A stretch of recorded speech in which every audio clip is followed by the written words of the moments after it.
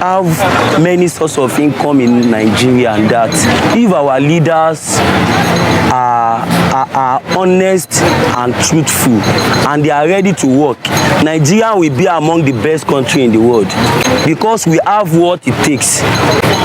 Our leaders are our problem. The only we are not having any problem in Nigeria. The only problem we are having are the leaders.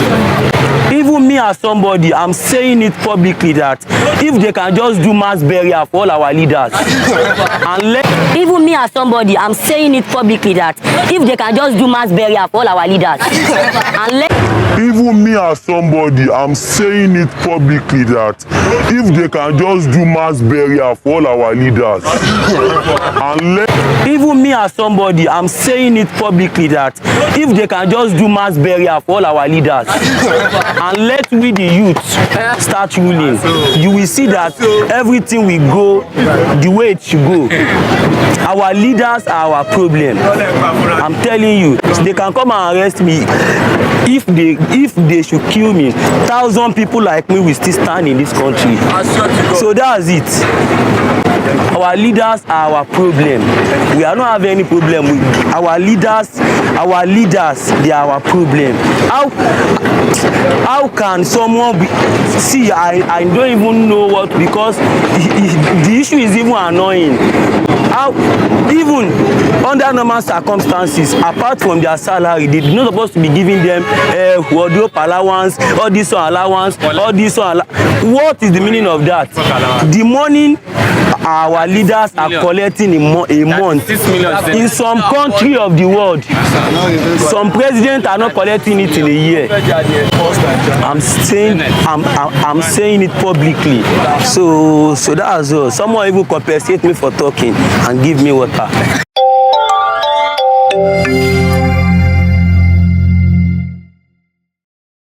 Something's got a hold on me here. Drinks all around.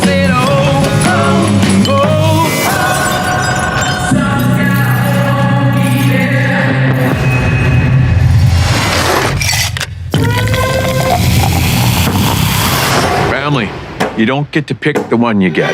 Just gotta love the one you got. I always knew this day would come. I got it. I don't think you got it. I held him off for years. Charlie, get up here.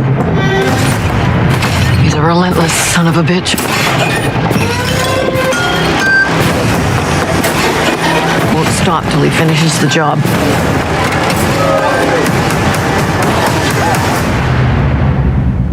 Death is coming for our family. I said, oh, oh, oh, oh, oh, oh.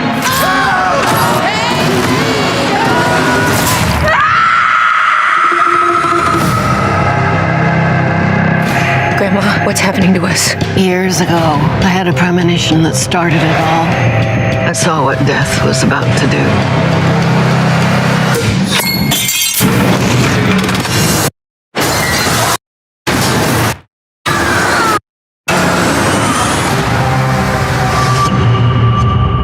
I saved a lot of lives that night. Everyone needs to get off the dance floor! Lives that were never meant to be saved. But death doesn't like it when you mess with his plans.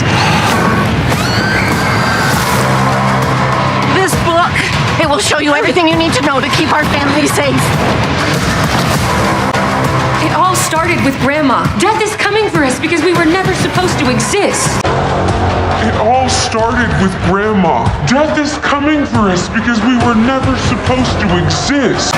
It all started with Grandma. Death is coming for us because we were never supposed to exist. It all started with Grandma. Death is coming for us because we were never supposed to exist. Watch out! Only by embracing death will it pass you by.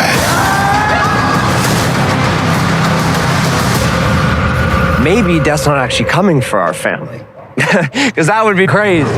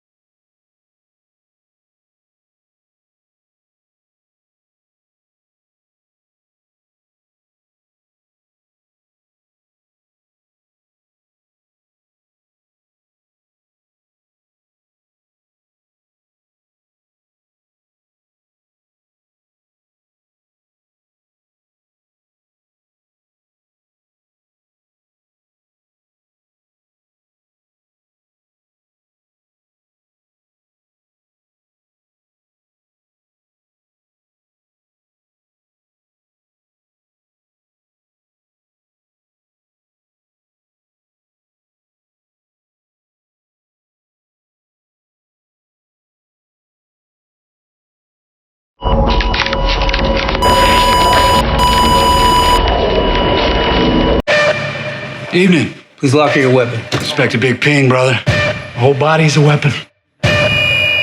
Sorry.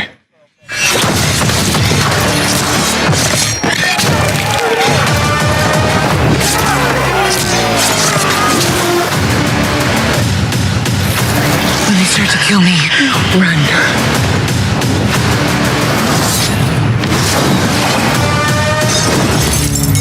What is that?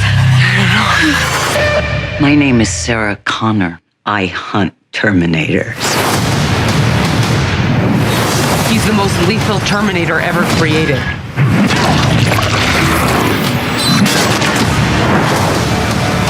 I'm going to help you protect the girl. So you're Carl? That's what everyone calls me, yes. I'm never gonna call you Carl.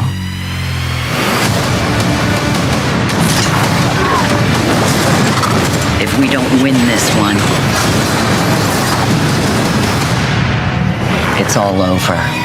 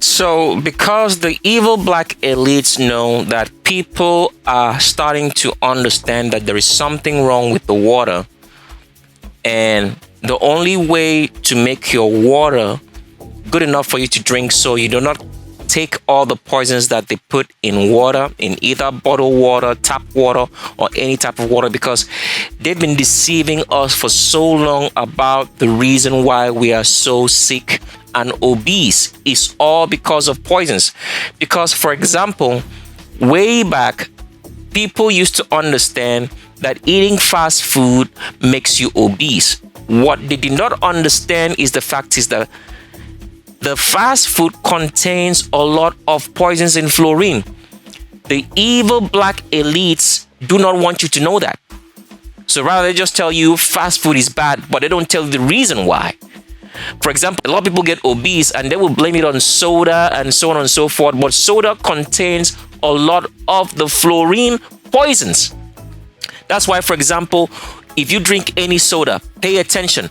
Go drink some Pepsi, some Coca-Cola, or Dr. Pepper. Immediately you start finishing to drink it, you start burping or belching because it contains what? Fluorine gas.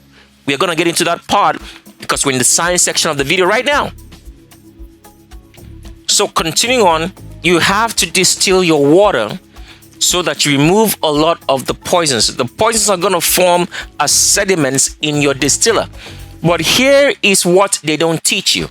Now, when you buy a water distiller, there's a particular marking inside the water distiller that tells you full. That means you should fill up your water to that particular point that it says full, and then you distill the water. If you fill up the water that you're distilling to the mark in your water distiller that says full, you're still going to get sick. Why? Because at that level, the water does not have enough time to form a vapor, a gas, and then condense by cooling to get into your water collector right here. So some of the poisons are going to drain in. So this is what they don't teach you, because you have to understand real sciences. And the people who understand the real sciences the most are those who had the license, which we taught them for petroleum. Will understand this, and we're not going to say anything more than that at this particular point in time. So when you get a water distiller, fill the water distiller half full. So that means there's a mark on your water distiller that says full. You have to fill it half before that full mark to distill the water, so you don't get any poisons back in your distiller collector. This is what they don't teach you. So the evil black elites use science and real knowledge against us. So that is why you have to know it, as we're teaching you right now, on how you should distill your water the right way so you do not get poisons even when you're distilling it. So when you get your water distilled and you distill water, you distill like one time at least up to, let's say, maybe half a gallon, you're gonna see all these white sediments form. If you look closely at this picture, everything that you see here is a sediment. Even the color brown here is because it's been cooked over time, maybe like 1, 2, 3, 4, 5 distills, so it turns a little bit brown. But in essence, it's all white, all covered around the distiller pot. Now, when you buy your water distiller, it comes with some sort of something to use to wash out the sediments. Any water distiller that you buy is gonna come with some sort of like solvent for you to wash out all these hard sediments that forms on your water distiller, because even the people who sell you the water distiller will tell you that you need this particular chemical or whatever to wash out the sediments. Let's pull up a picture so you understand what we're saying. So as you see right here in this picture, it says here COZ4L brushless stainless steel countertop distiller machine, home distilled water maker with glass pot purifier to make clean water.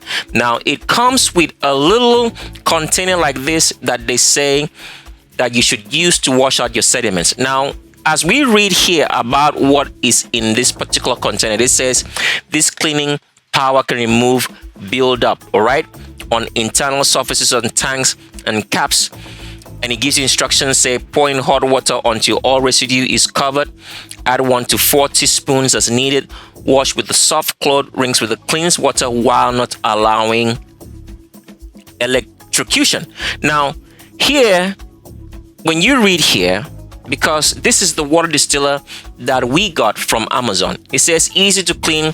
Most mineral residues can be washed out of the main chamber after use. The included citric acid solution clears away any sediment or lime scale buildup. So they are telling you that whatsoever you find in your water distiller, that it is lime scale and that you require citric acid to wash it out. So what they send with your water distiller is that they tell you it's citric acid. But people, let's think about everything logically, all right, with common sense. Is acid good or bad for you? All through chemistry that we have been taught in schools, whenever you see the word acid, what does it mean? It's a corrosive component that attacks organic materials and tissue like you. So, but if you go into every kind of manufactured food or drink, it has some sort of acid in it. Why? Because acid is poison. It is nothing but fluorine. So what they are telling you here is that whatsoever they give to you to wash out your poison sediments from you distilling your water is acid. But people, what they tell you here is a lie. It is a lie. Why is it a lie? They don't want you to understand how to remove the hard sediments from your distiller water pot. And also, they don't want you to know what is able to remove fluorine that you have eaten, fluorine that you have drank or eaten in food or water. What actually removes it or breaks it down, because there's something else that helps you to remove it from your body, but there's something that helps your body to break down the fluorine sediments that they put in the water supply and in all food, and most especially rice, as you're going to find out what rice is as we're continuing on. So what is it? The truth is this: they don't want you to know that salts, please pay attention to the words. Let's repeat it again. They do not want you to know that salt is the only thing that breaks down fluorine sediments in your body and helps your body to remove it with another component, which we will not share on this particular video because it was shared when the priesthood gave you the one cure for all diseases, which you people refuse. So you're only going to get this information on Shape of a World right here, and that's it. So salt. So this container that comes with your water distiller is salt, but it's manufactured salt. If you can get real salt, you go into the sea and you collect sea water and you make your sea salt, this is what breaks down the sediments in your water distiller easily, so that you don't have to toil over it and spend hours trying to scrub it out. All you need to do is just put distilled water back into your water distiller when you want to wash it out. Put some salt. If you can get some sea salt and manufacture your own sea salt, you put a lot of it generously in. It breaks down the sediments, and when you use a sponge like a metal sponge, it scrubs out easily. But because the evil black elites do not want you to know this, they use the word citric acid to lie to you, so you do not know how to wash out your water distiller pots and continue to distill your water without getting some of the poisons back in, because the buildup there will still build up, and when you distill it, it can get into your water distiller container and you still get some poisons. So that's the truth on water distillation. And we will continue on to show you how and what the sediments are in your water distiller pot, because a lot of people have noticed that when they wash out the sediments from their water distiller, it has a certain color. Whenever you try to wash out the sediments from your water distiller, you will notice that it has this murky white color in the distiller pot. We are going to show you what this sediment is, that it's murky, whitish in your distiller pot, what it is, so you understand it fully, because we're all in the sciences now of making you understand what poisons are, the source of the poisons, where they get the poisons, so you know the truth. Because we have arrived at the time that everyone must know the truth and know where they are heading to in this lifetime for being evil, especially if you've been a murderer, a homosexual, and you bear false witness. You have no way out. And you inbreed, you have no way out. And they are going to know.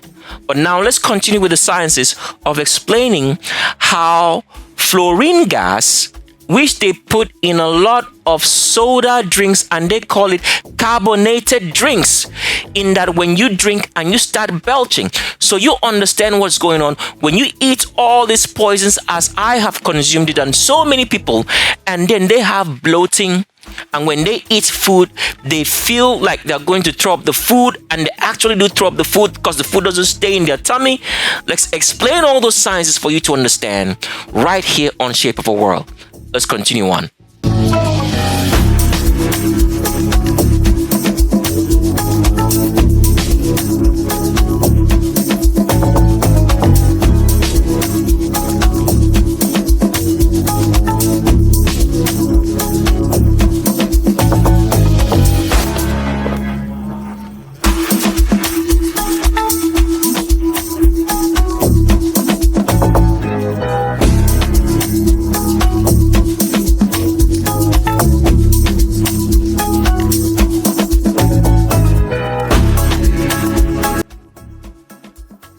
Water distiller is a high-quality stainless steel product.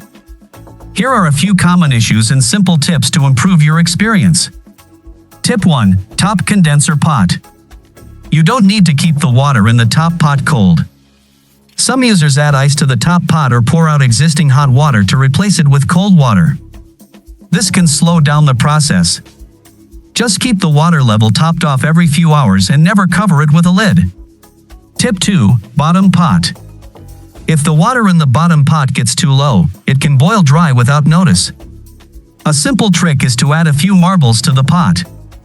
When the water level is sufficient, you'll hear them rattling. If the sound stops, it's time to refill. Tip 3. Rust spots. Rust-colored spots come from minerals in the water, not the pot itself. They can be easily cleaned with Barkeeper's Friend or other stainless steel cleaners. These deposits actually show the distiller is removing contaminants from your water.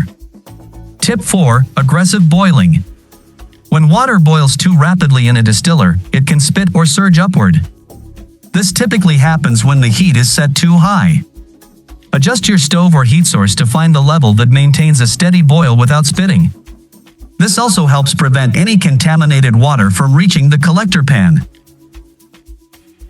So the short clip played right there was to show you how to make a water distiller. It's something very, very simple. All you need is 3 pots, and let's show you how to do it so you can understand and do it yourself. So you can use your stove at any point in time and distill whatever water you have. Either you bought it from the store, either you got it from your tap water, your faucet water, or you can distill even seawater. If you distill seawater, you're gonna get some sea salts. And if you can't do all that and you have access to a spring, a geisha, or a stream, then you get fresh water. So let's show you how to make a water distiller. It's very, very simple.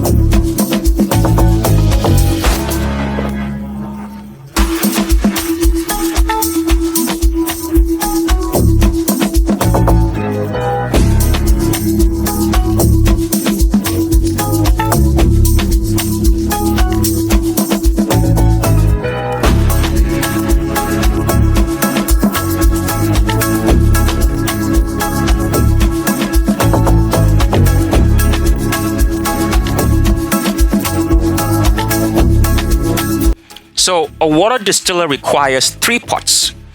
Now, 1 pot is going to have a hole, all right? It's just going to be a hole at the bottom of the pot, which is going to be the middle pot. Now, what you have to understand is that with the 3 pots, they have to be of the same size or sizes that can fit, or let's say one size is always going to be smaller than the other, and the biggest size is going to be the bottom pot. So 1 pot can be of a smaller size so it can sit inside the bigger pot. So to explain this, the bottom pot should be the biggest pot. The middle pot is the pot that's going to have a hole at the bottom of the pot and an open space at the top. So the pot here, the middle pot, is going to have a hole at the bottom. All right. Now, this pot is going to be slightly smaller than the bottom pot so it can sit well and balance. Now, the next pot is going to be slightly smaller too so it can sit inside the middle pot. Now, with the topmost pot, all right, what you're going to do is that you're going to construct a bridge at the bottom of it. What is a bridge? If you buy any water distiller, you're going to see that the top of the water distiller, which is the condenser, has a bridge at the bottom. So when the water is boiling from the distiller and rises up to the pot, right, the fan that's on top of the water distiller cools the water, so the water now drains out and you collect it. So there is a bridge there. If you check on the bottom of the condenser, let's show you. So here is the condenser part of your water distiller. This is going to be the top pot, all right? So on the bottom of the pot itself, that means underneath the pot, you're going to create a bridge like this. You're going to create a bridge, okay? And then you're going to link it so that it comes out of this particular pot right here, as you can see here, the middle pot. So the water drains out. When it goes through that bridge, it is a collector. It drains out, all right, and you collect it with a tube or whatever. So it's very, very simple to make a water distiller. So that if you are not using electricity and you're using a stove, you can distill your water. All you need to do is just put cold water on the top pot right here with this bridge at the bottom of the top pot, and that's it. You put it on a stove and you distill your water. It's very simple. Science being shown to you so you can save yourself from these poisons, because as we have told you, if you get these poisons, you're never going to get it out of your system. except you have the herbs that the priesthood provides for us. And at this particular point in time, it's too late because the priesthood already did that a long time ago and you did not take advantage of it. So when these poisons get in your system, there is no way out. There is no medical institution, no hospital that's going to solve it. When you get to the hospital and they find out that you have a problem, the hospitals don't solve the sicknesses. They just give you some sort of sedative for you to deal with the pain. A painkiller. And what is a painkiller? This is where you know it today. A painkiller is a venom from any venomous animal like a snake or scorpion or whatsoever. They mix it in some quantity and it sedates your pain, but it does not solve the issues and problems that you have. Because the issues and your problems that you have are not supposed to be solved, because the medical system does not solve problems, because they are only helping you to manage it. Why don't they solve problems? Because demons, albinos, anybody with straight hair who grow tails need to get enough poisons in food, water, and everything for them to look like mankind, because those poisons do not allow them to be healthy enough to grow their animal features in tails, fur, and everything, so we know that they are animals. So the whole medical institution is owned by the black elites, and they know this. And every doctor who is trained in the mindset that the black elites want them to have, making them believe that they are curing a disease instead of the fact that they're only helping you to manage it. Because cure of a disease means that you should know what is causing your problem and stop having a reinfection of it. But they will never tell you that, because they cure you of a sickness today, you get it tomorrow. In Africa, they have malaria and typhoid.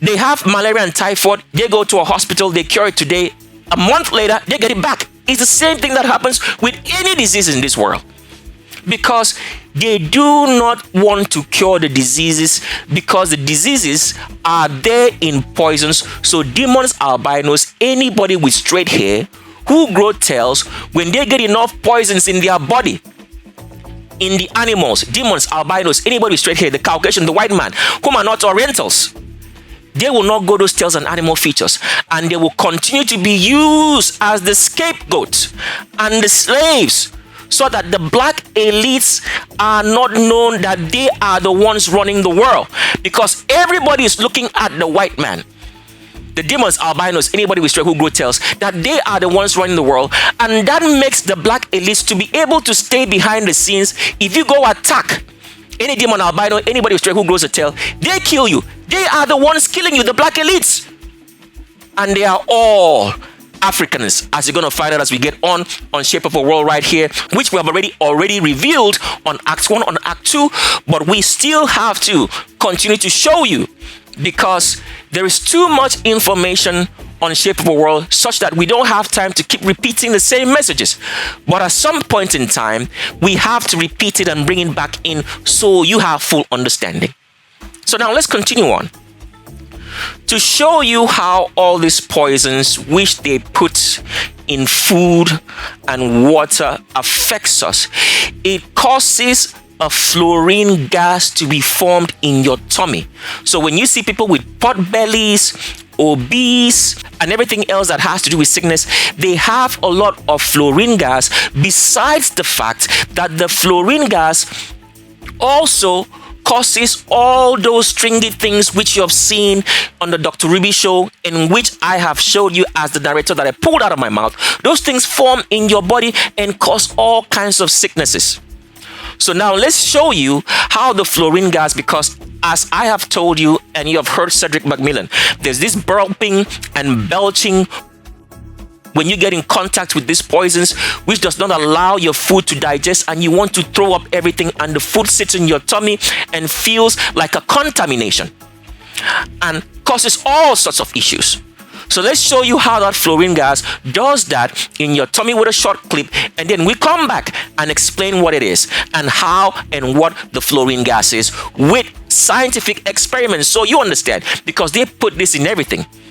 Even in the soda drinks, they call it carbonated drinks, but the word carbonated there is a lie. It's fluorine gas, and you understand now. Let's continue on.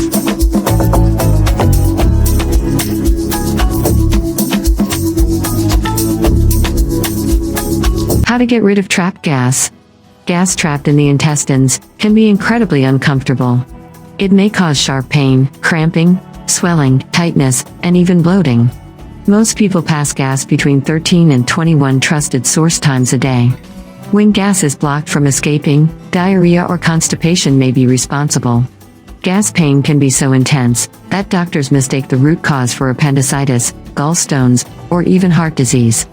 Luckily, many home remedies can help to release trapped gas or prevent it from building up. So, if you did watch that short clip that we played for you, it tells you that trapped gas in your tummy is very, very dangerous. It's very, very dangerous because when fluorine gas is trapped in your tummy from all the poisons that you consume in the water, food, air that you breathe, or whatsoever. Because people, you have to understand this. Every sickness that you face in this world is a gut disease. It is in your gut, your stomach, and your intestines. Every single sickness. Because we have told you before, there is no such thing as a communicable disease. It does not exist. Or an infectious disease, or a sexual disease. All diseases come from food. And they only affect your tummy, and then from then spread into every area in your body, because when you eat food and you digest the poisons, right? The poisons are carried in your bloodstreams and veins. And what they do is that they mix up bone, tissue, anything that they get into touch with, combine it all together, and now they become a part of your veins. They become a part of your bloodstream. They become a part of everything in your body, which they call white blood cells. Some of them get harder and tougher. They now make the blood vessels to be constricted such that blood cannot flow very well. And when we say blood here, we're talking about plasma. Plasma is blood. Red blood cells is not blood.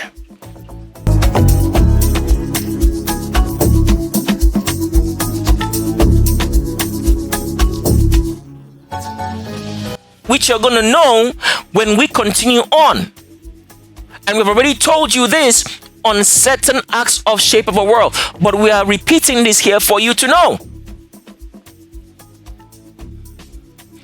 When you breathe in poisons, this is what they don't teach you, that every disease and sickness affects your gut, your stomach. When you breathe in air, you have a split in your throat from your nostrils. One goes to your lung, one goes to your tummy. So that's why sometimes if you accidentally swallow something, right, it goes to your lungs and you start coughing. Because there is a demarcation there. When you breathe in air, part of it goes to your lungs, part of it goes into your tummy. That is the truth, which they don't teach you. So if you breathe in air, part of it is going to go into your tummy. And your sicknesses and disease start in your gut and your tummy with your intestines. This is what the medical institutions don't teach you. But you're getting to know this courtesy of the priesthood, courtesy by experience, which has happened to all of us, which a majority of us on the team are all medical professionals. Except for me, I am not one. I am a pure military scientist in every way, shape, or form. So fluorine gas is a very heavy gas. Very, very heavy. It's so tough to get rid of. And there are ways you can get rid of it, but only if you have the herbs that the priesthood provides for us, which is too late at this particular point in time because they already gave the public that offer, which they refused. Some people did get it, but that's it. So, but continuing on, we want to show you how this gas, this fluorine gas, is formed, because what you have to understand is this. The fluorine gas is a very heavy gas. It is not easily combustible for you to remove it from your tummy. So once you get it in, it's very difficult to get out. And all the foods that you eat will form fluorine gas, will form the liquid, which causes a lot of problems in your body. So you have to deal with the fluorine in 3 stages as a gas, solid, and liquid. So the fluorine gas, this is what you have to pay attention to before we play the next couple of videos, and then we come back and explain that. Fluorine gas in itself is so much in the atmosphere. It is what causes cold, cooling, and snow. When the Creator created the world, there was no cooling, cold, or snow because everything was in equilibrium. You didn't need any cooling or snow or cold. Everything was in equilibrium.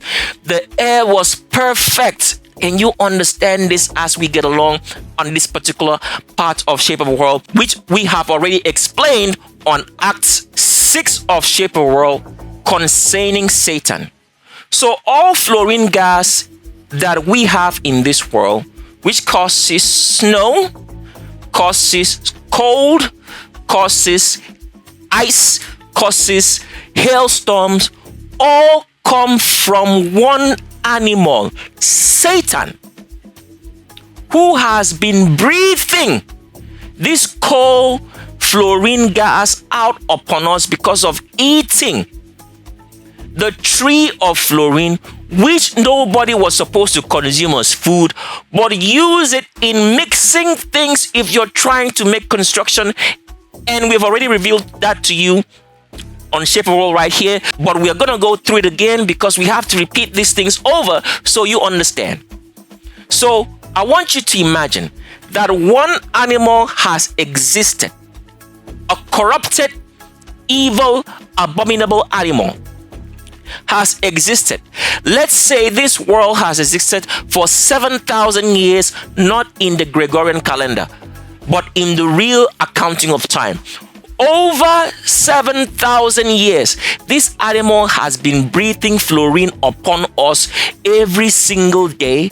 So if this world has existed for 7,000 years, you can imagine that one animal has existed and has been breathing fluorine gas upon us every single day and eating everything which the earth needs to sustain itself in, like lush vegetation and everything else. And now all we have are deserts everywhere with nothing growing right.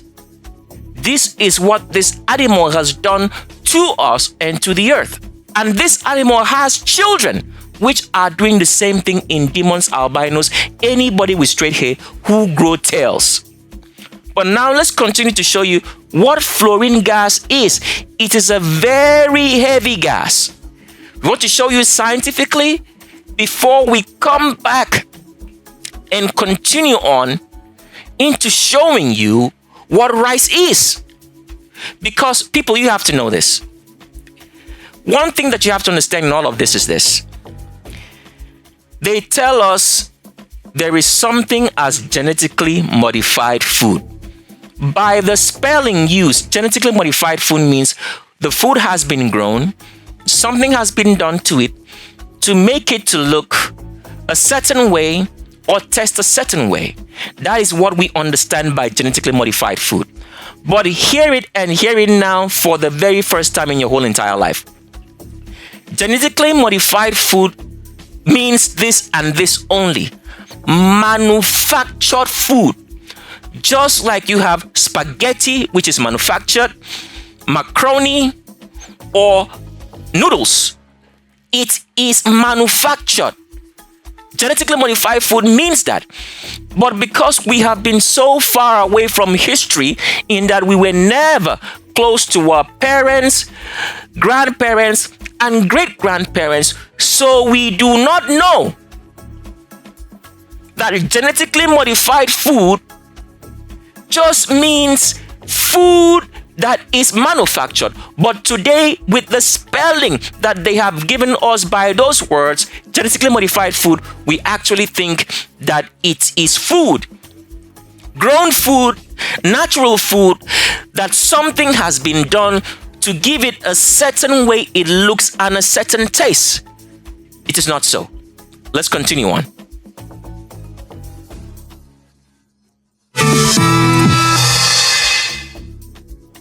You've been doing it since you were a little kid. On a cold winter day, you take a deep breath, let it go, and watch big, foggy billows come out of your mouth and float away. It's like you're making clouds. But why does it happen? Why can you see your breath when it's cold out? Well, it's because the moisture in your breath is experiencing a rapid change in dew point. Dew point is the temperature at which water vapor starts to condense out of the air and form a liquid, just like the dew on your front lawn. When air's warm, like in the summer or inside your body, the dew points are high because heat makes water molecules move around fast and turn into gas. So warmer air can hold more water. That's why it can get so muggy in the summer. But cold air slows these molecules way down and they begin to condense. As a result, lower temperatures often mean less moisture in the air. Now our lungs, no matter what time of the year, are kind of like Georgia in July, warm and muggy. When you exhale, the air leaving your body is actually completely saturated with moisture. That means the relative humidity of your breath is 100%. And when the water vapor in this warm, sultry, saturated air strikes the cold air,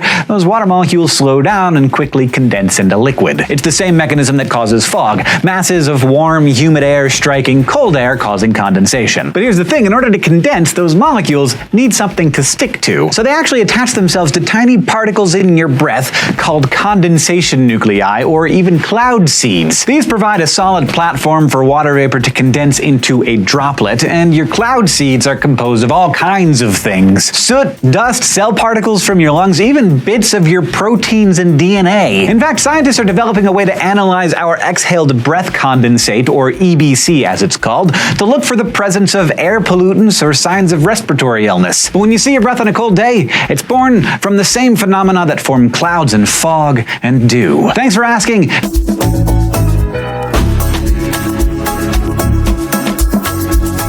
We played that short clip for you to understand a few simple scientific things which you people never pay attention to, even though you heard that clip on why we can see our own breath. You have to understand that when we breathe and we're breathing air.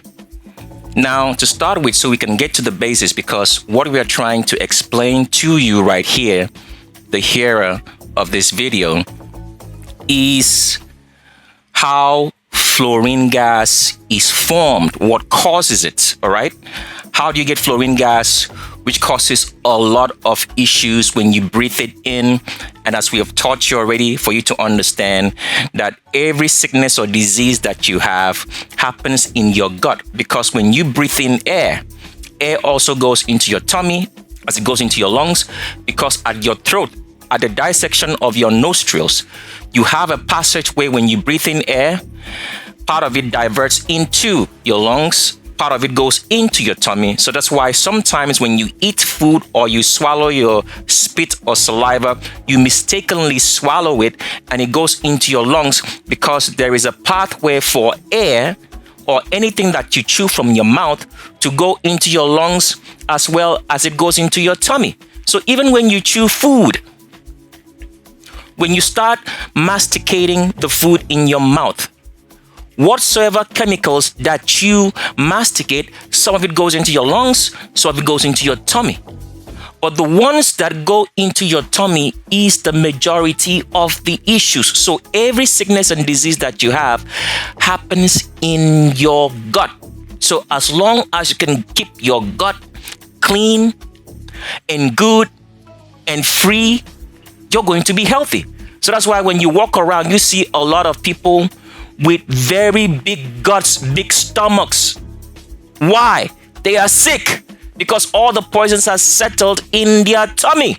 It's no coincidence in any way, shape, or form. But continuing on, the first thing that you have to understand is this, as we get into this particular part of the video, which is going to be all science related, so you have perfect understanding.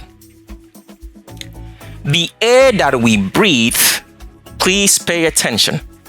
The air that we breathe is water mixed with carbon, because as we have taught you throughout the whole entire time that you've been on this channel, Tricks of the S-Trade channel, we've always taught you that water is black. All right? Real water is blackish. That's why whenever it wants to rain, you see the whole clouds and everything turn dark blackish. There's a reason for it. Much of the explanation has been given on Act 6 and on Act 7 of Shape of a World. It will not be fully explained here on Act 8. You just have to watch the previous acts because there's too much information. We can't keep repeating the same thing, otherwise the videos will get longer and longer and longer. So you just have to go to previous acts of Shape of a World and watch and get that information. So therefore, the air we breathe is just water in a gaseous or vapor form. It's that simple. Water in gaseous or vapor form, which means water does exist in a liquid form and it also does exist in a gaseous form. How does water transpire, change from liquid to gas? When you heat it up. That's why we walked you through the whole water distillation process, because this is all part of you understanding how things work, the sciences. When you distill your water, what did you do? You changed it from a liquid into a vapor form, then you condensed it. What causes condensation? Cooling. Cooling. What is cooling? Cooling is air moved in an anti-clockwise rotation, which causes the air molecules to experience cooling. Let's explain this far better with a fan and you'll understand this. So, when things rotate in an anti-clockwise motion, they cause cooling because they make the air molecules, all right, the water vapor, to move in an anti-clockwise motion, and the anti-clockwise motion makes cooling. It causes things to cool. So if you look at the rotation of your ceiling fan, which we're going to show you a short example right now, you pay attention to the way it rotates. When it rotates in an anti-clockwise motion, not clockwise. Clockwise means if you look at your clock moves from what? From left to right. All right?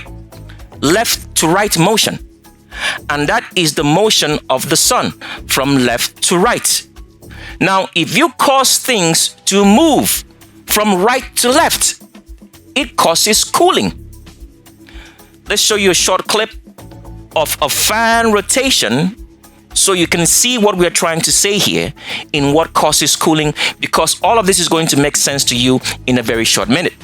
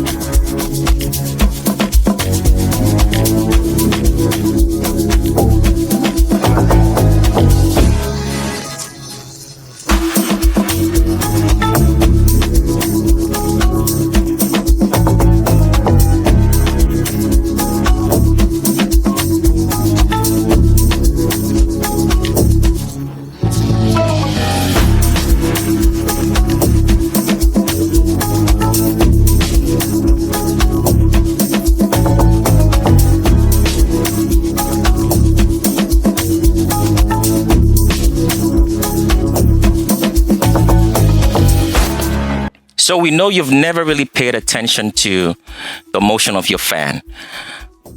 This particular part of the video, a clip will be played and slowed down very well, even though you can still see it right here.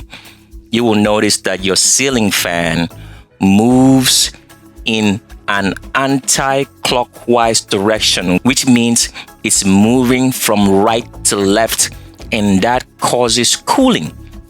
Now, the question we need to ask is this: how is this known?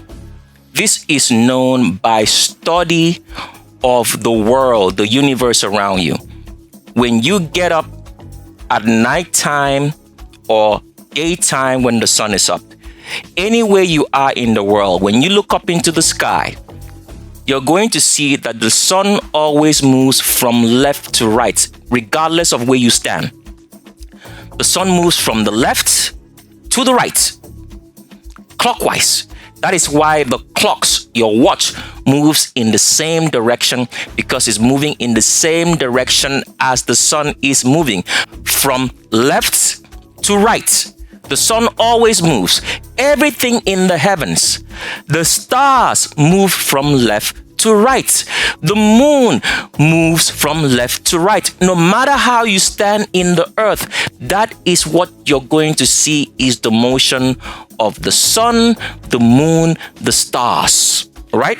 They always move from the left to the right. Clockwise motion, which is what you see on the clocks that you have or on your watches. If you have an analog clock, not a digital clock, in which the numbers are just showing to tell you the time, but an analog clock like a real watch. So, the question we need to ask is this: something met the heavens and the earth, all right? And the way the whole heavens move from left to right in a clockwise motion, they bring warmth, balance to the earth, which means the earth doesn't require cooling. Okay? Now, something has upset that balance. And do you know what has upset that balance? Which you're going to find out as we get into this video, as we get along.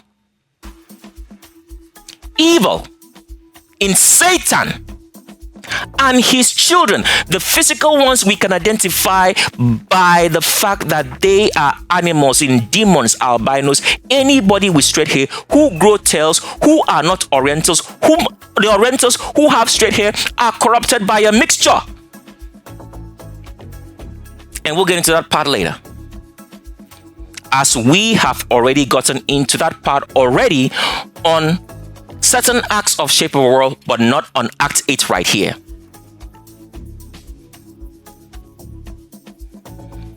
So therefore, as you now pay attention to the fan that is moving from right to left, the right to left motion is counterclockwise or anti-clockwise, and that is what causes cooling. Cool air to be blown, and you have cooling. So this is real science for you. If you're trying to make something cool, okay, you must make the motion of that thing to move in an anti-clockwise motion from right to left. If you're trying to make things warm, all right, warm is life. Warmth, you have to understand there's a difference between warmth and heat. It's not the same thing. Warmth and heat are not the same. Okay? If you're trying to make things warm, because if you are in a cold weather kind of situation, you need warmth. But people can mistakenly use the word heat because we have been taught through a lot of spelling not to understand things the way we are supposed to understand it. Warmth keeps you alive. Okay? So you need warmth. So if you're in cold countries, you need warmth. And if you make anything to move in what? From left to right, just as the sun moves, the stars move, the moon moves from left to right in a clockwise motion, and your clock, an analog clock, not a digital clock, like a real clock, moves from left to right, you provide warmth. So what did the Creator create for us? to be alive. Warmth. Why would you need anything to move from right to left? You don't need it. The only reason why things move from right to left is because of one animal, which brought all the evil in the world and has made the world the part of the known world that you see today, because you're going to find out as we get along on this particular act of shape of world, even though we've revealed it before on certain acts. The world that you know today, which they show you on the map, is not the entire world. The world is far more bigger, 5 times more than the world or the known world that they show you on the maps. Let's continue now on to what we're trying to tell you.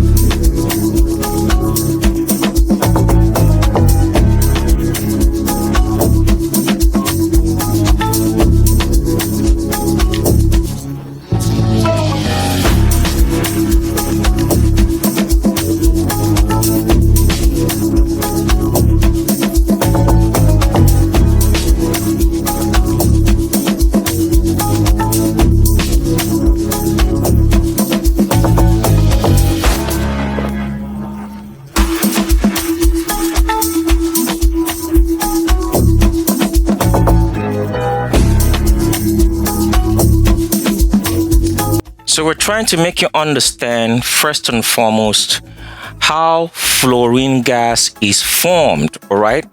And how we are getting it into our bodies.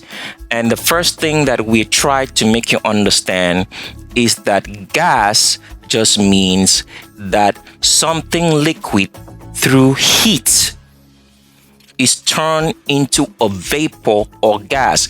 And what we're trying to make you understand right here before we continue on is that water, the air that we breathe, is just water, all right, that's gone through what? Heating to turn into a vapor or gas that we breathe. So all you need to understand in very simple terms is that air is just liquid water which has gone through heating to turn into a gas, a vapor that we breathe. So something heats up the water by moving it in a clockwise direction, and it turns into an air that we breathe. And what is that thing? We already revealed this on Acts 7 of Shape of a World. It's not going to be repeated here because the video will get too long. What you need to understand is what is right here on Act 8, talking about the real sciences and all the sicknesses that are happening to us, and rice and water being the number one poisons which are poisoned by, so that demons, albinos, anybody with straight hair, the Caucasian, the white man, whom are not Orientals, will not be healthy enough to grow their tails and animal features, so we can identify them that they are really animals, even though mankind, black people, can already see that anybody who's not black and grows an afro hair is really not mankind. They sense it, they know it. But because we've been taught through generational lies brought about by religion, the educational system, and through poverty, which made us not to listen to our parents and grandparents to tell us the real history, and through the poisons which have shortened the lifespan, we don't know the truth. But you're going to know the truth today because the Creator himself wants his people to know the truth so they live. So life isn't dead in the earth, and the evil will not extinguish it.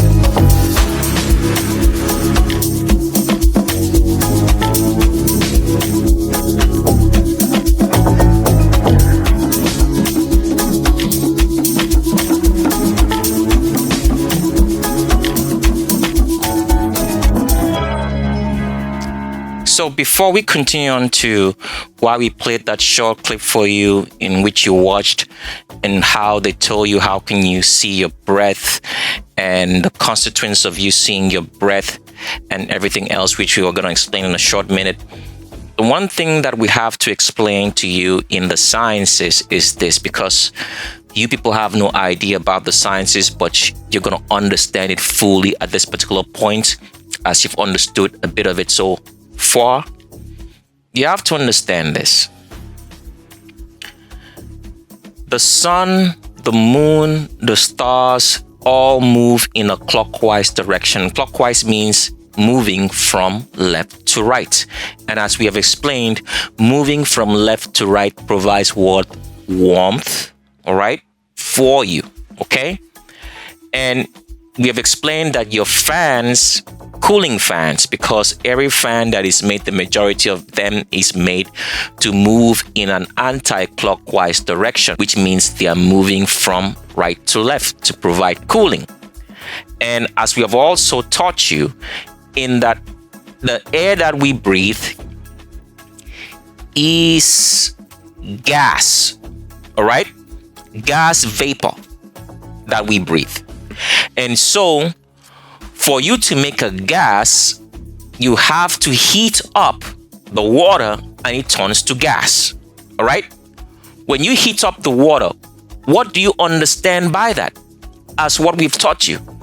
It means that things are moving from left to right in a clockwise direction, because as we have told you, the left to right clockwise direction provides warmth. If you concentrate the warmth, it turns to heat. And the heat makes the water, okay, to turn into an air, gas that you breathe.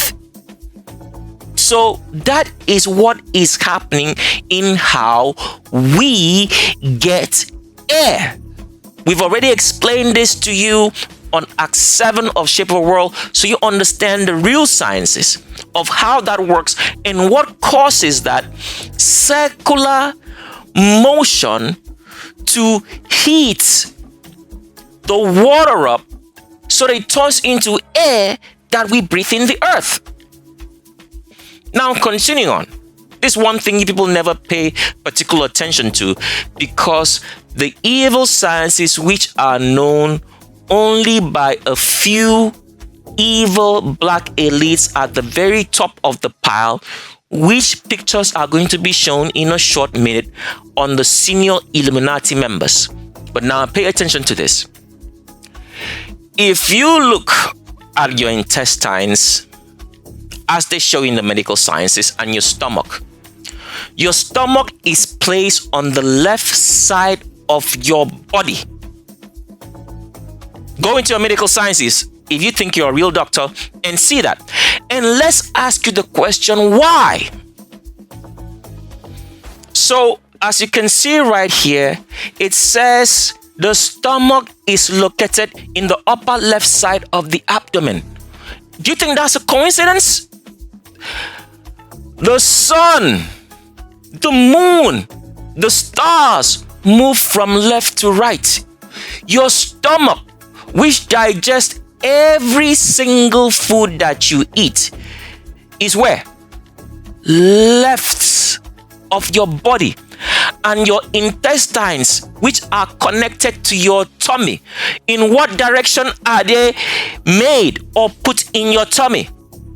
They all move from left to right, left to right, left to right, left to right, just as the sun moves. So they can do what? Because that left to right motion provides what? Warmth. Warmth is life. Cold is not life.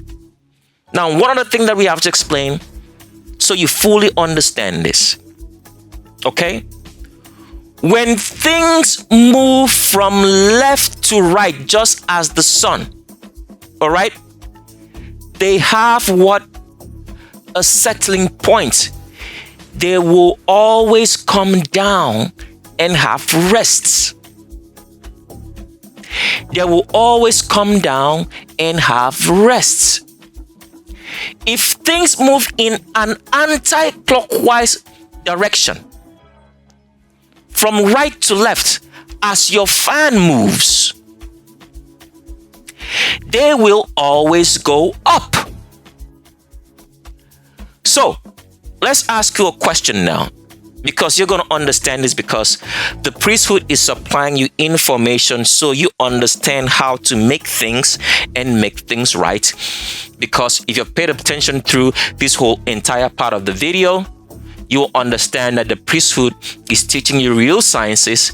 And if you've heard anything, you've heard airports and airplanes, and we have told you that the priesthood is going to provide you information on how you can make your own reliable airplanes that won't have any turbulence in any way, shape, or form, and your own airports, because the airports are the place where is the most wicked places in the earth, which they make sure that if you get in there, you have to get poisons in their food and water, because the whole work of TSA is to make sure that you do not bring your own food and water on the airplanes, so you feed on their poisons. So demons, albinos, anybody with straight hair who grow tails should get all the poisons that they need, because they are 90% of air travelers in the world.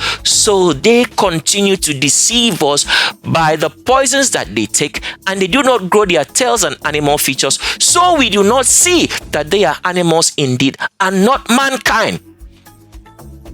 They are not supposed to be among us because the Creator did not make them. But the black evil elites led by the did, so they can use them as their cover-up to continue to stay behind the scenes and murder all and anyone mankind, oppress, make them suffer, and think that they can escape. Because the way the world works is, if you have no knowledge of the truth of the Creator himself and what he made, nothing can be done for you. So all of this is done so that they can continue to be the elites and the kings before you by artificially creating suffering, poverty, and death, so that they can be the only ones who hold the knowledge and you come to them and beg for them. But there is a Creator, and he doesn't forget. So continue on. Let's explain this again one more time so you understand it perfectly and well. When things move from left to right, they have a setting point. So as the sun moves from left to right, clockwise motion, the moon and the stars in the heaven, they have a setting point. The setting point means it's a rest point, a point where you have rest. You're not working, you're actually relaxed and you're actually rested. So that is why when you look in your tummy, your stomach is on the left side of your body and the intestines move from left to right until they have a settling point, which is your rectum, which you excrete and you have rest. Because when you go to the bathroom, what do you have? You have rest. So when things move from left to right, they have a resting point, all right? Now, when things move anti-clockwise from right to left, they don't have any resting point. They keep on rising and rising and rising, and there's no resting point. Now, why are we explaining this? We are explaining this for you to understand how things move up and go down. When things have a resting point, they move from left to right. That is why the sun has a resting point, in the sense that as it's moving from left to right, it rises and it sets. Does it make sense? The moon moves in the same direction. It moves from left to right. It rises and it sets, which means it has a rest point, which is not working. And as the stars move, they also move in the same direction, from left to right, and they have a resting point. So when things move from left to right, they will go up and come down and have a resting point. Why are we saying all this? When you study how things, airplanes, all right, can fly, the rotation, pay attention to the words, the rotation of the aircraft turbines or propellers, all right, on airplanes move in what direction? They move from right to left. When the propellers or the turbines of aircraft move from right to left, it makes things to be able to stay afloat and move up in the atmosphere. Does that make sense to you? Because all this is tied down for you to understand how to make an airplane, which they have lied to you so you do not know. So every airplane that flies that uses a propeller motion, the propeller moves in the same direction as the fan that you're seeing right here, from right to left, anti-clockwise. Because when things move in an anti-clockwise direction, they are able to have lift and go up. They will never have rest. If they want to have rest and come down and rest on the earth, the direction of travel of the propeller has to change from left to right. So if you are ascending up and trying to get up into the air, you have to move anti-clockwise from right to left. If you're trying to descend back into the earth and have rest, the motion has to be left to right. Let's continue on now. So that is why your stomach is on the left side of your body and your intestines are all entwined from left to right, so they provide warmth. So when you eat food, the food is given warmth for digestion, proper digestion. So you digest the food and you get all the nutrients that you need that you're supposed to live by. So that is why everything has a way that it is, because the Creator made it that way. There are no coincidences. So if you have understood so far up to this particular point, we're trying to explain to you how fluorine gas is formed in your bodies, all right? So if you understood so far, what you need to get is this, besides this video that we played earlier at the start, is that we can see our breath. All right? How are we able to see our breath? A breath is formed from the fact when you see it, especially when you breathe it out in cold weather, is that you breathe out air, and cooling around your atmosphere causes the air that you breathe out, all right, to turn into a liquid suspended in the air, and you can now see your breath. Do you understand that? So when you breathe out air and you can see it, so for example, if you get close to, like, say, a window, all right, or glass that is in cold weather, and you breathe out your air upon it, all right, you will see the air form, all right, on the window as some sort of liquid stain. So when you breathe out air and you can see it, it's because the air around you is cold. Cooling provides condensation, turns the vapor into a liquid, which is why we taught you how to distill water, because when you have a distiller, you provide heat. Heat is concentrated warmth, which makes the water to turn into a vapor. When you now cool it, because the water distiller has a condensation or cooling part which moves air, and the fan that is on that condensation part is moving in an anti-clockwise direction. It cools down the air that is being turned from a liquid into a gas. It cools down the air and it turns back into a liquid. I hope you understand that. All of this explanation is trying to show you how fluorine gas is formed. So when you eat poisoned food and you masticate the food with some liquid in your mouth, which is saliva, the breakdown of that food turns it into a liquid form, and with the warmth that your body provides, it turns the liquid, poisoned, fluorine-filled food that you've masticated into a gas.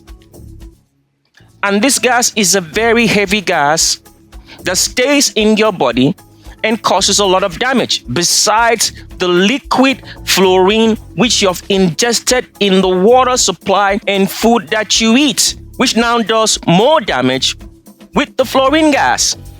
So what you need to understand is this, is that left to right motion brings about warmth, all right? And right to left motion brings about cold or cooling. And the Creator did not create cool or cooling in any way, shape, or form, all right? So what happens is this, is that fluorine gas is a cooling or cold kind of gas, because when you concentrate cooling, it turns to cold. So when you eat poison food and drink poison water, what you're actually having is a concentration of what? Cooling, which is cold. And you ingest it into your body. That is why when you get sick, what do you get? Cold. You have a concentration of fluorine gas in your body, which causes the cold. So the question we need to provide an answer for you so you understand this is this. So when you have so much cold and cooling in your body, things do not work right. You can't have proper digestion. You can't have anything work right, because one thing that you have to understand is this. There is a lot of cold in the earth.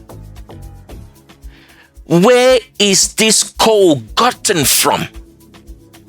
Because besides the food that you eat, there's a lot of cold in the earth. if you go to the so-called Western world, like North America, which includes Canada and United States, and you go to Europe, in certain places like Antarctica, the Arctic, it's very, very cold.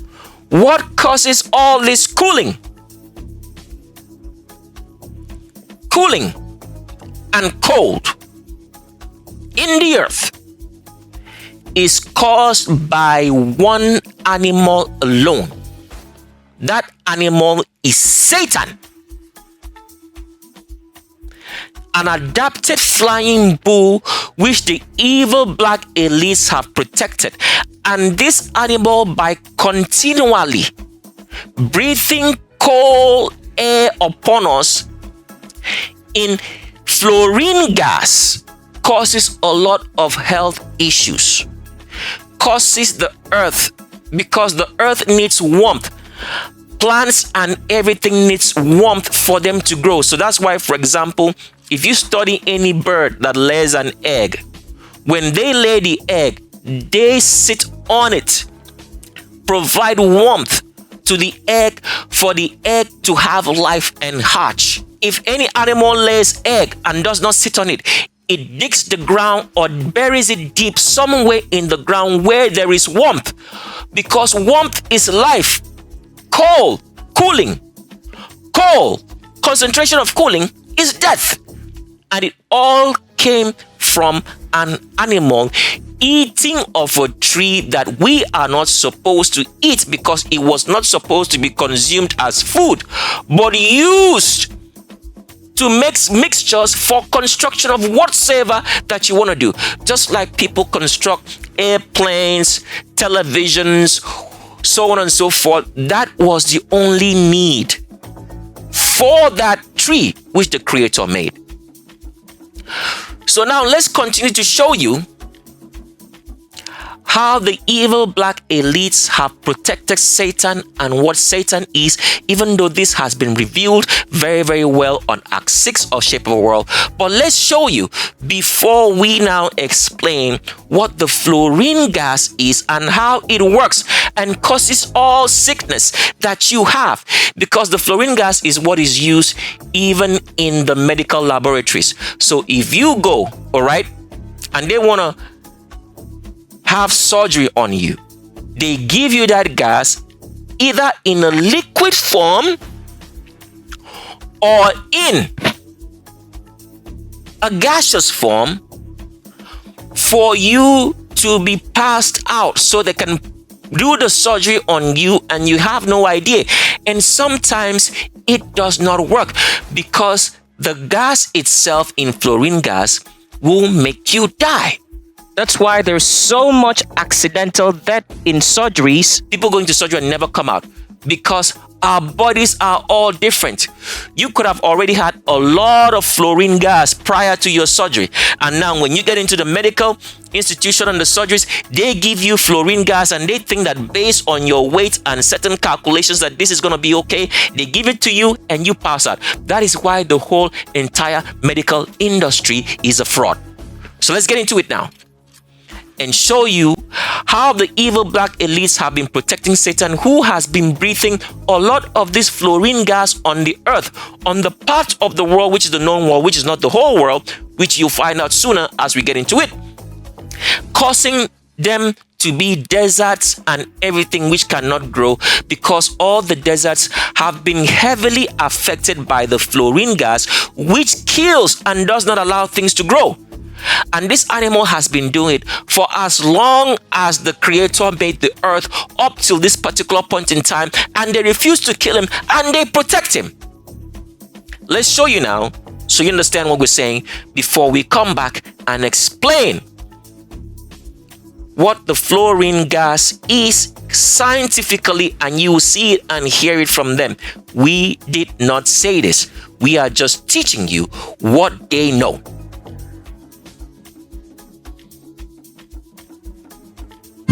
We bring in a big tank of sulfur hexafluoride and attach the tank of gas to an acrylic tank.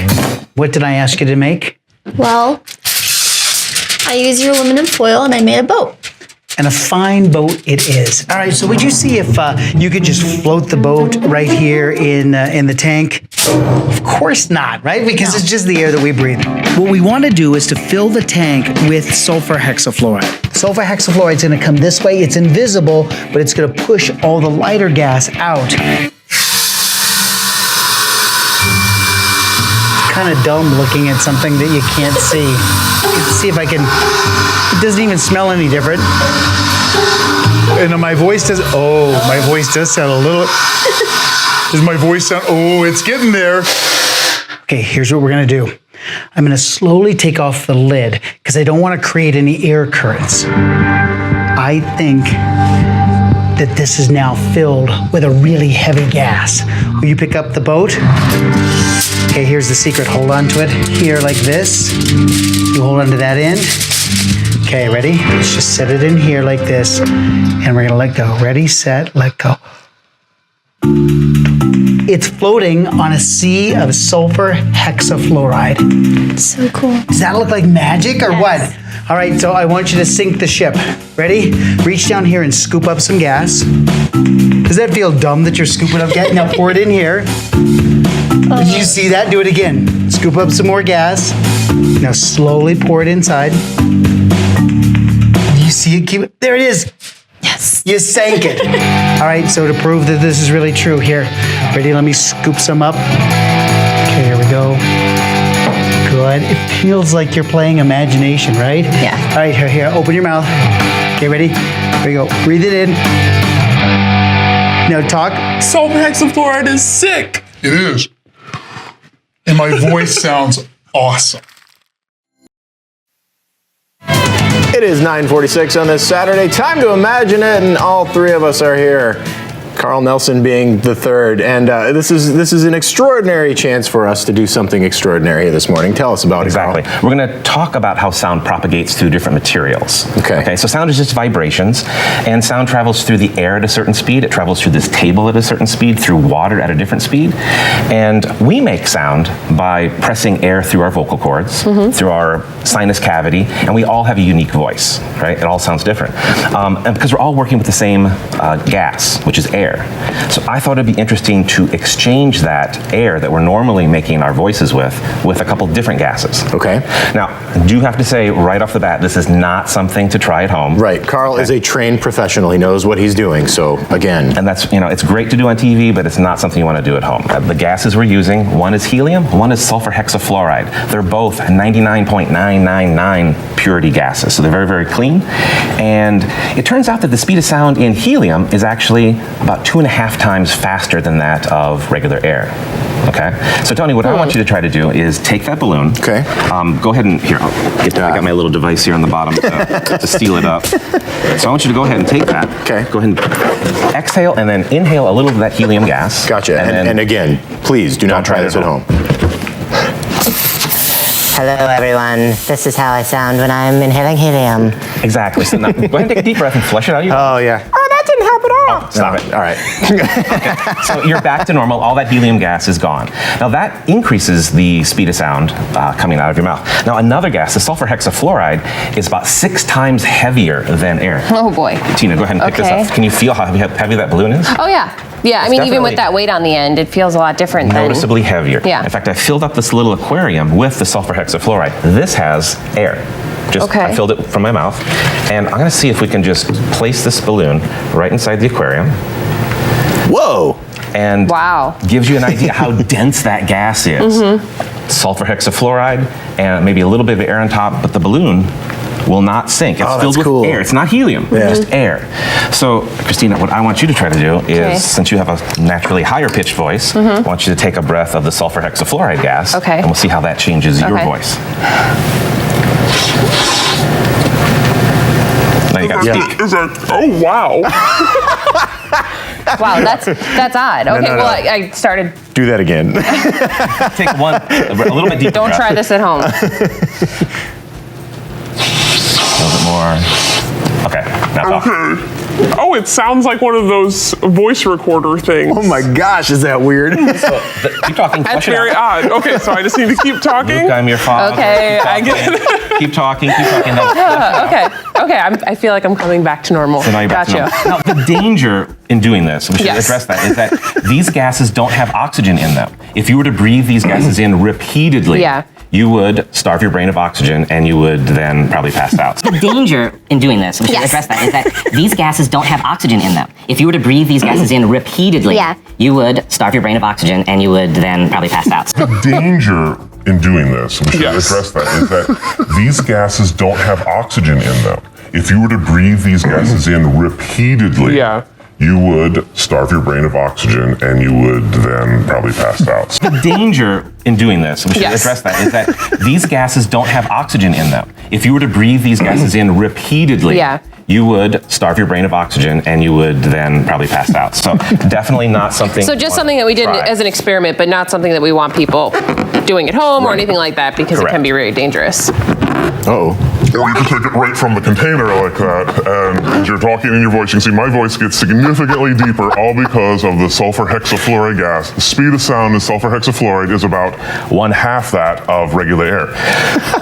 But you take a deep breath, you can actually start to flush that out. So hold on, real quick question here. I know we don't have much time left, but you had this inside of here. This has been opened for what, at least a minute? The gas is so much heavier. It's 6 times heavier than air that it is actually settling down. That's why the balloon may all be gone. Nope, there we go. Wow. That's why the balloon still floats. It is so heavy that it stays down at the bottom. It's all about the density of the material the sound is traveling through that determines its speed. Okay, interesting. Well, Carl Nelson, thanks, man. I'll tell you what, transformed us both today. Who knew? I know, I wanted you to do something from the Silence of the Lambs, but that's fine. Maybe later. We'll take a look here. Here are the hours. If you want to head on down to the Imagination Station, they won't be doing this, but they've got all kinds of other experiments. It's at One Discovery Way, and it is open today. And Mother's Day, you've got some activities? Duct tape, stuff you can do at home. We're making duct tape creations for Mother's cool. Day. Everyone loves duct tape. You can do so many cool things with it. Lots of nice science, lots of nice crafty stuff. Come down, check it out. All sorts of cool gifts for Mom that you can make using duct tape. Awesome. Sounds good. Well, we have a local guy who was just drafted in the second round. We're going to take you to sports now.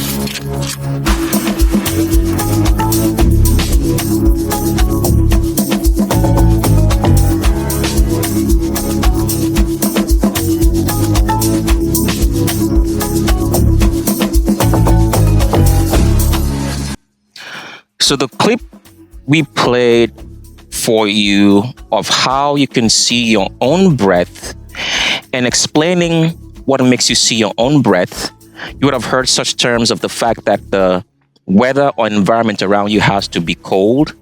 And then secondly, that for you to see your own breath, which is just condensed water vapor, by the fact that the area around you is colder.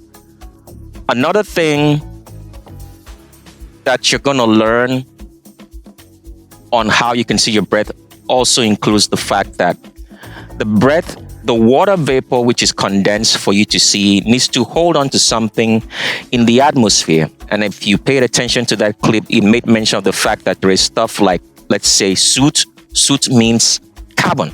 Code for carbon right there. And that some things like maybe your protein that's coming out from your breath and other stuff and organic material that comes out from you when you breathe holds on to the water condensation in the cold atmosphere, so you see your breath. There's a reason for all this explanation, which you're going to understand in a short minute. The very next question that we're going to ask is this: how and why do we produce so much fluorine? Because there is so much fluorine and the fluorine gas in our bodies. How does it come by? But before we answer the question, we played this short clip for you right here to show you an experiment on fluorine gas, which they call here in code sulfur hexafluoride gas. And they say it's a very dense and thick gas. So I want you to imagine that this kind of gas, the fluorine gas, sits in your tummy. When it sits in your tummy, when food comes into your tummy, as you saw with this experiment here in which they put a balloon there and it floats, the food is not able to be digested. And it becomes toxic to your body because your body can't digest it. It has to find a way to remove it. So that is the reason for the burping, the belching, and the feeling like throwing up, which I had as the narrator speaking, and Cedric McMillan, a bodybuilder who died in 2022. So this is what we're trying to explain to you. Fluorine gas comes from the fact that all the foods that we eat, if you did not grow it yourself, and if you grew it and you use the so-called agricultural principles which are taught to us, that you use fertilizer, pesticides, herbicides, so on and so forth, the food is contaminated with poisons in the fact that all the herbicides and pesticides are nothing but fluorine. If you use fertilizer, all right, urea, or anything that the so-called agricultural department of the world tells you to use to grow your own foods, all those things contain nothing but what? Fluorine. Because about 200 years ago, during the plantation periods, all the foods in the world were changed to the staple foods that you have today. What are staple foods?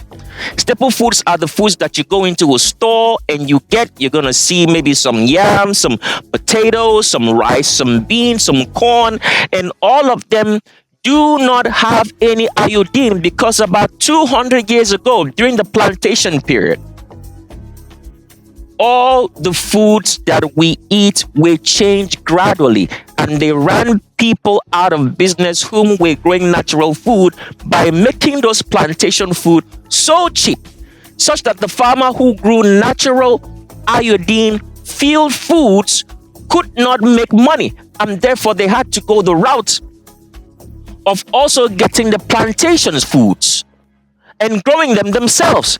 So that's why we are in this situation today in which all the staple foods that we eat have no iodine. We've already explained this on the free electricity always video. If you don't have that video, we can't explain it again here at this particular point because it's Shape of World. There's too much information to be gotten out.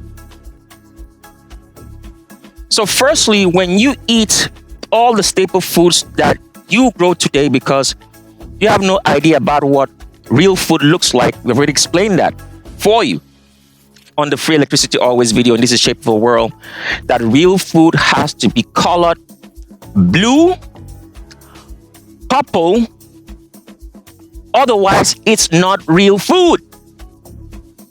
It can also be colored black, otherwise it is not real food, because a concentration of blue will be black. So when you eat all the staple foods that you have in your world today, they have no iodine. Why was iodine removed? So these demons that you're seeing right here talking to you about the fluorine gas, which they call sulfur hexafluoride gas, will not be healthy to have hair covered all over their faces and grow a tail. So you know that they are animals, because this is what the black elites did 200 years ago. And then they introduced the Bible to you. And if you go read into the Bible, such as the book of Leviticus, which is going to show up on your screen, there are certain chapters which tell you, don't eat this type of food, don't eat this type of food, don't eat this type of animal is unclean, don't eat this one is unclean. And they list all that to you.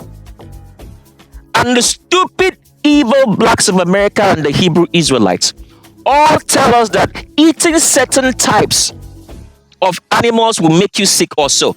All that was to make you believe that sicknesses and diseases are natural in the earth. So the Bible that we read was a manual for us to believe lies. So we believe that sicknesses and diseases are natural in the earth, and that the Creator himself makes you sick by giving you sicknesses and diseases. They put leprosy and all those kind of stuff, and we believe it, instead of the fact that the only thing that makes you sick is fluorine. And you're going to find out what it is on this particular part of Shape of the World. But when you go read in a certain portion of scripture in the book of Genesis after the flood, the Creator told Noah, eat everything, because everything the Creator made was good and healthy for us. The only thing he told us not to eat of was the tree of fluorine. Do not eat of this tree, but use it to do whatsoever constructions or whatever inventions you want to make, which is what the evil black elites led by use till today. Because if you're making any invention in which you need to mix things to make it fluid, because fluorine makes things fluid, so you can mix it together. That is why in the video that I showed you, in what I pulled out of my mouth, the strings and so many other stuff that came out of my mouth, and what the evil demon albinos, anybody with straight hair who grow tails, pulled out from people's dead bodies as embalmers. It is a mixing. All what you're seeing in those strings, it is a mixing of everything into your body and forming a hard residue, which will kill you. So fluorine is from the word fluid. That means it mixes things and makes it fluid. So you can mix things and make it fluid and make it into a construction. You were never supposed to eat it. So as you can see right here, it says in Genesis chapter number 9 verse 3, and says every reptile, which means every animal. The word reptile means every single animal, bird that flies, anything that crawls or walks on all fours, insects whatsoever. It says, and every reptile which is living shall be to you for meat. I have given all things to you as the green herbs. So there is no poisonous food in this world. The only thing that makes poisonous food is that the earth is filled with so much fluorine. And you're going to know why in a short minute, because that's why we are at this particular point in the video, the science part. So how come in Genesis chapter number 9 verse 3, the Creator tells us to eat every single thing in the earth and that is good for us? But when you go into the book of Leviticus, the priesthood's book, they tell you there are certain unclean animals you shouldn't eat. Let's show you before we continue on. If you go into Leviticus chapter number 11 from verse 29, it says, and these unclean to you of all reptiles upon the earth, the weasel and the mouse and the lizard, the fare and the camel and the evet and the newt and the mole, these are unclean to you of all the reptiles which are on the earth. Everyone who touches their carcasses shall be unclean till evening. And on whatsoever one of their dead bodies shall fall, it shall be unclean. Whatever wooden vessel or garment or skin or sack it may be, every vessel in which work should be done shall be dipped in water and shall be unclean till evening, and it shall be clean. What is it trying to tell you? It's trying to tell you, if you eat any of these animals, that it is going to make you sick. The evil black elites led by the wrote this into scripture, because even if there were evil, all right, people who inhabited the area of Israel, as you're going to find out the real geography, the real borders of Israel on this particular part of the video. Even if they had started to live like they were the real Israelites, which that name was never known as called as Israel, it's a manufactured name. They made up all these laws for themselves. But we would not know of all these laws that they made existing without it being written into the Bible and taught to us, such that the evil blacks of America, as the Hebrew Israelites, take it up upon themselves and make it public to you that eating certain foods or eating certain animals is going to make you sick, instead of the truth. The truth is that the foods that we eat, which are called staple foods, is all poisoned. Iodine has been removed. The food has been grown not to have any iodine, but grown with so much fluorine. That is what's making us sick. And even the animals that we eat, they are all grown with fluorine. The livestock, cows, chickens, whatsoever that you have, except you grow it yourself. But in the book of Genesis, which I just showed you, the Creator said, eat all things. Why would he say eat all things in the book of Genesis, which is the start of all things? And then in the book of Leviticus says, if you eat this and eat that, it's going to make you sick. It is because they fabricated a lie, but they have to keep the truth for themselves, so they always know what they are lying about and deceiving us with. The poisons that we have all comes from the fact that the food is grown with fluorine in some way, shape, or form. After the food itself has been made to be devoid of iodine. And then on top of that, there is so much fluorine in the atmosphere. How does this come by? This is where we're going now. So if you did listen to the video, first and foremost, they tried to confuse you because they started the video by showing you helium. Helium is the gas that's used in hot air balloons. But helium itself is not really a gas. It's the fact that the fire that is used in hot air balloons comes from the fact that you have to use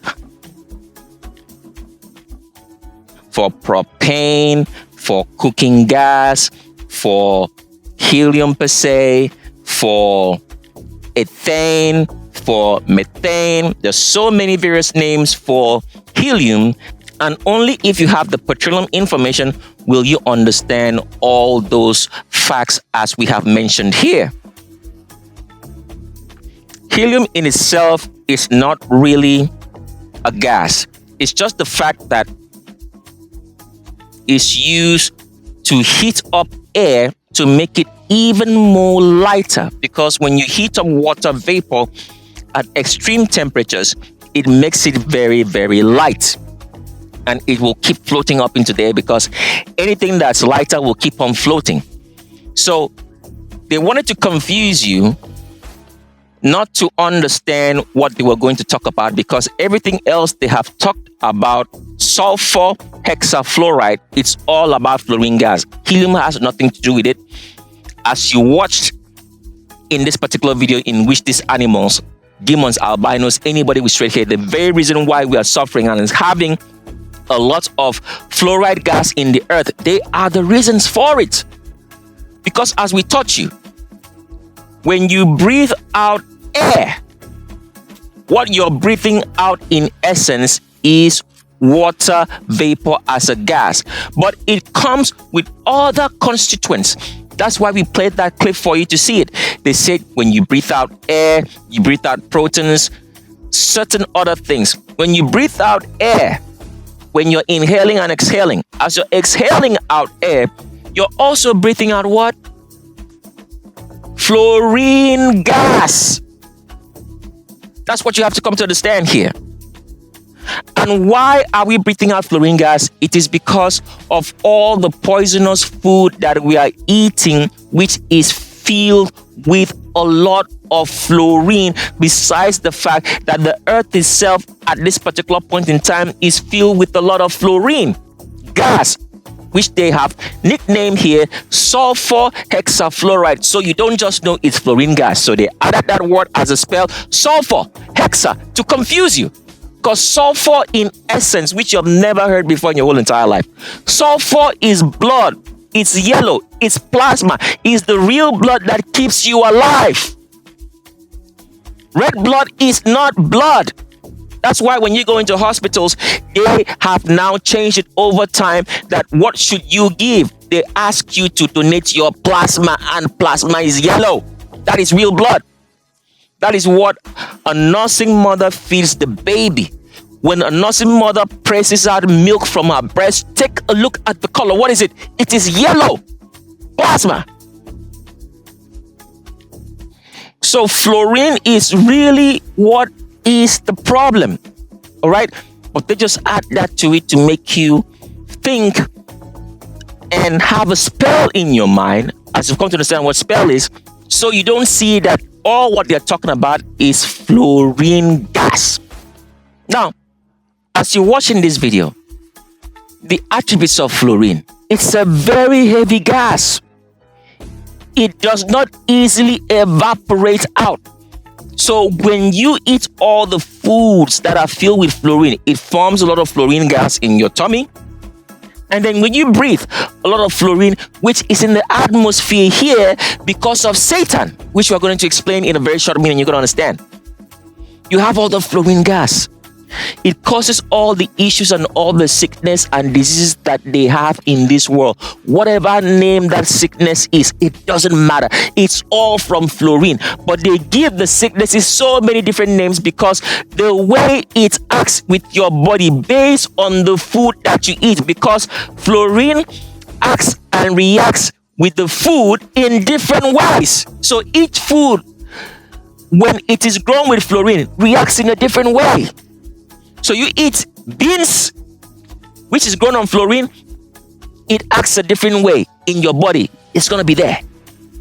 You eat rice that's grown with fluorine, it acts in a different way. It's in your body.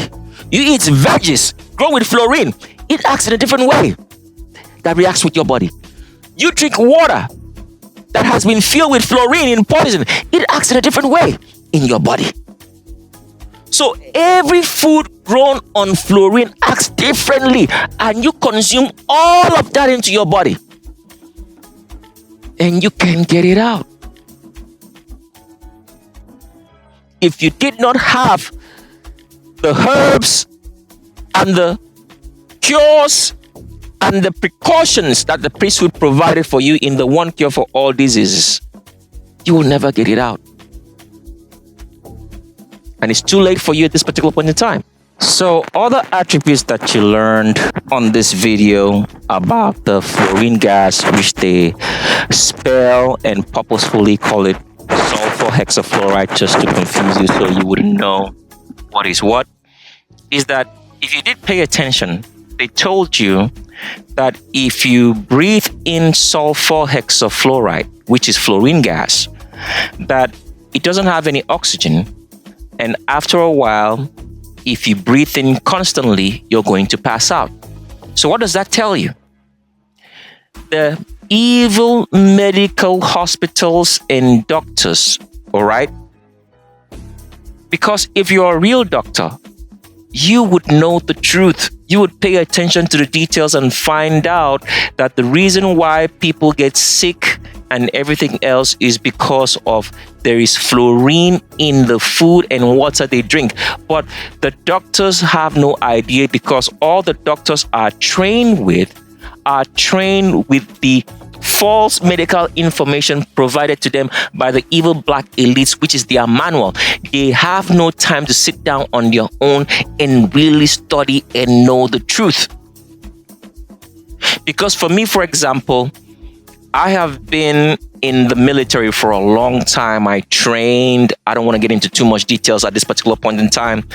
But what happened was that no matter how I trained, because I was so big on fitness, the one parts of my body that I was never, ever satisfied with was with my tummy, all right, and my traps.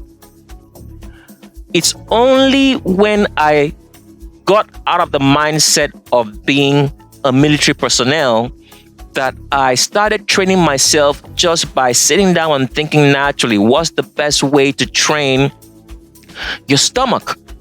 We've already explained that on the physical fitness videos years back on this channel. It's not going to be explained here again. That I got to understand how you train your tummy to be flat at all times. So if you're a real doctor, if you're really interested in what you say you are as a person, because here is common sense.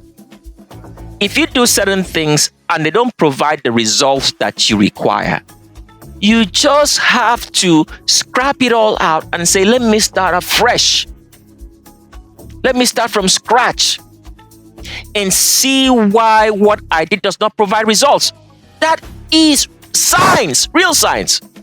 So all these stupid, evil medical doctors all over the world, especially led by the demons, albinos, anybody with who grow tails, which are the reason why we are in this place in the first place, which you're going to find out now as we're getting along in this scientific part of the video. If you are a real medical personnel, you ought to solve all your sicknesses and diseases. That's what you are there for. You have to know the reason why you treat somebody for something, they come back again a month later. But let's continue on, because the evil medical doctors already had it coming for a very long time and they're going to get it now. So, continuing on. One of the attributes that you heard about the fluorine gas is that it doesn't contain any oxygen. If you breathe it in, after a while, you are going to pass out. And this is the fluorine gas that they use in surgeries, in all medical hospitals, institutions in this world. And people don't come out of it, because they will give you the fluorine gas to put you in a state such that they can do the surgery and you feel no pain and you're sleeping, and people never wake up out of it. This is what they use. So this is one of the attributes that you're getting to learn about the fluorine gas and its usage, because they've known it for a long time. Because if you hear the way these demons spoke when they inhaled the fluorine gas, right? It has that kind of voice which you've heard on a film, or let's say a movie which has become pop culture throughout the whole world, in Star Wars, in the person they call Darth Vader.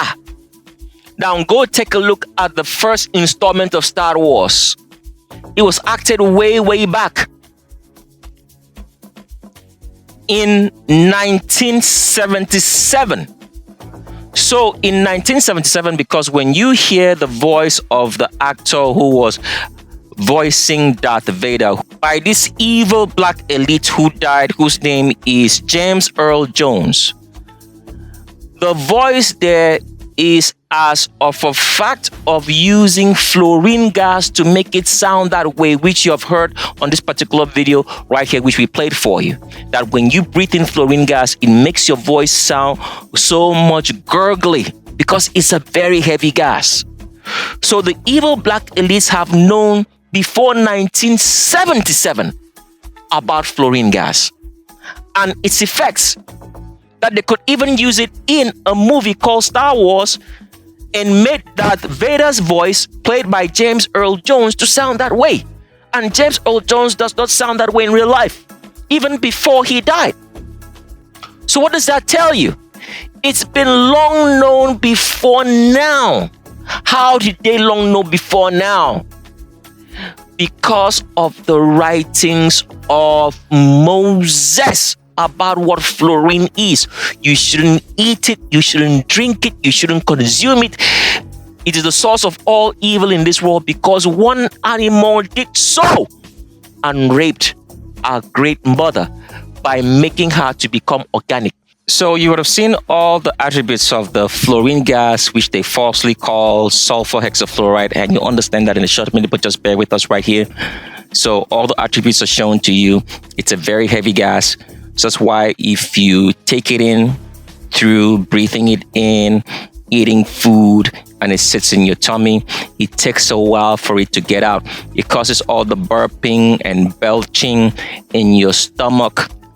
Cannot easily digest food, and then when that happens, you start feeling like you're gonna throw up food. You're belching and burping. So if you're throwing up a lot of food, this is the reason why for it. And then another attribute that they show you is that if you breathe it long enough, you're gonna pass out, because that is what is used in the evil medical institutions when they're doing surgeries. They give you the fluorine gas, and if you breathe a lot of it and you don't come out of your surgery, if you breathe a lot of it, because the truth is this: none of our bodies are the same. Some of us have taken too much of the poisons already, such that when you go into surgery and they give you the fluorine gas based on the evil doctor's calculation in surgery of your weight and whatsoever, and they think that this is going to be okay, you go into the surgery and you never come out. This is one of the attributes that you see in what they use the fluorine gas for. Another attribute that you saw is that if you put things inside it, it floats, and then it takes a while to dissipate. If you don't have good air that you're breathing in, it's stuck in your body. It causes all kinds of issues, which I've already shown you. They say it can cause issues such as you thinking you have appendicitis, so on and so forth. So anybody who's suffering from appendicitis, what do you think just happened? You just have fluorine gas stuck in your large intestines. It's not appendicitis, it don't exist. And the evil elites, black elites at the top who designed the medical industry for us know this. But the stupid evil doctors at the bottom, even the black ones, mankind, never paid attention to stay to the facts and look at if they really are interested in medicine and ask, why do these things happen, and you solve it. Because if you're a doctor for over years, why are you going to treat someone for malaria and they come back another month for malaria? It's reinfection. Why don't you tell them how to stop the reinfection? Because the reinfection is the issue, which the medical doctors never teach you about, because they are not of the Creator. They will never know anything without a great high priest. So, besides all these facts that we have shared with you on how you get fluorine gas, and you have fluorine gas, you have fluorine liquid in your tummy, because when you eat your food, it gets digested, and it's been grown with fluorine. You're going to have fluorine liquid, you're going to have fluorine gas, and it causes all the issues that you have in your body. But let's move on to the next thing now. Why is there so much fluorine gas in the atmosphere? Because as you've watched this video, they show you that fluorine gas is a very dense gas, does not easily dissipate. And what we have to start sharing with you, already shared it with you already, but we're going to break it down now so you understand it perfectly, because they did show you a clue of what fluorine gas is, because when we played that video for you to see of how we see our breath, we made you understand that breath is seen when you breathe it out, when the atmosphere is cold, and when you breathe out the air and it becomes condensed such that you can see it.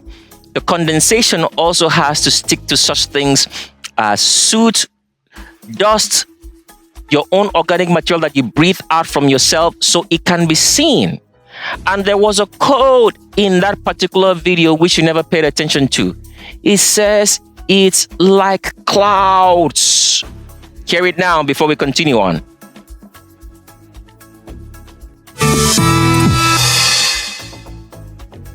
You've been doing it since you were a little kid. On a cold winter day, you take a deep breath, let it go, and watch big, foggy billows come out of your mouth and float away. It's like you're making clouds. You've been doing it since you were a little kid. On a cold winter day, you take a deep breath, let it go, and watch big, foggy billows come out of your mouth and float away. It's like you're making clouds. You've been doing it since you were a little kid. On a cold winter day, you take a deep breath, let it go, and watch big, foggy billows come out of your mouth and float away. It's like you're making clouds. You've been doing it since you were a little kid. On a cold winter day, you take a deep breath, let it go, and watch big, foggy billows come out of your mouth and float away. It's like you're making clouds. So if you heard that perfectly well in that short clip, the reason why you can see your breath is because of the fact that the air is cold, and this demon narrator who doesn't even know, because you have to understand that all the demons, albinos, anybody with straight hook tails who give you information, they all work for the institutions or companies that the black elites own. So the black elites who have written down the so-called laws and guidelines which every company and institution is supposed to go by, they train these demons, albinos, anybody with straight hook tails, after they've poisoned us, so that they do not grow those tails and animal features, so we see that they are animals.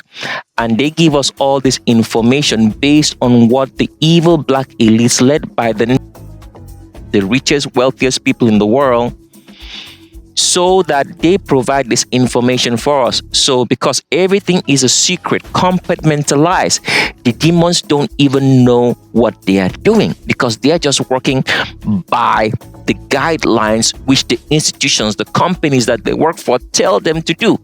So this demon albino, anybody with straight hook grows a tail, will come by and make this video for you, make it in a kind of comedic way of telling you truth, because you're not paying attention, because you're poisoned already, and either you're evil or you're poisoned and you're a righteous person. You're not paying attention, you don't hear the final details. In this particular video, they are telling you vividly and clearly, which is a script written by the black elites and given to the institutions for the demons, albinos, anybody with straight hook tails, to pass it on to you. They say when you see your breath in cold weather, it looks like clouds. Why? Because the reason for all the fluorine gas in the earth, which is causing desertification and all kinds of issues, comes from the breath of whom? Satan. And they wrote this in scripture. You've read it, but you never understood it. But let's break it down now for you and show you vividly, so you understand what we're saying.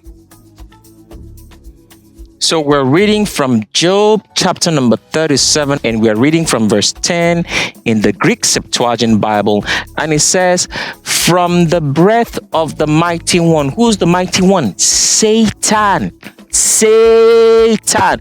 We are explaining to you why there's so much fluorine gas in the earth, which is a very heavy gas, and which is the reason for the earth becoming a desert, which we have explained before on the Free Electricity Always video, and that Satan breathes out this gas upon us, which is causing the earth to be a desert, as you're going to find out in a very short minute as we get along.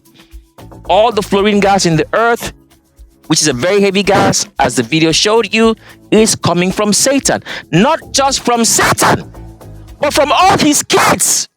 Physical kids that we can identify in the animals, demons, albinos, anybody with straight hair who grow tails, the Caucasians, the white man, anybody that has straight hair, except they are Orientals.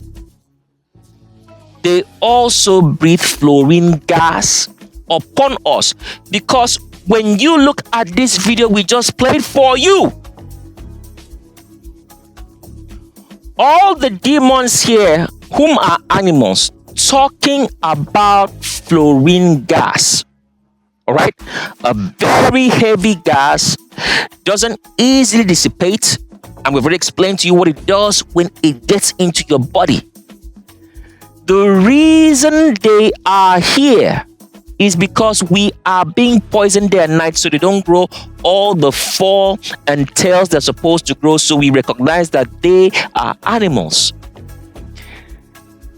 The reason why they are still here and they are deceiving us and even looking like mankind is because of poisoning in fluorine. Now, the same thing that their father does in an animal, the adapted flying bull, which we have revealed on Act 6, and you're going to get some of the revelation here on Act 8 of Shape of the World. As their father breathes fluorine gas upon us, so do all these demons, albinos, anybody straight here who grow tails, and because of the poisoning that they have fed us in food and everything else, they do not grow those tails. They are doing exactly the same thing. So the reason why the earth is filled with fluorine is because of these animals whom are not supposed to exist, because the Creator never created them. It is mankind, evil black people, whom are children of Satan, the adapted flying bull of the earth, whom ate something that was not supposed to be eaten, and raped our great mother, which is called Eve, and brought about a genetics that only acclimatizes or only does evil. They do not think normally. Evil is natural to them in every way, shape, or form. They don't have any hesitation in killing someone, in being homosexuals, in lying and deceiving people, bearing false witness, telling lies to deceive you. It's unnatural. These are the ones breathing the same fluorine gas as their father, which the book of Job, which the evil black elites wrote. Because as we have told you, the whole entire book of Job is only about Satan. Nothing more, nothing less. The Creator does not talk to anyone. There are no angels. They don't exist. But they wrote all that in so that they can worship Satan. So you can see how evil the black elites are, which are going to show their faces, and we've already shown your faces on Act 1 and Act 2 of Shape of the World, but you get a small premise here because we're not going to repeat this thing all over and over again, so you see it. They all breathe fluorine gas upon us, just like their father. So without their extinction, the earth is never going to be okay. So right here in Job chapter 37, verse 10, it says, "And from the breath of the mighty one," which refers to Satan, "he will send frost." What is frost?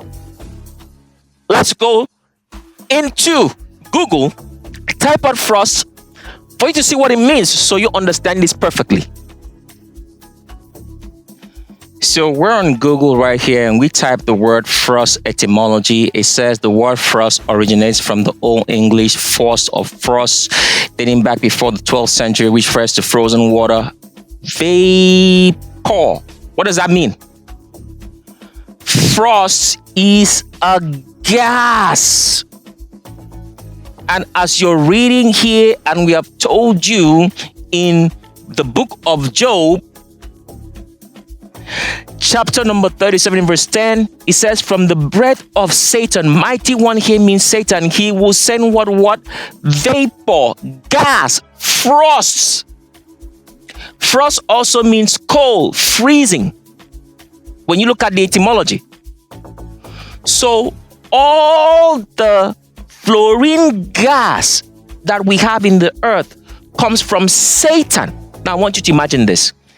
If the world has existed, let's say, for 7,000 to 8,000 years in the normal counting of time, not using the Gregorian calendar, I want you to imagine that one animal during that 7,000 to 8,000 year period has been breathing upon us for 6,000 years every single day.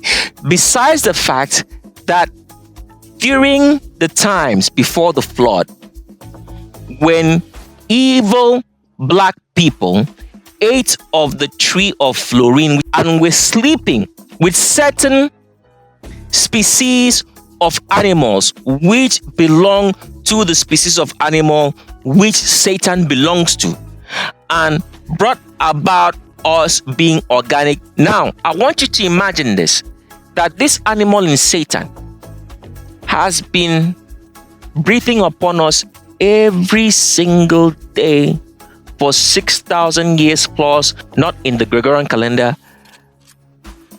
Fluorine gas. Do you understand why the earth is the way it is right now?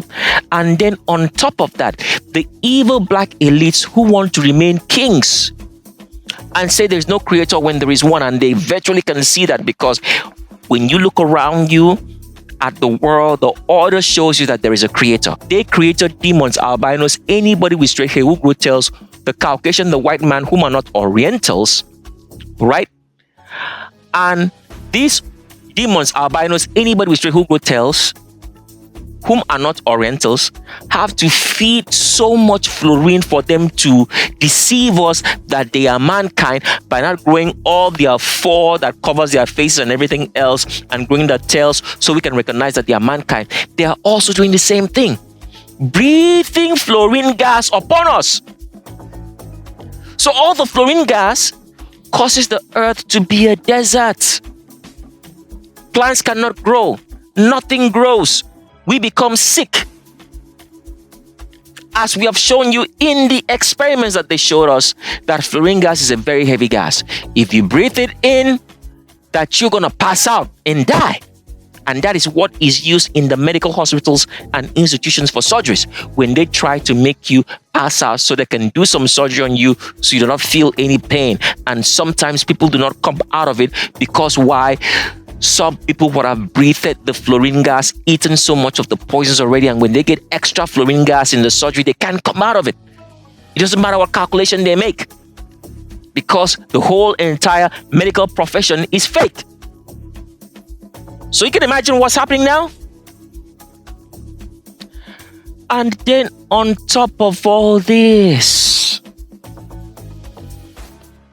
the evil black elites hide Satan from us. And let us show you how they hide him, so you do not know, because you'll be watching this day and night and not recognizing that they are showing you Satan. They protect him, they hide him, they know where he goes. Instead of killing him and extincting all their children, all the children of Satan and demons, albinos, anybody with straight hair who grow tails, the Caucasian, the white man whom are not Orientals, or anybody who has straight hair and is not righteous, they keep them alive. Let's show you how they hide Satan. And you've been watching it day and night and not knowing. And now you start to understand reality, because we're going somewhere with all of this, and all of this is going to make sense in a very short few minutes. Let's continue on now. So the evil black elites, led by the rogue,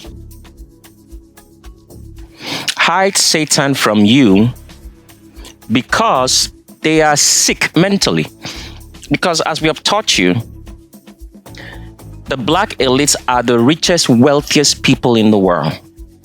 If you are that rich and that wealthy, you have access to a lot of stuff. If you have access to a lot of stuff and you keep wondering about life, you're going to come to the conclusion, when you observe the natural order of this world, the sun and the moon rise in the same direction, so do the stars, and the way life is set up, how things grow, the order, and how we ourselves live, reproduce, everything shows you there is an order.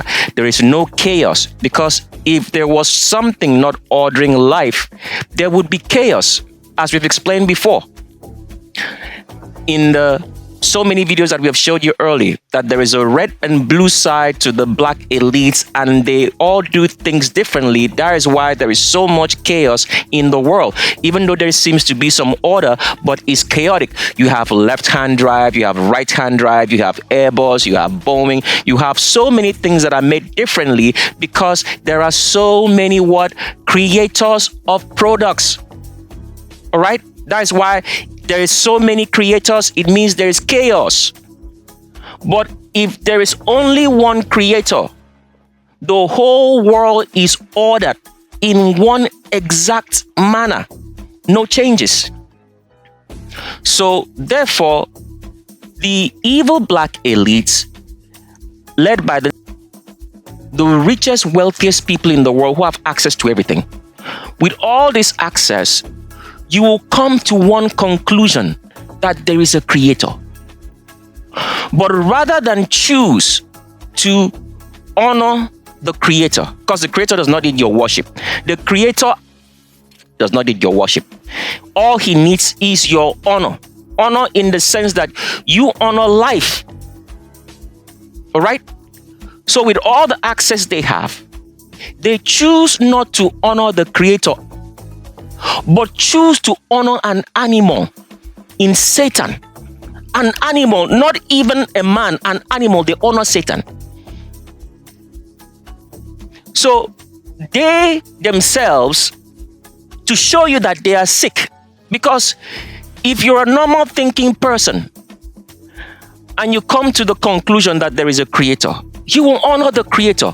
But these people, these evil black elites who do evil to everybody, to even their own security detail who's going to take care of them, as the priesthood has ordered when the time comes, and they're going to hear it now, they choose to honor Satan.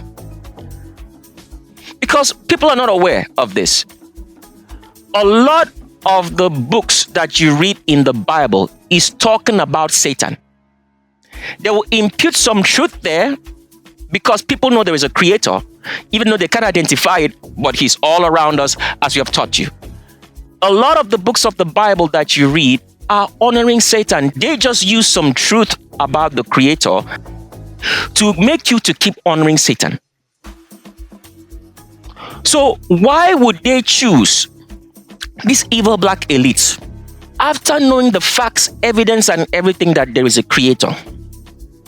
They choose to honor Satan, worship Satan, and make everybody to worship Satan in a deceptive manner without knowing. Because when you go to church, what are you doing? You're worshiping Satan. It's not the creator. When you go to your imam or your mosque, who do you think that you're worshiping? You're worshiping Satan, because here's what people don't know. The name Allah is a spell on L. E-L. Allah is spelled A-L, right? Can you pronounce A-L as L? Because the word A itself is pronounced A. So if you're looking at the spelling using the alphabet, the name would be Ella. L. L that you see in the Bible, which they write Baal or Elohim, is the same word. So when you go to a mosque, who do you think you're worshiping? You're worshiping Satan. So with all the access these people have, knowing that there is a creator in the evil black elites led by the wealthiest people in the world. Forget about all the names they throw at you, that these are the wealthiest people, whether it be Bill Gates, Elon Musk. These are all their servants. These are people they put in front of you, so you will never know that they are the ones, because you people don't know how to think. They haven't trained you logically to know how to think. Because in a normal sense, this is the truth. With normality, because they do not teach you how to think about things normally. If you are the richest, wealthiest person in the world, you will not broadcast it to the whole world for your own what? For your own safety and security. Does that make sense? So the richest, wealthiest people in the world do not broadcast their wealth and let you know that they own all these things for their safety and security. This is what the evil black elites have done. They rather give you the demons, their animals, whom are their servants, like Bill Gates. They give you Warren Buffett. They give you Tesla. They give you Elon Musk. They give you any other name. All for you to focus on them, so that if you want to do any evil thing, you'll be focusing on those rich people, all right, like Jeff Bezos and so, and not be looking at them, because in reality, that's how things really work. So with these evil black elites led by the who are the wealthiest, richest people in the world, who have access to everything, they know there is a creator. But they choose to worship an animal who is going to die, and is going to die in this era from 2026, as you're hearing the sound of a voice. And you people will see it because it's going to be broadcast worldwide. Wherever you are, you're going to see it. All right? Now, they choose to worship Satan. What would make somebody to do that? I want you to imagine for yourself. Is that normal? No, it is not. It is because here is one thing that we have always taught you, and we repeat it and repeat it again. Evil is a nature. People don't do evil, all right, because of a choice. It is the way they are. A lion does not choose to roar. That is its nature. Its vocal cords, the way it is wired, everything in its body makes it to roar. A cow does not moo because it chooses to moo. No. Its whole body, its whole nature, everything wired in its body, its muscles, makes it moo. A horse does not neigh because it's a horse. It does not choose to. It doesn't have a choice to. Its whole body is wired. Its muscles, everything for it to neigh. So it neighs not by choice. So evil people who do all this kind of evil that you're getting to understand here in the black elites, and they are demons, which are beings, animals, who grow tails, and because of all the poisoning fed to us, they are not able to grow those tails. They do evil, atrocious abominations, from inbreeding, murdering innocent, righteous people, being evildoers in every shape or form that you can ever imagine, all right? Deceiving people, because it is their nature. They are not wired right.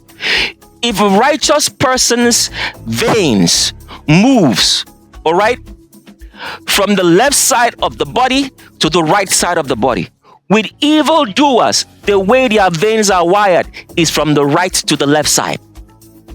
And they do evil because that's their nature. So, continuing on, they hide Satan. They've hidden him in scriptures and hidden him in reality from your face by telling you lies so you do not recognize whom Satan is. All of this explained very well on Act 6 of Shape of a World. So they hide Satan in scripture. And one of the two books which talks about Satan only is the book of Job. Now, when the evil black elites led by the rogue started making scriptures, the book that was thoroughly, that means from start to finish, the book of Job is about Satan. Other books in the Bible have Satan in it, but they dibble and dabble. They use the creator so you can believe the stories that they tell you that this creator is Satan whom they worship. So all the books of the Bible contain Satan. When you hear the word angel, it's talking about Satan. If you go through any books of the Bible, you see the word angel, it's all talking about Satan. But the book that specifically worships, honors Satan, everything about it is about Satan, is the book of Job. When they first made the Bible, the book of Job was the only book that thoroughly had only Satan in it. That means if you read the whole entire book of Job, 95% of it is about Satan. Now, when they started making the Bible, like for example, the Greek Septuagint had no New Testament. But the book of Job, among other books, thoroughly talked about Satan. Now, when they introduced the New Testament, they made up another book of the Old Testament called the book of Psalms. So the whole entire book of Psalms, like Job, if you're reading from any Bible that's not the Greek Septuagint, it's all about Satan vividly. So they hide Satan in scripture, and they hide him by news, which you're going to find out very soon here. They tell you about Satan every day in the news, but you never knew. So to continue on and to show you, because we've explained this and you really don't understand it, but we want to break it down very simply, and you're going to understand it. It's because all part of this is in the sciences for you to have perfect understanding of how things work in our world. So the one thing that you have to get is this. Fluorine gas causes a lot of issues for us. And as we've explained before, we have told you that Satan breathes this fluorine gas on us. That's why we played that short clip for you to understand that when you breathe out and you see your breath in cold weather, the narrator of that particular short clip told you that it looks like you're forming clouds. And he went on, the animal, demon, albino, anybody with straight who grows a tail, because of the poisonings that they feed us in food, water, especially rice and water, they are not able to grow those tails. Explain the fact, because this is real science, that even though you breathe out air and it forms a condensation, which is what you see in cold weather, the air that you've breathed out has molecules which it is attached to for you to be able to see it. And those molecules could be soot, which is carbon. It could be protein and everything else that's organic in your body. So that's the reason why we played that for you, because whatsoever we're going to say next is going to make you understand, because we build you block by block for you to have perfect understanding, so you are not with any shadow of doubt in your mind when you come to the conclusion. Now, what you're looking at right here on the screen is the fact that sulfur hexafluoride, fluorine gas, pay attention, fluorine gas, right, causes all the heating in the earth, all right? Remember, we told you that there's a difference between warmth and heat. A concentration of warmth turns to heat. And when there is heat, it destroys things. So that's why if you go into any desert in the world, it is super, super, super, super hot. Why is it super, super hot? Because when you go into the deserts, it's super hot, so there is no vegetation, nothing grows. Why? Because of fluorine. All right? So now what we are trying to explain to you this particular point before we continue on to show you how they hide Satan is this. When the evil animal who ate the tree which nobody was supposed to eat and made him sick. So when you're sick, you become what? Pay attention to the words. You become what? Cold. So every time you get sick, you get cold. You have a shiver because you are flooded with fluorine. Fluorine makes you cold. So when you're breathing out air, a lot of what you're breathing out is going to be fluorine. Now, the fluorine is going to come out with what? It's going to come out with all the so-called organic material in your body, which includes plasma. Plasma is yellow. Sulfur is yellow. So what does that tell you? Sulfur and plasma is the same thing. Sulfur provides warmth and heat. Do you understand that? Let us pull up a picture, a graphic picture of what I was spilling out of my mouth while I was sick. Because when you spill out a lot of stuff out of your mouth when you're sick or you sneeze, you're going to see it's yellowish. If you pee, go take a look at your pee. Pee inside. When you pee, what is it? Yellowish. What is that yellow thing you're peeing out? Plasma. Your body is excreting plasma with the fluorine. That is why it is called sulfur hexafluoride. Hexa here is just a number. It's just telling you that sulfur and fluorine is combined together. So this is what I was spewing out in my mouth whenever I was sick, that I had eaten rice, which we're getting to in a short minute after this.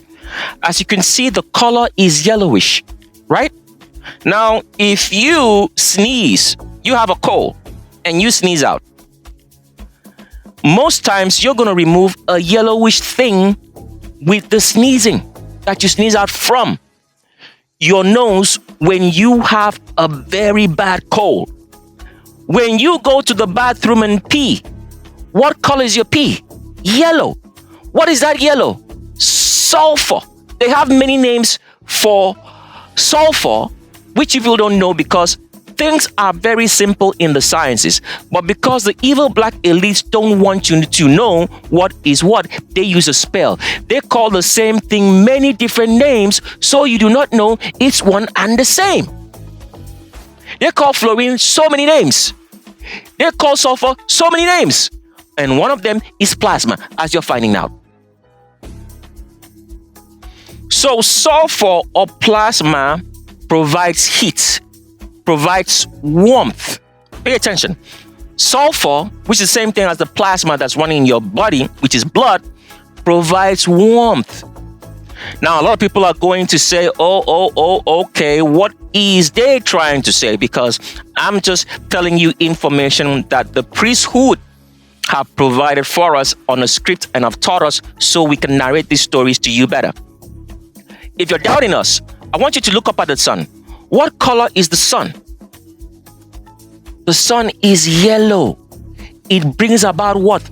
Warmth. Warmth. All right?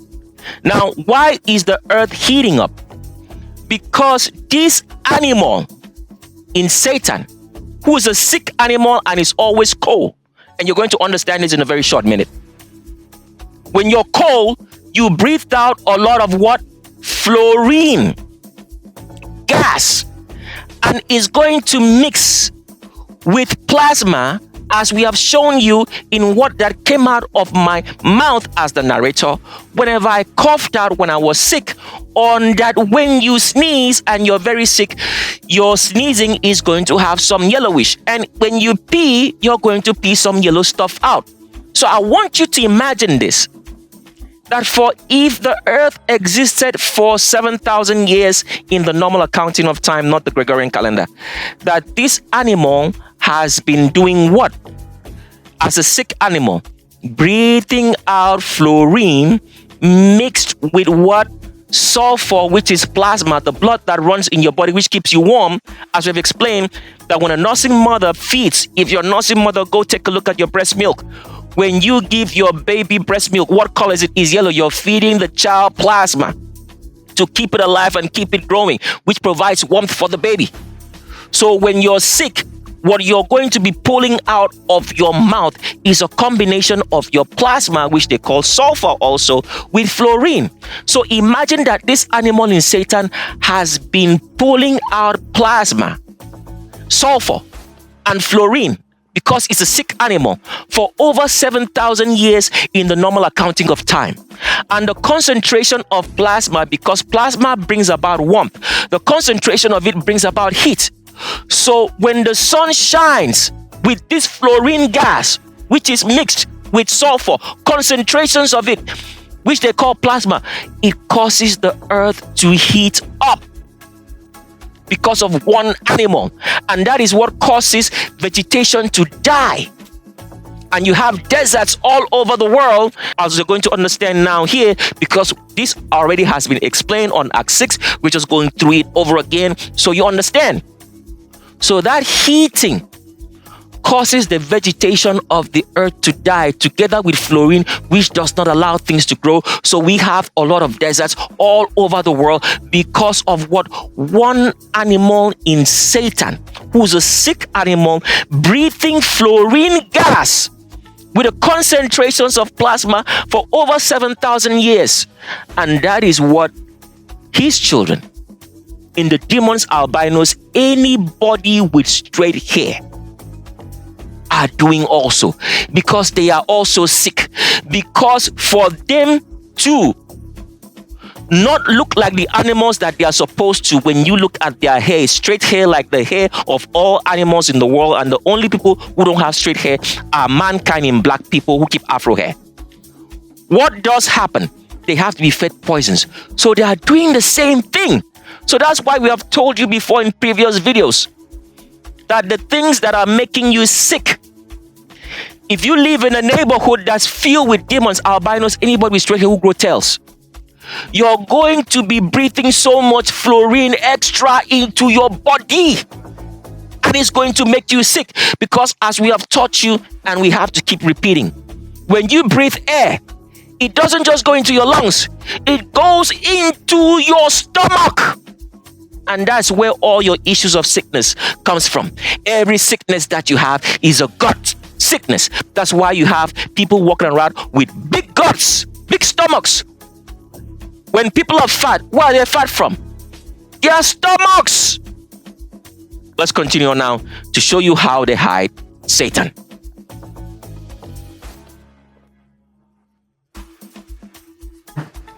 I'm WFA meteorologist Marielle Ruiz. Today is a WFA weather alert day, and this continues until Thursday, specifically 7 p.m. tonight through 9 a.m. Thursday. It's because of the potential for slick spots Tuesday night into Wednesday because of rain transitioning to freezing rain, very light, but the bigger widespread threat will be lows in the single digits and teens, and that brings with it wind chills that are below zero. Here's what you need to do. Make sure your plans are already in place for people, pets, pipes, and plants. And be sure to download our WFAA app in case we need to alert you. In fact, we already have warnings out. Extreme cold warning in place tonight, 9 p.m. until 9 a.m. Thursday. And that includes most of North Texas. The lighter blue that you see there, cold weather advisory, it's in the same category. It's just not going to be as cold for those counties. Now, including DFW, extreme cold warning. And that's in place because of lows that are going to dip into the single digits, the teens, wind chills that can get as low as -10 in some spots. And it's because of a strong cold front that comes in.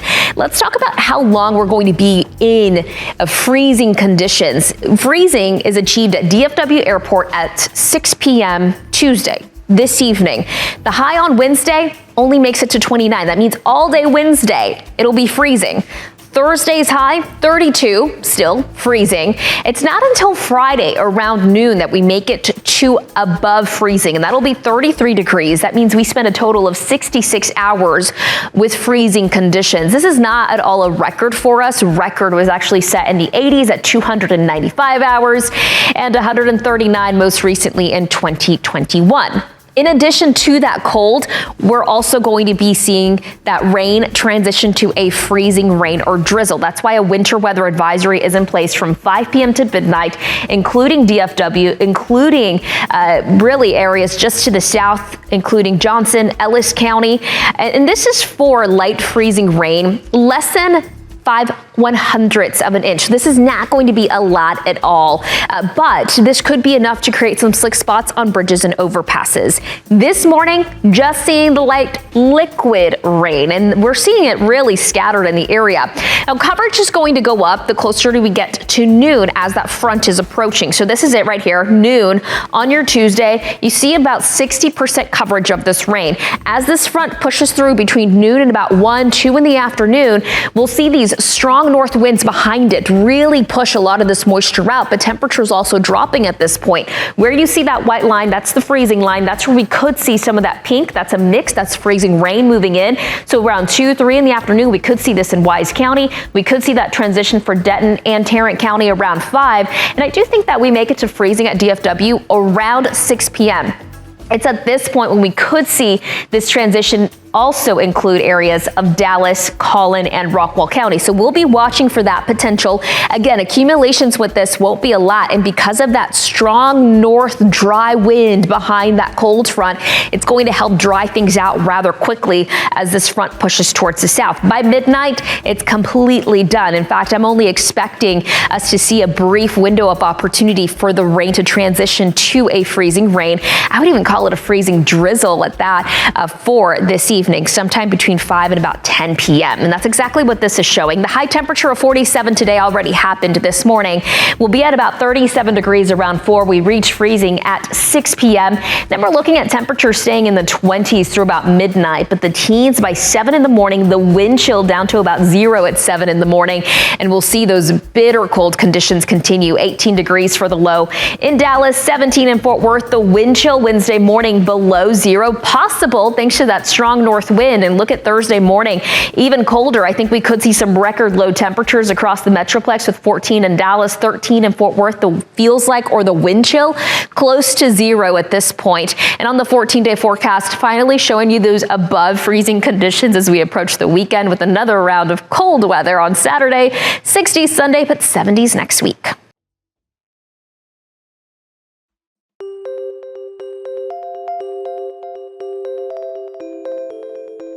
A weather radar is a piece of observational equipment that visualises precipitation, such as rain or hail, and it actually looks a bit like a big golf ball on a tee, but inside that ball is a dish or antenna that's rotating around. Radar stands for radio detection and ranging, and as suggested by the name, it's based on radio waves. The dish sends out electromagnetic waves in short pulses travelling at the speed of light. When these pulses hit the water particles, they reflect back to the radar, much like echoes you might hear in a cave. How long the pulses take to return to the radar determines the distance from the radar, and the strength of the returns determines the type of precipitation. This information is converted to data on a map that can be viewed on the Bureau's radar website. A new radar image is produced every 6 to 10 minutes, and these form a 30-minute loop. So it isn't a forecast, but it can be used to see where the rain's been and where it might be heading next. A colour scale is used to indicate the intensity of the rain, black being the heaviest and sometimes indicating hail. The timestamp underneath the radar image is in Universal or Greenwich time. This is so that if you're viewing a radar in one time zone and move to a radar in a different time zone, you know that you're looking at the same time. The local time is displayed to the right of the radar image. Australia has the 4th largest radar network in the world with more than 60 radars. These radars are generally located in areas that are prone to high impact weather such as tropical cyclone or thunderstorms that might affect large populations or areas of economic investment such as agricultural or mining areas. There are some limitations to radars. The curvature of the Earth means that the optimal range is between 5 and 200 kilometres. Beyond 200 kilometres, the radar might be showing rain that's falling high in the atmosphere, and this might not represent what's actually happening on the ground. And even in the optimal range, sometimes the radar can show virga, which is rain that's falling but evaporating before it hits the ground. Another limitation is detecting low-level drizzle. This can be difficult to detect because the droplets are small and often form close to the ground below the radar's beam. And no echoes are displayed close to the radar. This is because the radar can't scan directly above itself, and this is called the cone of silence. Sometimes the radar can see what looks like rain, but actually isn't. This is because the beam is reflecting off things such as aircraft, flocks of birds, smoke or ash from fires, swarms of insects, or caused by unusual atmospheric conditions where the beam reflects back down towards the ground. Permanent features such as buildings or mountains can get in the way of the radar beam, so we filter these out. And that's why we try and locate the radar in a big open space. Radars pose no danger to the public. They are rotating fast and they're generally located away from buildings. The radar is just one tool that you can use to observe current weather and should be used in combination with other Bureau services such as automatic weather stations and satellites, and of course, forecasts and warnings.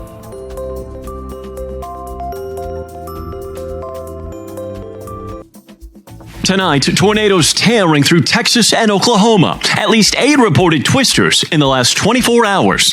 One striking an East Texas RV park just hours ago, where officials say the storm injured 2 people amid a trail of destruction. In Seminole, Oklahoma, a brutal deja vu. The town already hit hard by a tornado Monday, suffering through a second twister. One teacher sharing the terrifying moments her family hid inside a school vault. It felt like a train. My little boys were screaming. It was definitely scary. In Texas, another nightmare. A storm hidden by nightfall, making a direct hit on the town of Lockett. In a sudden turn, the tornado caught a storm-chasing tour bus, blasting out its windows with 6 people still inside. And miraculously, every single person on board that tornado-damaged van was able to walk away. But tonight, millions more are bracing for more severe thunderstorms and dangerous winds. Lester? Okay, Morgan and Dylan Dreyer is tracking it all. Dylan, another night of severe storms?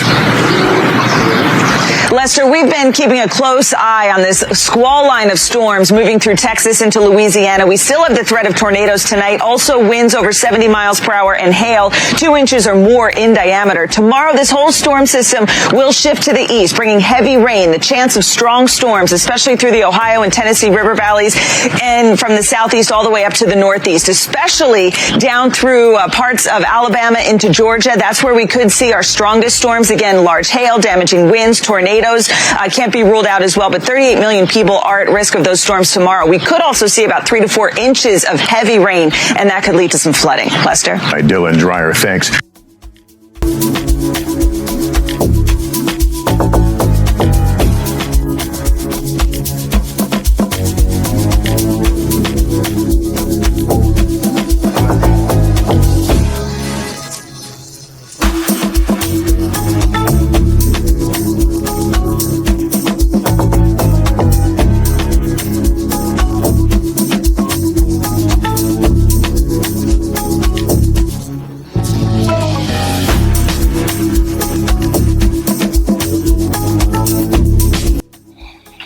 We've played you several clips. Some of the clips show you about radar tracking, weather formations, news on the weather, and all those kind of things. All that news that you hear, which happens to be about weather, tracking weather, radar, it's all about the fact that the evil black elites, led by the rogue, track, monitor Satan, because all weather in this world is formed by Satan. Now, here's what a lot of people don't understand by the word weather. What does weather mean? Let's show you from their own explanation, because all the videos that we make, we do not create the content. We just take the content that the evil black elites, which you watch every day in movies, whatsoever, we put them together. So it doesn't look like we are here fabricating a story for you. We are just taking their own content and making you understand it. Even from their own Bible that they wrote. Did Tricks of the Air Straight write the Bible? Did the priesthood write the Bible? No. But the priesthood will give you a correct translation of what the scriptures ought to say so you understand it. For us and the next generation coming. So as you can see right here in the etymology, which means the origin of the word weather, it says general condition of the atmosphere. Atmosphere means what? The world, the earth, right? What we see around us. With respect to temperature. Temperature. So what causes the temperature of our world to be either cold or super hot? Because Satan is a cold animal. When he breathes out air, he breathes out a lot of fluorine, which causes cold, not cooling. There's a difference. Cold, concentration of cooling brings about cold and makes us cold. That's why you have snow, ice in winter. Cold air. And whenever it wants to rain, what does the temperature of your area come to? Cold. Because Satan is the one causing all this, and you understand in a short minute. Just continue with us. All of this has been explained already. We're just going through it all over again, just because this is the science section of Shape of a World. It says precipitation. What does precipitation mean? Rain, hailstorm, snow. It says it's from Middle English wither, from Old English wither, air, sky, breeze, storm, tempest, from Proto-Germanic weather, wind, weather, source of Old Saxon weather, Old Norse view, Old Frisian, Middle Dutch, Dutch weather, Old High German, winter, German, winter storm, wind, weather. What are these words showing you? So every time you have what? Pay attention to the words now, because it's all going to make sense. Every time you have wind, you say it's a windy day. What do you think is causing it? Satan. Every time you have a breeze, what do you think is causing it? Satan. Every time you have a storm, what do you think is causing it? Satan. Every time you have a tempest, what is a tempest? a tsunami. They have so many different words for it. What is it causing it? Satan. Every time you have an earthquake, what do you think is causing it? Satan. The only thing Satan does not cause in this world is a volcano. And you understand that as we get along. Let's continue on.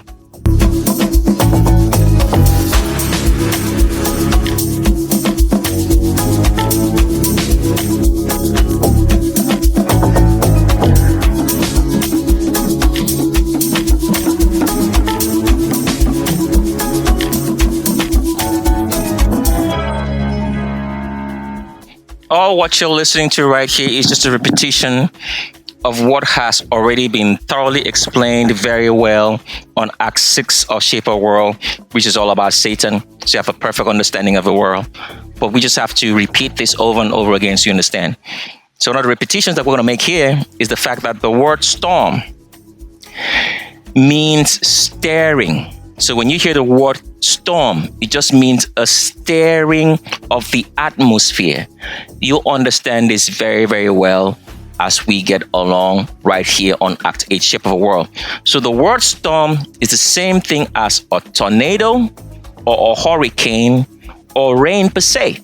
Because before rain, tornadoes or hurricanes form, there has to be a stirring. Now, what we need to explain to you right here so you get off the fact and really understand this is this. Wind, all right? Whenever you have a cold breeze, windy area, it means Satan is close to that area or is approaching it. All of this has been explained with vivid pictures on Act 6 of Shape of a World. We're not going to go through that right here. We're just going to keep it very short for you to understand what we're going to say next. So what you have to understand is this. Wind is not something the Creator made. The Creator made air. There's a difference between wind and air. Wind is a moving of air. The Creator did not create the air to move. So every time you have a wind, something is moving it. The best way we can explain this is this. Stay in your room, okay? Pick up any type of, let's say, solid material like a paper, a cardboard, or whatsoever. If you want to feel wind, you have to move the cardboard back and forth, back and forth, and back and forth, and you stir the air and you feel the wind. We can even explain this furthermore with a ceiling fan, because we already explained this to you earlier. We're just making you understand what we were trying to say with a ceiling fan. For you to feel air in your room, what does the ceiling fan do? It moves. It moves in an anti-clockwise direction, from right to left. Why? Because the right to left motion pushes air down on you in a motion so you feel the air. Let's bring up that picture right now of a ceiling fan. So as you can see right here, a ceiling fan moves air and turns it into a wind. So moving air is wind. The Creator did not make any wind in this world. The Creator did not make any wind in this world. That is why on certain days you will stand and you will not see any leaves of trees move back and forth. You can't feel the wind. It is still, because that is what the Creator made. Wind is a movement of air, and something needs to move the air for it to be wind. You are not taught logic, common sense, sciences, the real sciences, to know what you are seeing and to understand what you are seeing, because the evil black elites want you to honor Satan deceptively. Because even though they are trying to make you honor Satan deceptively, in your mind, in the secret places of your mind, you know that there is a creator. But the evil will always deny it. An example in a woman called Henrietta Alleel. We'll talk about her again later on. So every time you feel wind in your area, wind has so many other names which you people have heard but you don't know. They call it a tempest, they call it a storm, they call it a hurricane, they call it a tornado. It means something like this fan is stirring, because that's why they call it a storm. Storm comes from the word stirring. You're stirring something. Something is stirring the air and turns it into a wind, because the only time you can feel air move is if you stir it, like you use something to fan yourself, or as you're seeing right here, a fan is turning, stirring the air and turning it into wind, and you feel it. So what does that mean? All wind in the earth is caused by what? A stirring. And what stirs it? An animal called Satan, in whose children, the demons, albinos, anybody with straight hair who grow tails, because of all the poisons which are fed to us, they do not grow those tails on animal features, but they are going to do so because the time has arrived, because they are not mankind. The Creator did not make them. And everything the Creator did not make, the time has arrived for them to be all extinct. Because what you have to understand is this: the end of the world, as you hear, as they teach you in movies and you read it in scriptures, does not mean that the world ends. The evil of this world in the black elites led by the don't want you to understand that the end of the world means what? The end for all evil. The Creator created life. Life can never end because He made it. He has no starting, He has no beginning, He has no end. That's all there is. So life has no end.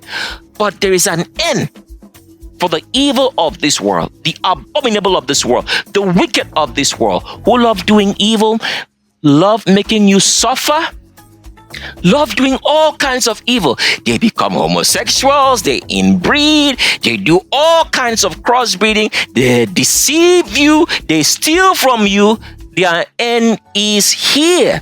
That is the meaning of the end of the world, because life will never end. If it was supposed to end, which you're going to get some more details right here, which have already been explained on Acts of Shape of the World before Act 8 right here, it would have ended at the flood.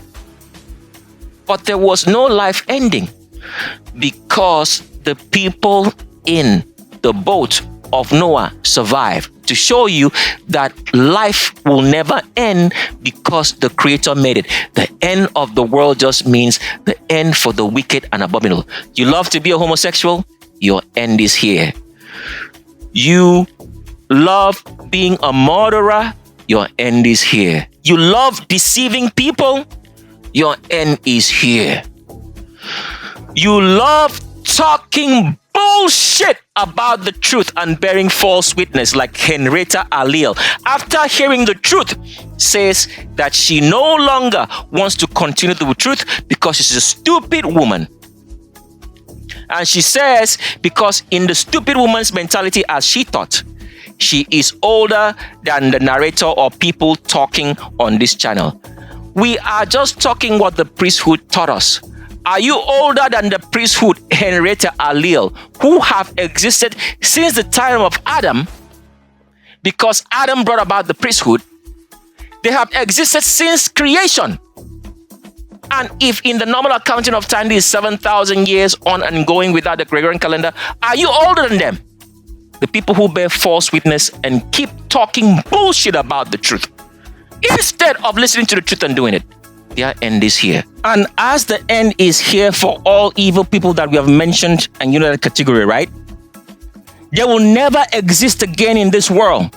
They are all going to the lake of fire, and they are going to understand, as we've already shared on several acts of Shape of a World, they are going to understand it vivid clearly on this one, on Act 8. And they will never come back. Because if you have been a murderer, you have been a homosexual, you like inbreeding, crossbreeding today can be forgiven if you leave the thing that you crossbred with, because we have been deceived not to understand that demons, albinos, anybody with straight hair who grow tails are animals. We've been deceived not to know that for the past 200 years. You leave that thing that you crossbred with, and you leave whatever that you produce from that crossbreeding, and you pay your restitution, then you can be forgiven. If you've been talking deceptively about the truth that you hear and abusing it, you can also be forgiven. But forgiveness for every other thing that you do besides those abominations of you inbreeding or homosexual, okay, murdering people, you have to pay a restitution. And remember what we told the demons, albinos, anybody with who grow tails years back when we released the video called Legends of Roll Call. We asked them to pay a restitution. Now, how many of them have done that? How many of them have gone to their government in their Congress and sat down with them and say, let us hire more black people as a restitution in their countries? They all got a chance. And now it's time. Let's continue on to show you how they hide Satan. And even though it has been properly revealed on Act 6 of Shape of a World, Act 8 is not the time for it because the videos will get too long. You just have to go watch Act 6 and get all those details.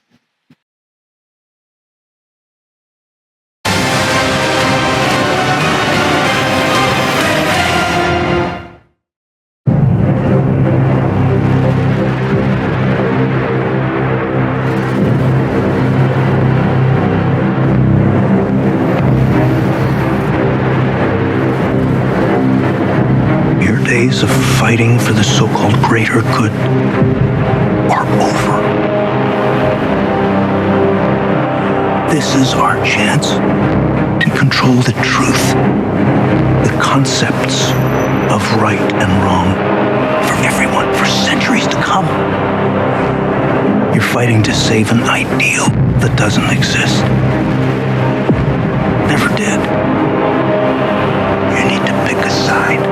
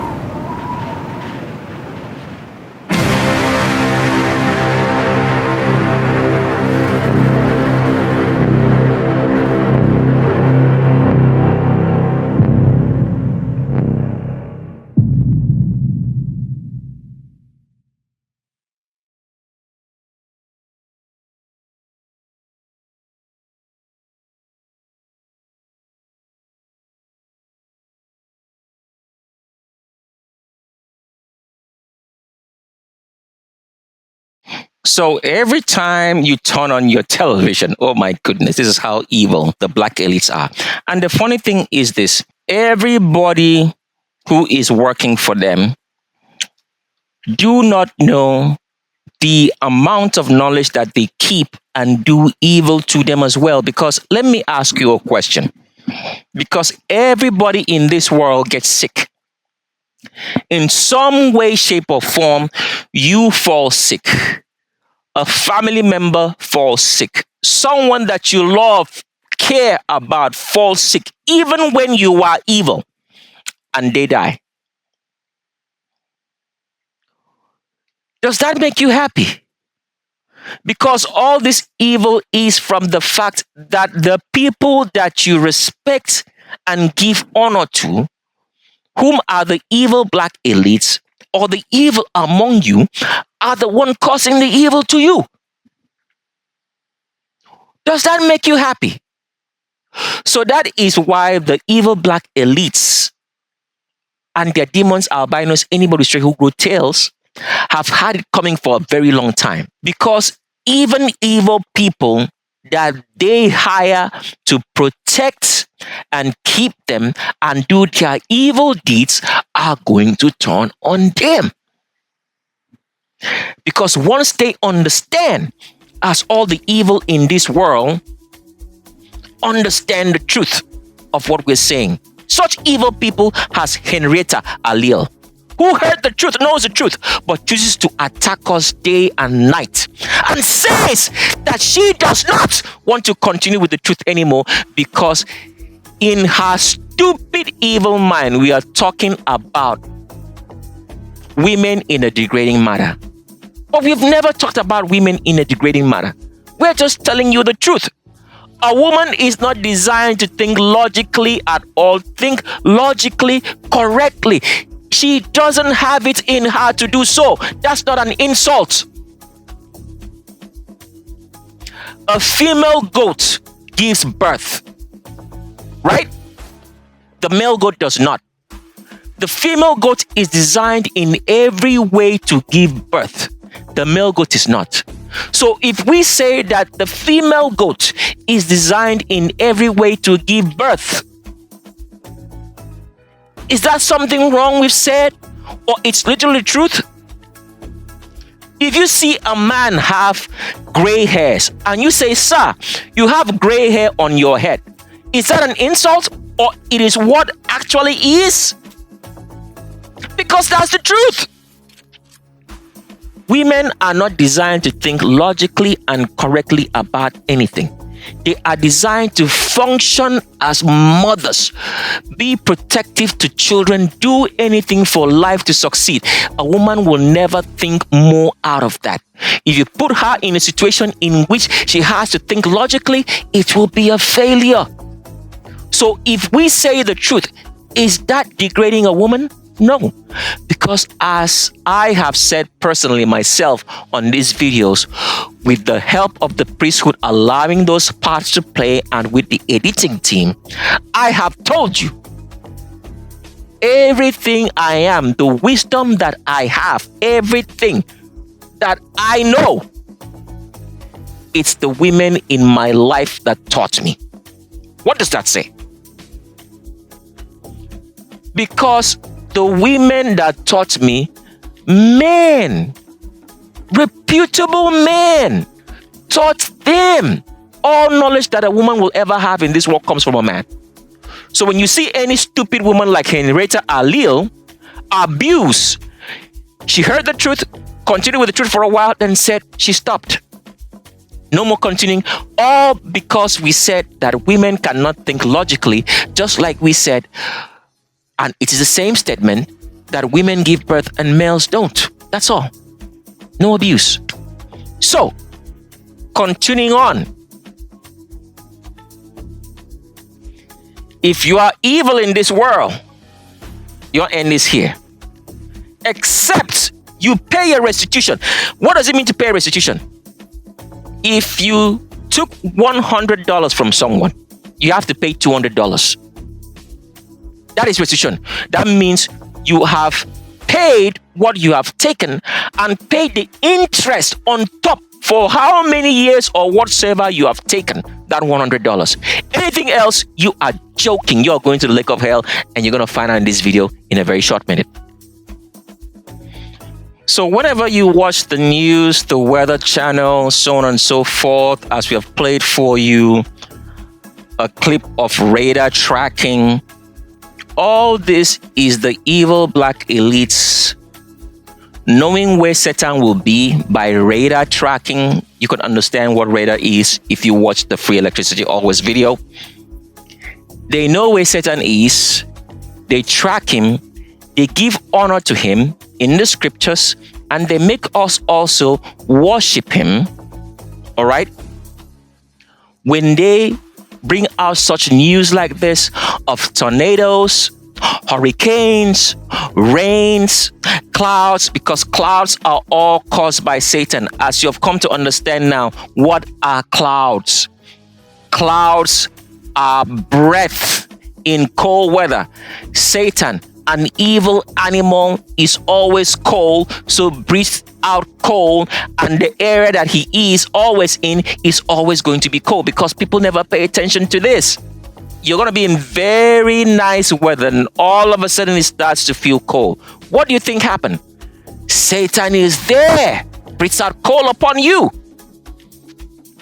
He breathes about cold upon you. When he breathes, all right, it forms a condensation. That condensation that you see stuck with all the carbon in the atmosphere, the plasma, and all the organic material that Satan breathes out forms what? Clouds. When it rains, what do you think is rain? Because people never pay attention to it. Rain is sweat, peeing, and stooling from Satan. And they hide it from you because the evil black elites do not want you to know the truth, but you know the truth today. An animal has been sneezing, peeing, stooling, sweating upon us poisons, which is causing the earth and vegetation to die, to turn into deserts, as you have all kinds of deserts in the Sahara deserts, the Death Valley deserts, and all deserts in the world. One animal over how many years has been doing the same thing and not allowing the earth to heal, as you're going to understand as you get along. And the evil black elites show you in the weather channel and the news of tornado and hurricanes, and you don't understand that.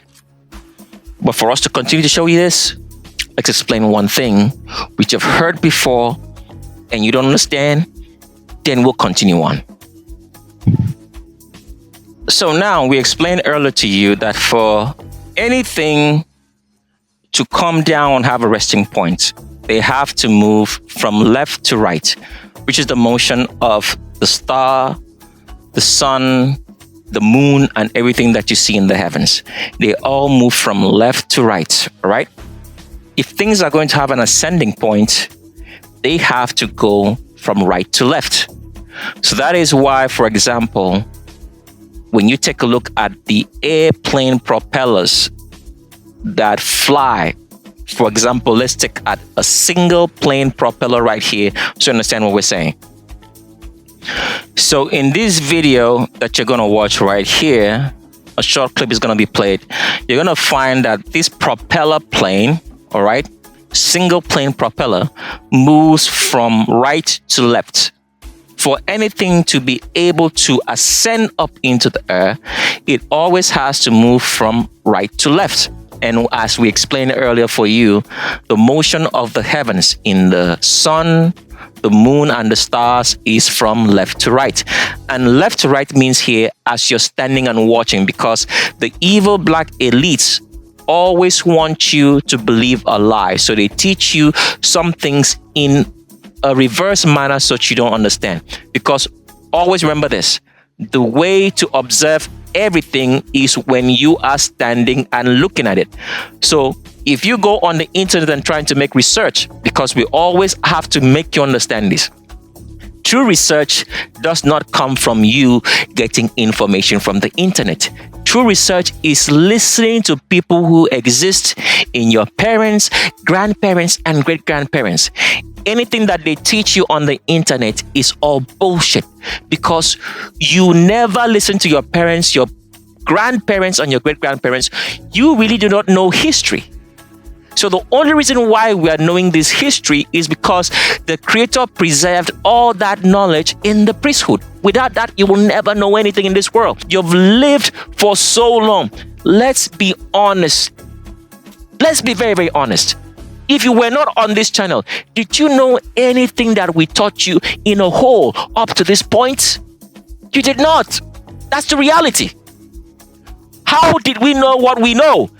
The priesthood. Without the Creator, whom only talks with the priesthood, you don't know shit. So as you watch right here, when this propeller gets turned, all right, watch. It's turning from right to left. That is how anything flies in this world or ascends. There's a reason why we had to show you this.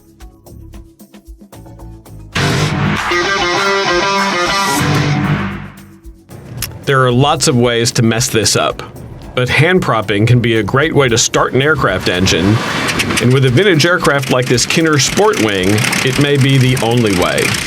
Here are a few tips that were learned the hard way.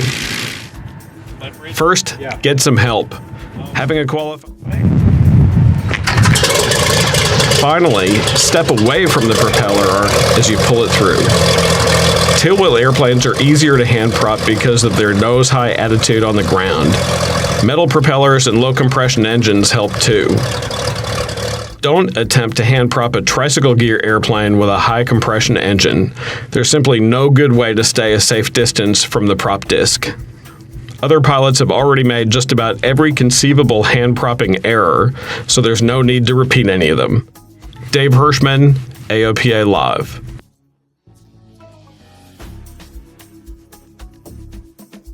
So for anything to fly, it has to spin in a anti-clockwise motion, which means if you look at a clock, the clock moves from left to right in the hour hand, the minute hand, and the second hand.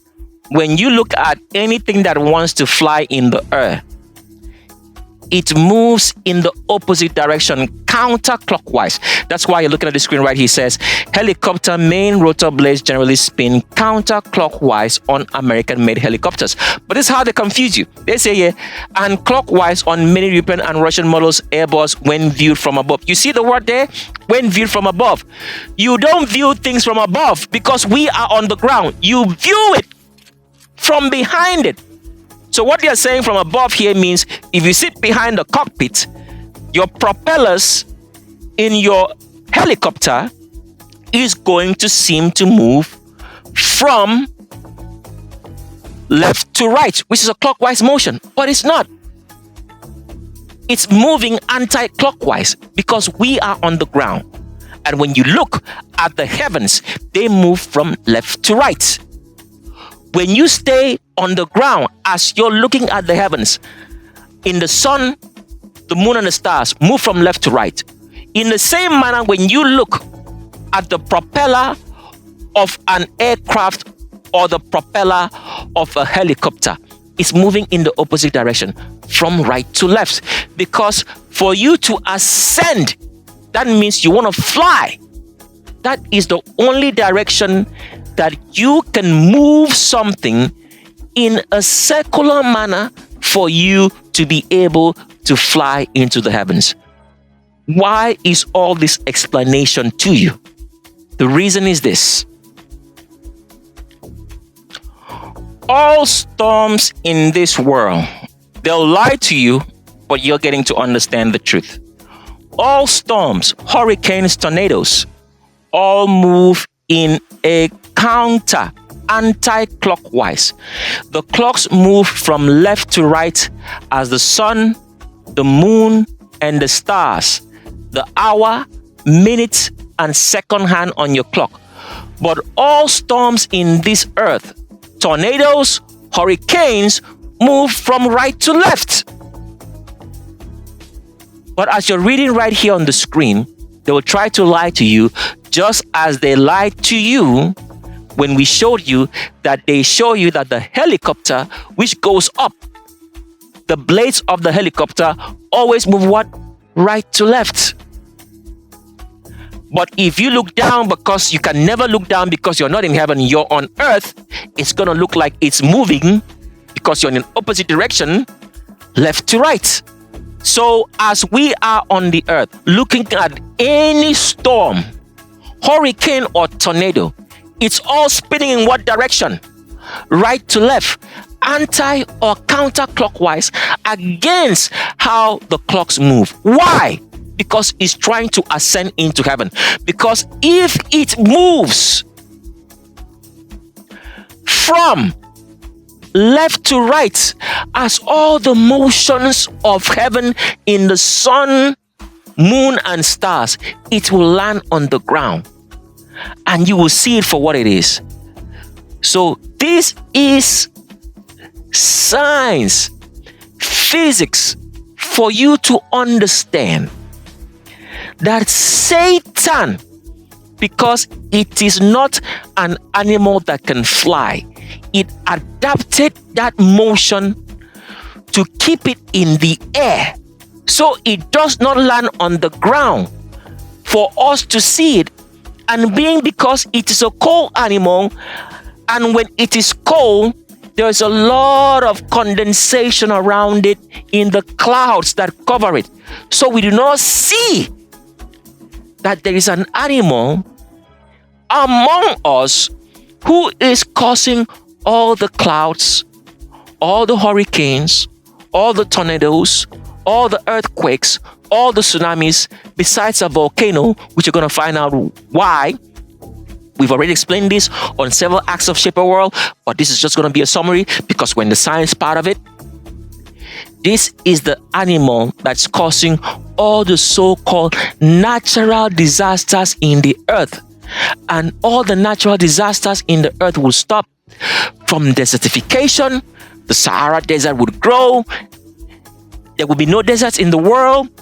The world would revive and live normally if they killed this animal in Satan, because it can be killed just like any animal in the world. That is why it hides from you, because if Satan could not be killed, it would not hide itself and be fleeing from you. All what it is doing in that it causes hurricanes, tornadoes, tsunamis, so on and so forth, is trying to survive so it does not die and go to the lake of fire for all eternity, as all evil people will, and all the demons, albinos, anybody with straight hair who grew tails, except the Orientals. Let's now show you what Satan is.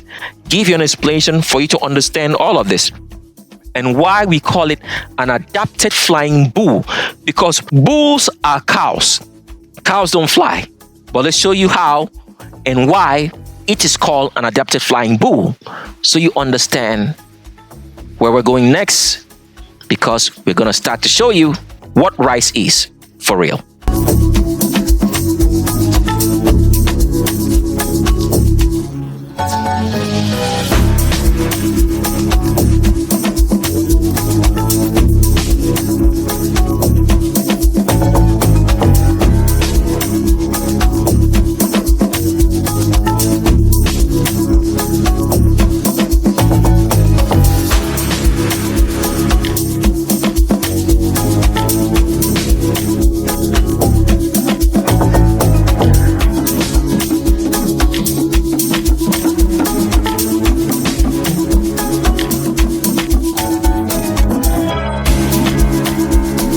So before we get to show you and make you understand how Satan is called an adapted flying bull, and since this particular part of the video of Act 80 of Shape a World, the priesthood is going to teach you how you can design your own airplanes, and all of this is for you to understand how come that Satan, which is an animal, a crawling animal, is able to fly.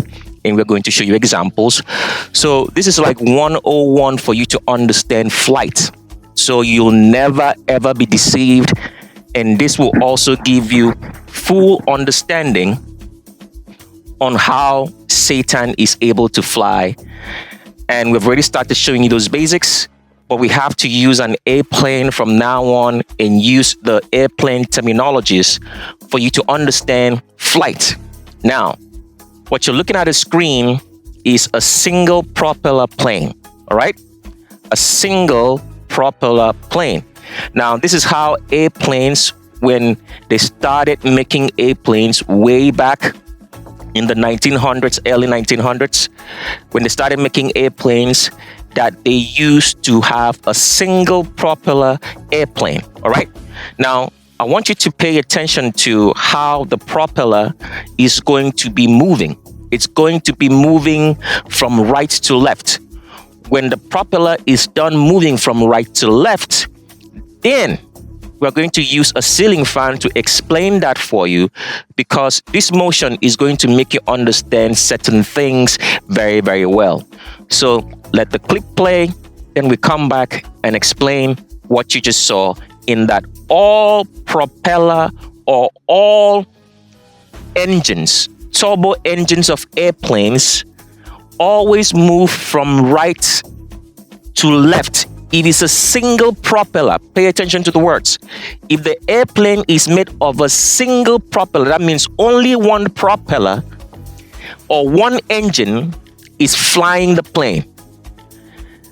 The motion of that propeller or single jet engine that flies a plane is going to be moving from right to left. It is very, very important that you hold this in your memory, because you're going to understand why in a single propeller plane or single turbo engine plane, the propeller or fan motion of the turbo engine always has to move from right to left.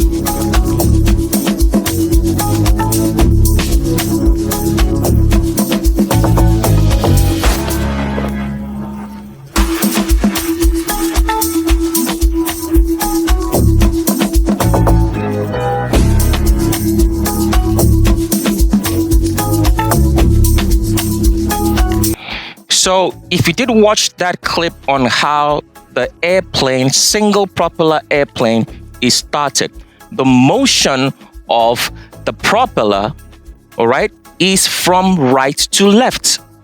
So now let's use a ceiling fan to make you understand this very, very well, and it will make a lot of sense.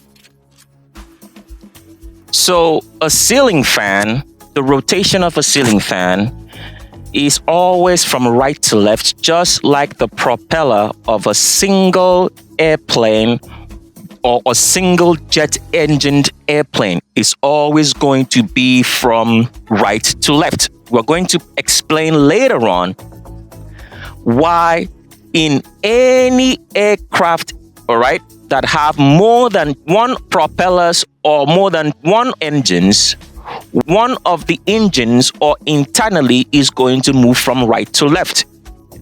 We'll explain that in a short minute, but for now, just bear with us right here. Let's explain this for you so you understand this vividly well.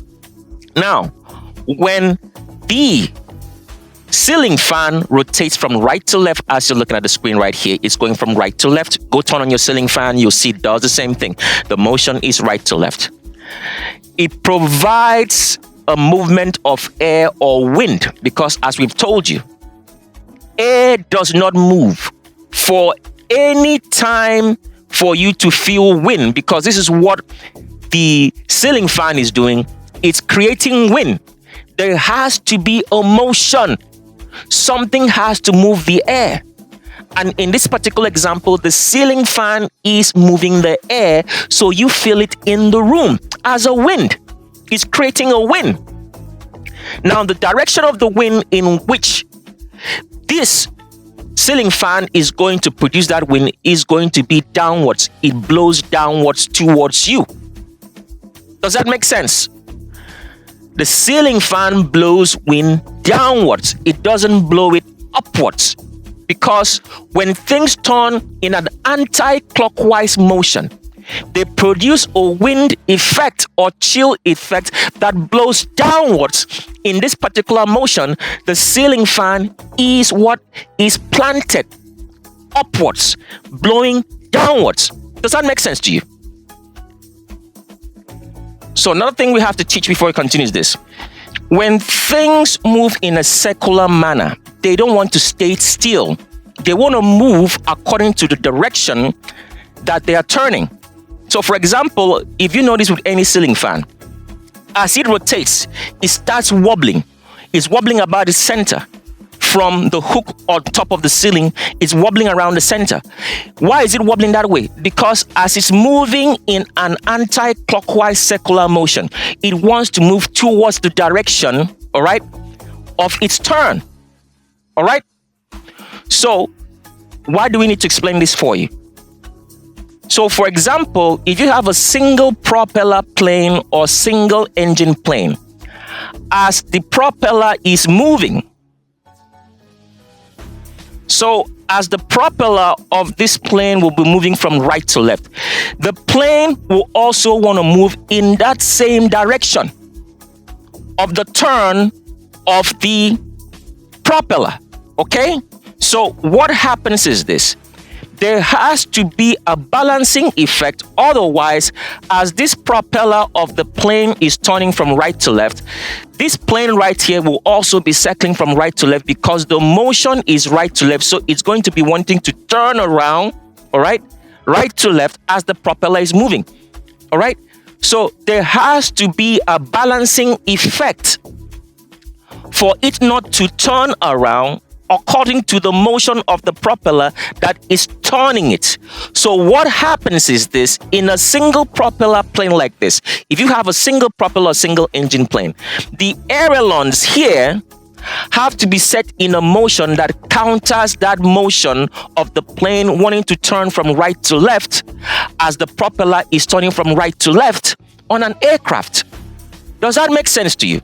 So the ailerons here on the back, all right, or the tail of the airplane have to be set in a motion that counters that motion. So as this airplane propeller is turning from right to left in a single engine airplane, the ailerons on the tail of the airplane have to be placed in a counter direction, which is going to be that it is going to be set leftwards so that it balances the motion of the plane trying to turn because the propeller is turning from right to left. So the counter balance would be that the ailerons on the tail of the airplane have to be set leftwards to counter the right motion so the plane travels in a straight line. Now, if you have two engines on an aircraft, that means two propellers. Let's show you a picture. So if you find any aircraft that has more than one propeller or more than one engine, one of the engines is going to turn right to left, all right? And the other engine is going to turn left to right. Why? Because the right to left motion of one propeller is going to be providing thrusts for the aircraft to move forwards. What is thrust? Thrust just means push forward. So as the aircraft propeller, which is turning from right to left, is moving, it is pushing air backwards.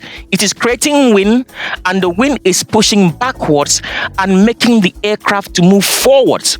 And the wings of the aircraft keep it afloat, which is what they call lift. Now, on a two propeller or two engine plane, one of the propellers is going to move from right to left. The right to left motion is going to want to move the aircraft to the left. All right. So the ailerons, which are the things on the tail of the airplane, has to be set in a motion to counter that motion so the aircraft can go forwards instead of trying to spin around as the propeller is moving from right to left. So to counter that, instead of using the ailerons on the tail of the airplane, another propeller is designed that's going to move from left to right instead of right to left. But the angle of the blades are going to be set in a way that the air, the wind, that the propeller, which is moving in a clockwise direction as a clock, is going to send the air backwards to provide thrust for the aircraft to move forward. Please replay this over and over again until you understand it. In very simple terms, let's use words that you can understand. In very simple terms, if there is an aircraft that has more than one engine, all right, one engine is going to move in an anti-clockwise motion. Anti-clockwise meaning as you see a clock or watch move from left to right. Anti-clockwise means it's going to move from right to left. So one of the propellers or engine is going to move from right to left. And the second engine in any aircraft that has more than one propeller or two propellers, one of the engine is going to move clockwise. But the way and angle they set the blades is going to set the blades in a way that the air goes behind the aircraft to provide thrust.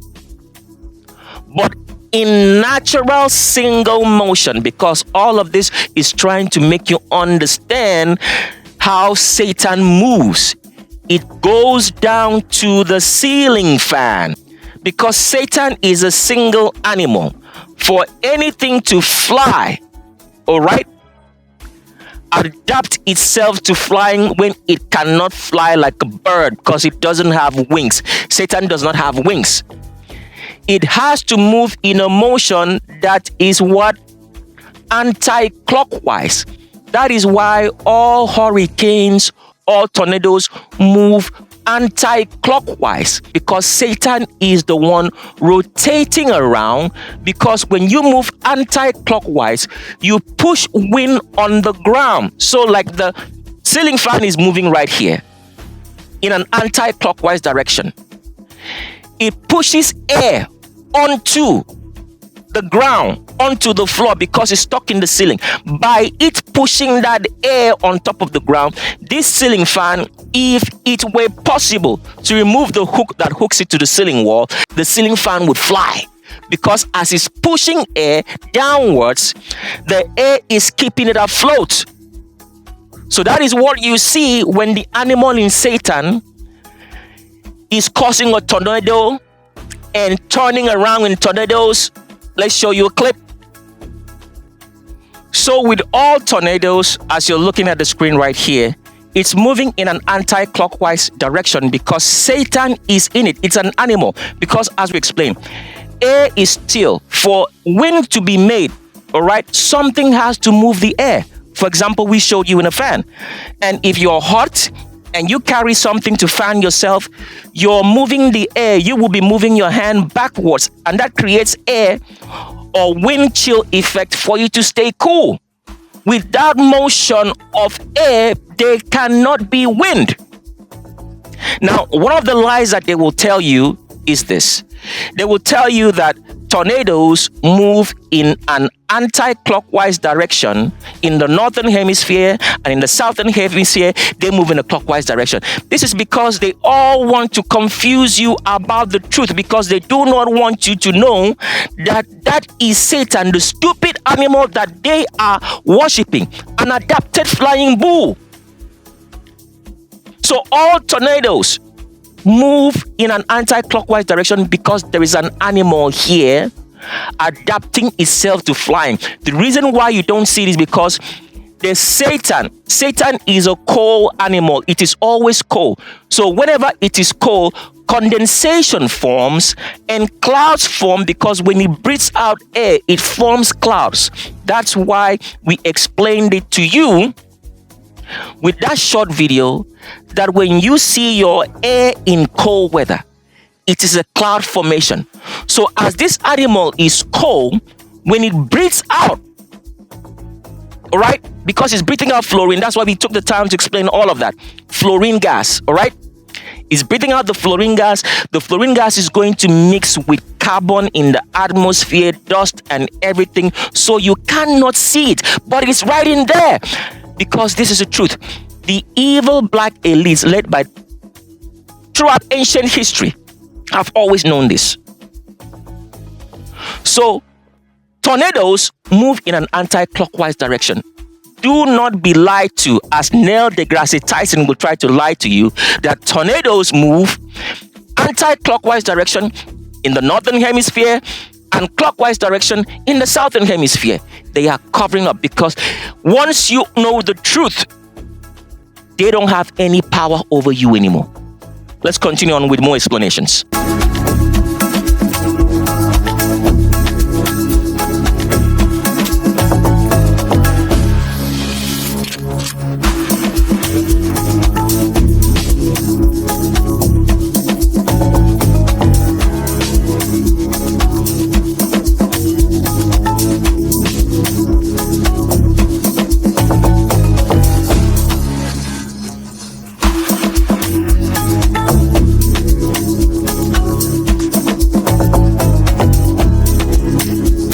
When we have storms, it's in our atmosphere, that's gas. We rotate once a day, and so that rotation creates what we call a Coriolis force, which moving air that moves from one latitude to another actually has its direction deflected because of this Coriolis force, and this is why storms rotate in one direction counterclockwise in the northern hemisphere and clockwise in the southern hemisphere.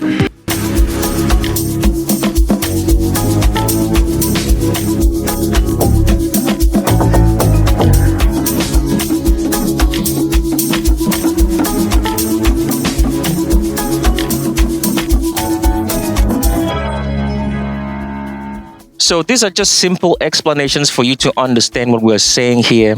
So for you to move in air, you need to have thrust, you need to have lift. Lift is provided by you having wings, all right? Because when the air pushes up against the wings, you're going to stay afloat. So floating is the same word as lift. Afloat, lift is the same word. It's just a spelling. Then thrust means you're going forward. Thrust means pushing something forward. Now, when you push something, let's say, for example, all right, you push a car or you push anything, you put some energy behind it, you put your hands upon it and you push, all right? Now, for something to be pushed, there has to be a force. There has to be a force behind it that's pushing it forward. So thrust happens when wind is created and is pushing back against air. Let's pull up this picture again and you understand it. So what is happening here as you're looking at this aircraft? Lift. There is air underneath these wings, which keeps it afloat, just like a balloon. Imagine that the airplane wing here is the balloon itself. So there is air pushing up against it, keeping it afloat, all right? Now, the propellers are providing thrust.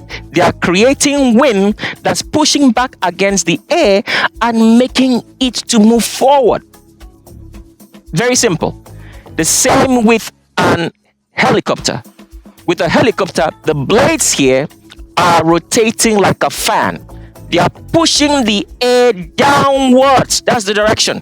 So the helicopter is able to stay afloat, just like a fan. It's moving in an anti-clockwise direction. Now, the second propeller here that you have on the helicopter, because as we told you, when things move right to left or left to right, they're going to move in the direction in which the motion is pushing them. So for anything that's moving from right to left, it's going to want to spin leftwards. So the second propeller that you have here on a helicopter is moving in an opposite direction to counter that motion, so the aircraft does not just keep turning around instead of going forward. It keeps turning around from right to left, just as the propeller is turning. This second propeller here turns in an opposite direction, all right, from left to right, so it counters that motion so the helicopter can move forward. Simple physics. That is why they don't teach you real science in schools and use the regurgitating evil animals, demons in albinos, anybody with straight hair who go tales, who don't know shit and have never known shit, because animals do not know anything. Go and take a look at all the animals in the bushes, all the animals around you in the world, fishes or whatever. Do they know anything? Do they have any intelligence like mankind? No. So the demons, albinos, anybody with straight who go tales, which are taught by institutions owned by the black elites, keep regurgitating nonsense and bullshit and lies to you, and you believe it. And you will never know anything. Because without the Creator, who speaks only through a great high priest, Aqua, like Moses, you will never know anything. And you know that because you never knew anything until you heard from us on Tricks of the S-Straight channel, which the priesthood taught.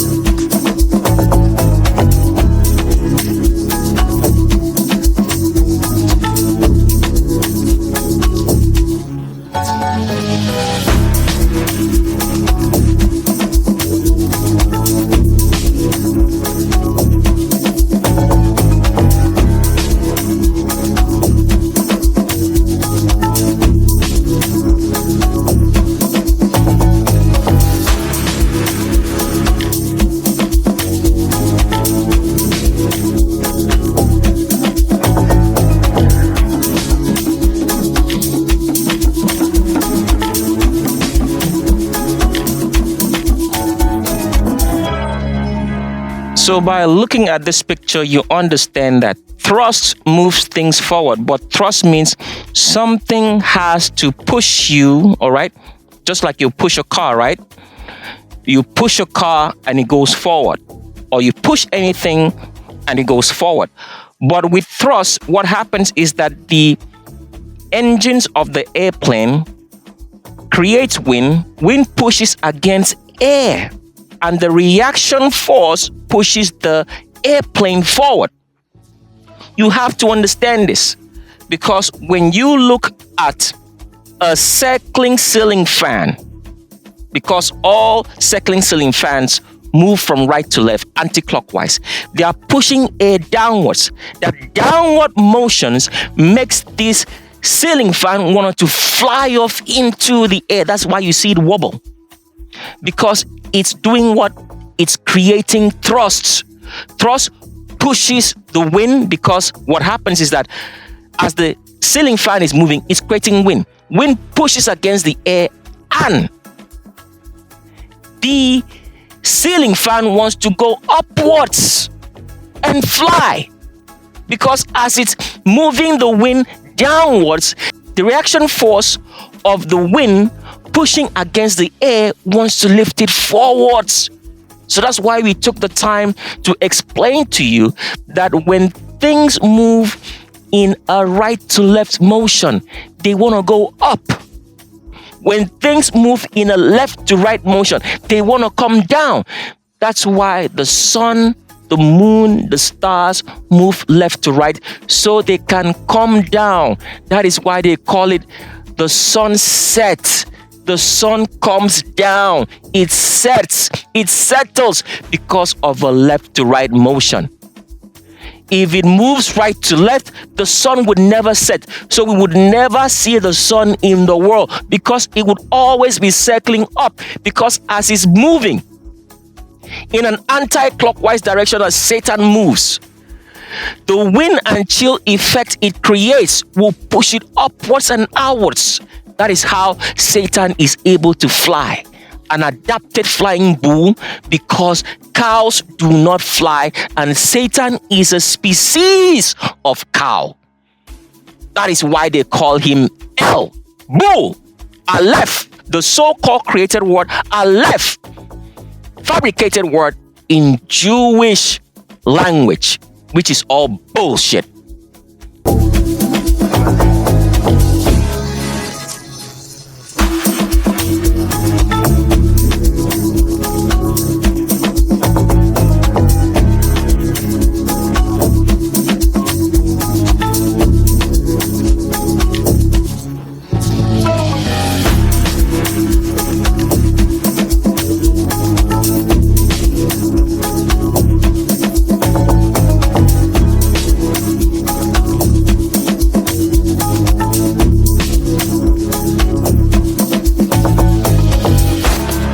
So here is a picture so we make you understand perfectly that when you create wind, as a ceiling fan creates wind, and that, for example, if you're feeling hot and you try to blow wind on yourself because wind is going to cool you, you have to use something to unstill the air, make it move.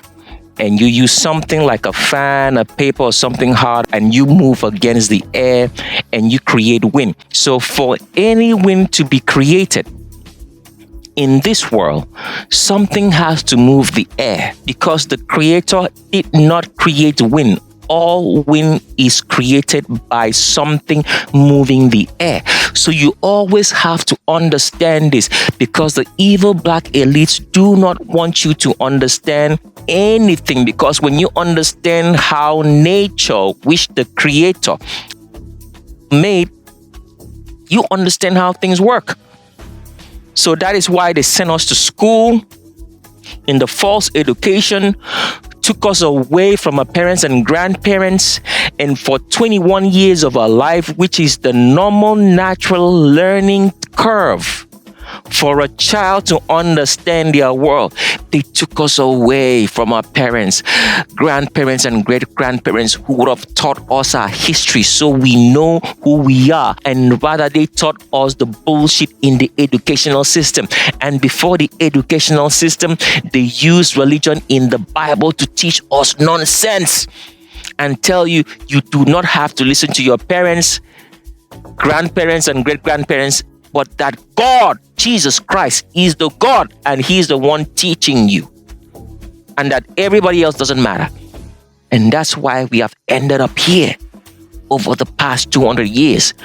But it is now time for us to rearrange the truth so you can live a life of peace with the extinction of all evil in this world, starting with the evil animals, albinos, anybody with straight hair who grow tails, in which we are poisoned for day and night since they made them to exist for the past 200 years by the evil black elites led by, and then after the demons, albinos, anybody with straight who grow tails are extinct, the next thing that's going to be extinct is the evil black people of this world, which includes the evil black elites led by anyhow, they've already set up this motion for the extinction. We're going to explain later, but for now, let's get back to this particular part of the video for you to understand. As we have taught you, thrust is created by moving air. When you move air, it turns into wind. Wind pushes against air and things float. That is what your ceiling fan does all day. It creates wind. The wind pushes against the air and your ceiling fan wants to float. That's why it keeps wobbling and trying to move in the motion that is moving. But because it is stuck to a ceiling, it cannot move and float into the air. And this is the motion that Satan does in all tornadoes. creating thrust. And because it spread out its hands, creates lift. And that's why it stays in the air, an adapted flying bull, which we're going to show you in a short minute so you understand all this. Now, over here, because they try to confuse you, if you go on the internet and do your research, as we have taught you, research is bullshit. Research is total nonsense. You cannot get any real answers on the internet in any way, shape, or form. The only real answers you can get in this lifetime was listening to your parents, your grandparents, and your great-grandparents, people that lived before you. They could be confused about a whole lot of things, but when you listen to them with common sense, you're going to get some real knowledge of real history and how things work, at least of 80%. And the remaining 20% that they're confused about, you can understand why. Real history can never be gotten from research, from the Bible, or anything except you listen to real people. Know that. So when all the stupid blacks of America say, we want to go do some research, we're going to find out the truth, you're going to know that sooner or later where they're heading right now and where they are. But let's continue on. So now, when anything moves from left to right, all right? As the sun moves from left to right, as the moon moves from left to right, as the stars move from left to right, it creates air in an opposite direction, and therefore everything comes down and set. That's why the sun is able to set, because as it's moving, it's creating a motion in the heavens that makes it set at a setting point, which you have understood so far as we have taught you on Act 2 of Shape of a World. Is not going to be explained here. You just have to go to Act 2 of Shape of a World and get those answers. But you understand what we're saying now, that when things move from left to right, they create a wind motion that pushes against the heavens, and therefore they come down. That's why the sun sets, has a setting point because of that motion. That is why the moon sets, has a setting point because of that motion. That is why the stars set, they have a setting point because of that motion. So you understand now how things fly and how things set or settle, come down to the earth. All because of the motion. Left to right makes you have a settling motion. You come down to the earth. Right to left puts you in an upward motion, and you're always rising and you will never come back down.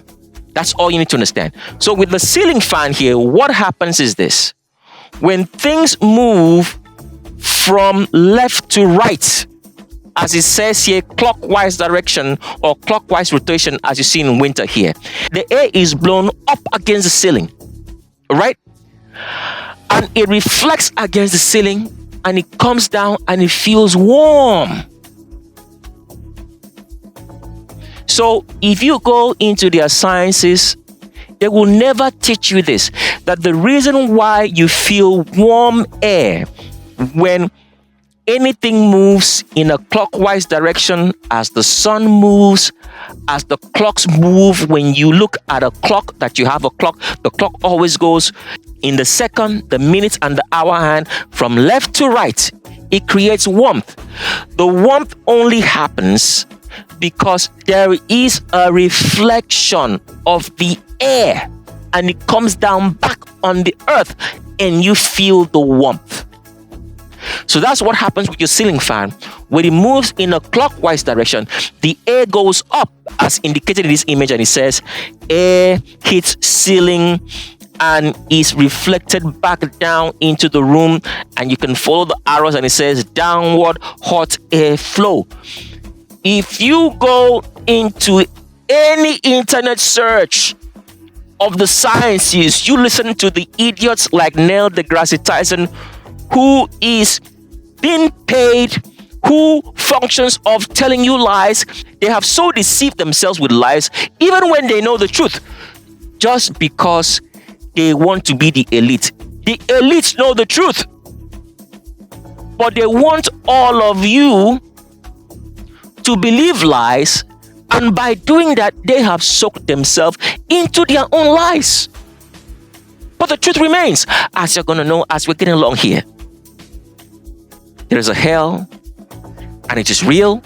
It's a lake of fire. We've taught you before, but you're going to understand as we have taught you earlier on Act 7 of Shape of World. But Act 8 right here, we're going to repeat some of it so you know. So if you've understood this now, you're never going to be deceived again. But let's get into showing you how Satan is an adapted flying bull. If you want to know the whole story about this and what the image of Satan looks like, you have to go watch Act 6 of Shape of a World.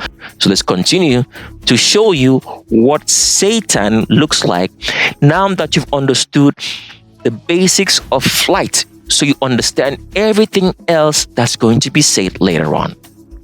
Let's start now by showing you with a squirrel in a flying squirrel. Squirrels don't fly. They adapted themselves to fly, and that is what Satan did. Let's continue on. So to begin to show you what Satan is, because this has already been explained very, very well on Act 6 of Shape of a World. But on Act 8 here, we just go over the finer details to make you understand everything else. So we have to chip in here and there so you can understand whatsoever that's being said, because of trying to explain to you how we get fluorine in the earth, how we get fluorine gas in our bodies, which is causing us to be sick and dying at very young ages. So that's the reason for all of this. Now, for all the evil mankind, black people in the world, because by the end of Act 8 here, they're gonna know of a surety where they're going. So if you're an inbreeder, you're a homosexual, you murder people, you bear false witness, that means you like deceiving people for you to live, and you bear false witness, because deceiving people means you're bearing false witness. You're talking about something that is not real, doesn't exist as if it does. Example, Neil deGrasse Tyson and so many other people who function off the fact that they deceive people by telling people lies about something that never happened as if it happened, bearing false witness. You're going to the lake of fire. And as we've told you, if you are going to remedy yourself as somebody who bears false witness, you have to make a restitution. You have to do 2 times more than what you ever did in deceiving people. Otherwise, you're going to the lake of fire. There's no way out for you. There is absolutely no forgiveness from the Creator in any way, shape, or form, except you pay your restitution. Your restitution is twice what you have done if the criminality that you did does not have to do with murder, inbreeding, and homosexuality. No way out for you. So, continuing on here, we want to show you how the evil black people of the world who are into astrology and they say zodiac signs, because you have to understand this. When the Creator made the world at the beginning of time, everything was made in the order that it was supposed to be. So everything had an order. Nothing was supposed to crossbreed or mix. That means lions, for example, should not breed with horses. Does that make sense? Horses cannot breed with birds. Birds cannot breed with monkeys. That is the order that it was kept. Everything was supposed to be with its own people, not crossbreed. Now, the ancient people of history, because of the actions of Satan in eating the tree of fluorine, which you're going to find out on this particular Actor Shaper World, as it has already been revealed, raped our mother by poisoning her drink, what she kept to drink, poisoned it with the tree of fluorine. And that made her to become an organic, fleshy person as we are. So the evil animal in Satan put poison in the drink of our great mother, and she became fleshy and mortal. She passed out in her sleep, and this animal raped her. That is what they call original sin. If you've never heard those words before, that is the meaning. So whenever you hear original sin in any mythology or whatsoever, this is what they're talking about, but they don't want you to understand what happened. Because by this animal, a cow, raping our great mother because she became mortal, brought about the possibility of a changed genetic in our great mother, such that mankind, whom we're not supposed to be able to crossbreed with an animal, could do so with species of animals that Satan belongs to in great cows. Now, continue on, because this story already has been explained very well. We're just going over the short excerpts right here so you understand. Because of that action, it brought about the possibility that if you were to feed yourself off on fluorine, you could crossbreed with an animal, because the original crossbreeding had been done by this animal in Satan, which still lives till today, but is gonna die in this era. So you people all see it, and you will see it. So because of that, when our great father in Adam, who was of a different body than his wife, whom had now been corrupted, he told his own children and said, he decided and said, okay, I'm not gonna let my wife be like this without me. I will also eat of the tree of fluorine so I can be with her. But you, my children, do not do this. I'm only doing it so I can be with my wife, not for anything else. But the ancient children of Adam and Eve did not do that. They refused to listen. All of this explained to make you understand that the ancient people started crossbreeding with species of animals of which Satan belongs to, and when they ate the tree of fluorine, as we have explained, it was not one tree. There are several of them. So they started crossbreeding with animals. And by doing so, the children born became evil. All right? Evil just means you're not acting according to natural order. Very vivid example, homosexuality. So if you're being with somebody of the same sex, that's unnatural. That's evil. So when you're functioning out of natural order in the way things are made and created, that is the meaning of evil. Now, why we explain all this? The ancients, mankind, started crossbreeding with animals. Any type of animal, but most especially the animals that were of Satan's species, which is a cow. Right? And when that world was destroyed in the flood, and the idea of crossbreeding came about again through Ham, because he saved Satan in the boat of Noah and hid him, and he brought him back into this world that we're living in. Everybody who was born out of unnatural order, either by inbreeding or crossbreeding, developed the idea of the worship of nature, especially in animals. That is where the word zodiac comes from. Zodiac comes from the word zoo. Zoo means animals.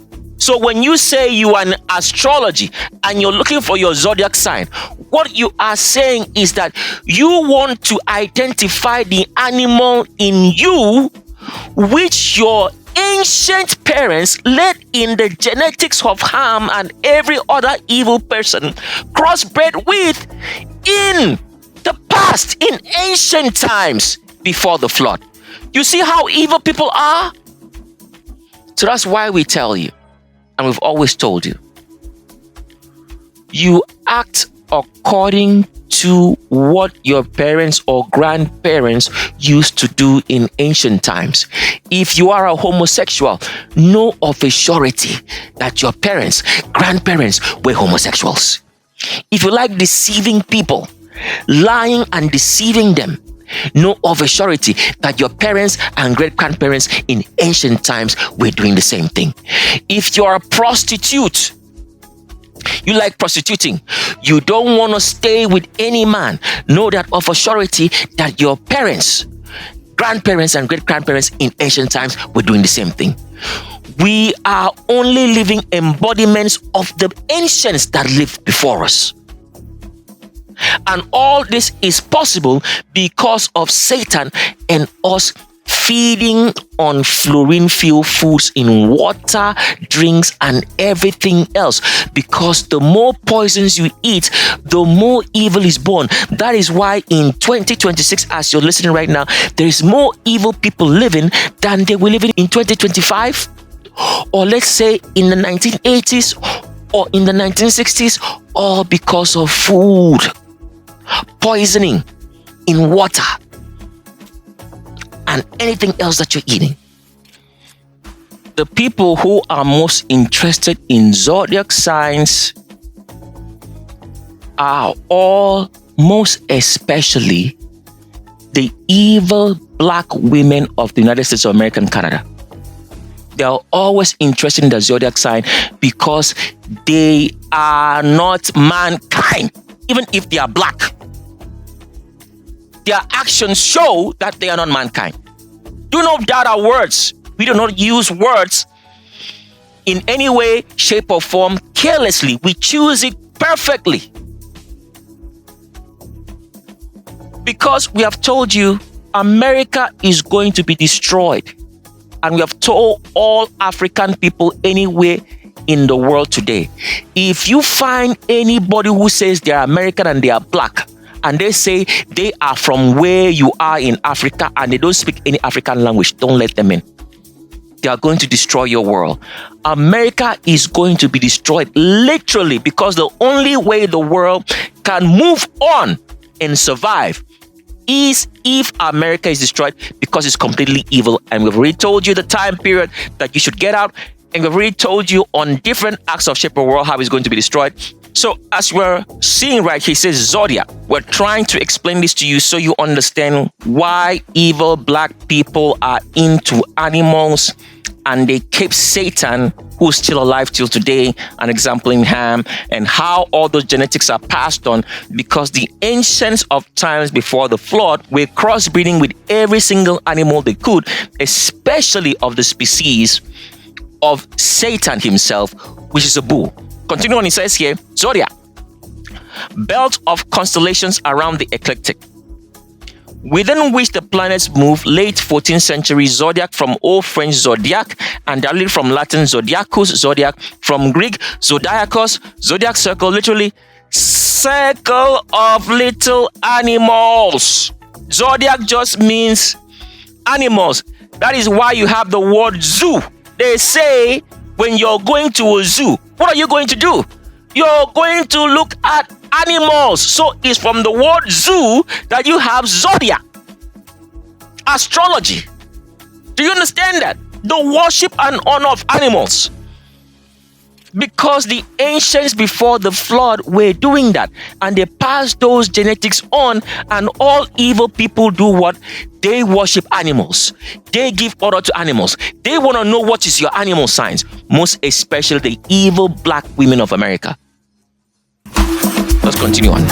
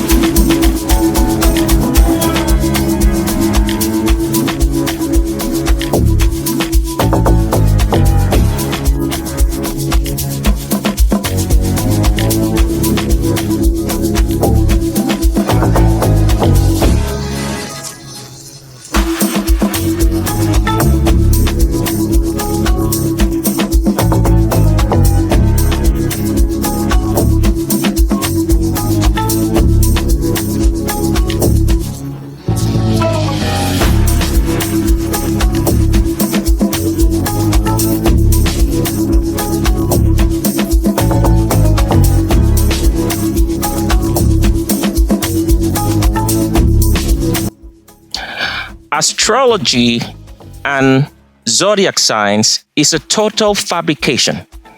None of you in reality can look up at any stars and seem to identify or be able to draw the animal that they call in zodiac signs in those stars just by you looking. You can look at the stars and use your fingers and trace what the animal looks like or shapely form.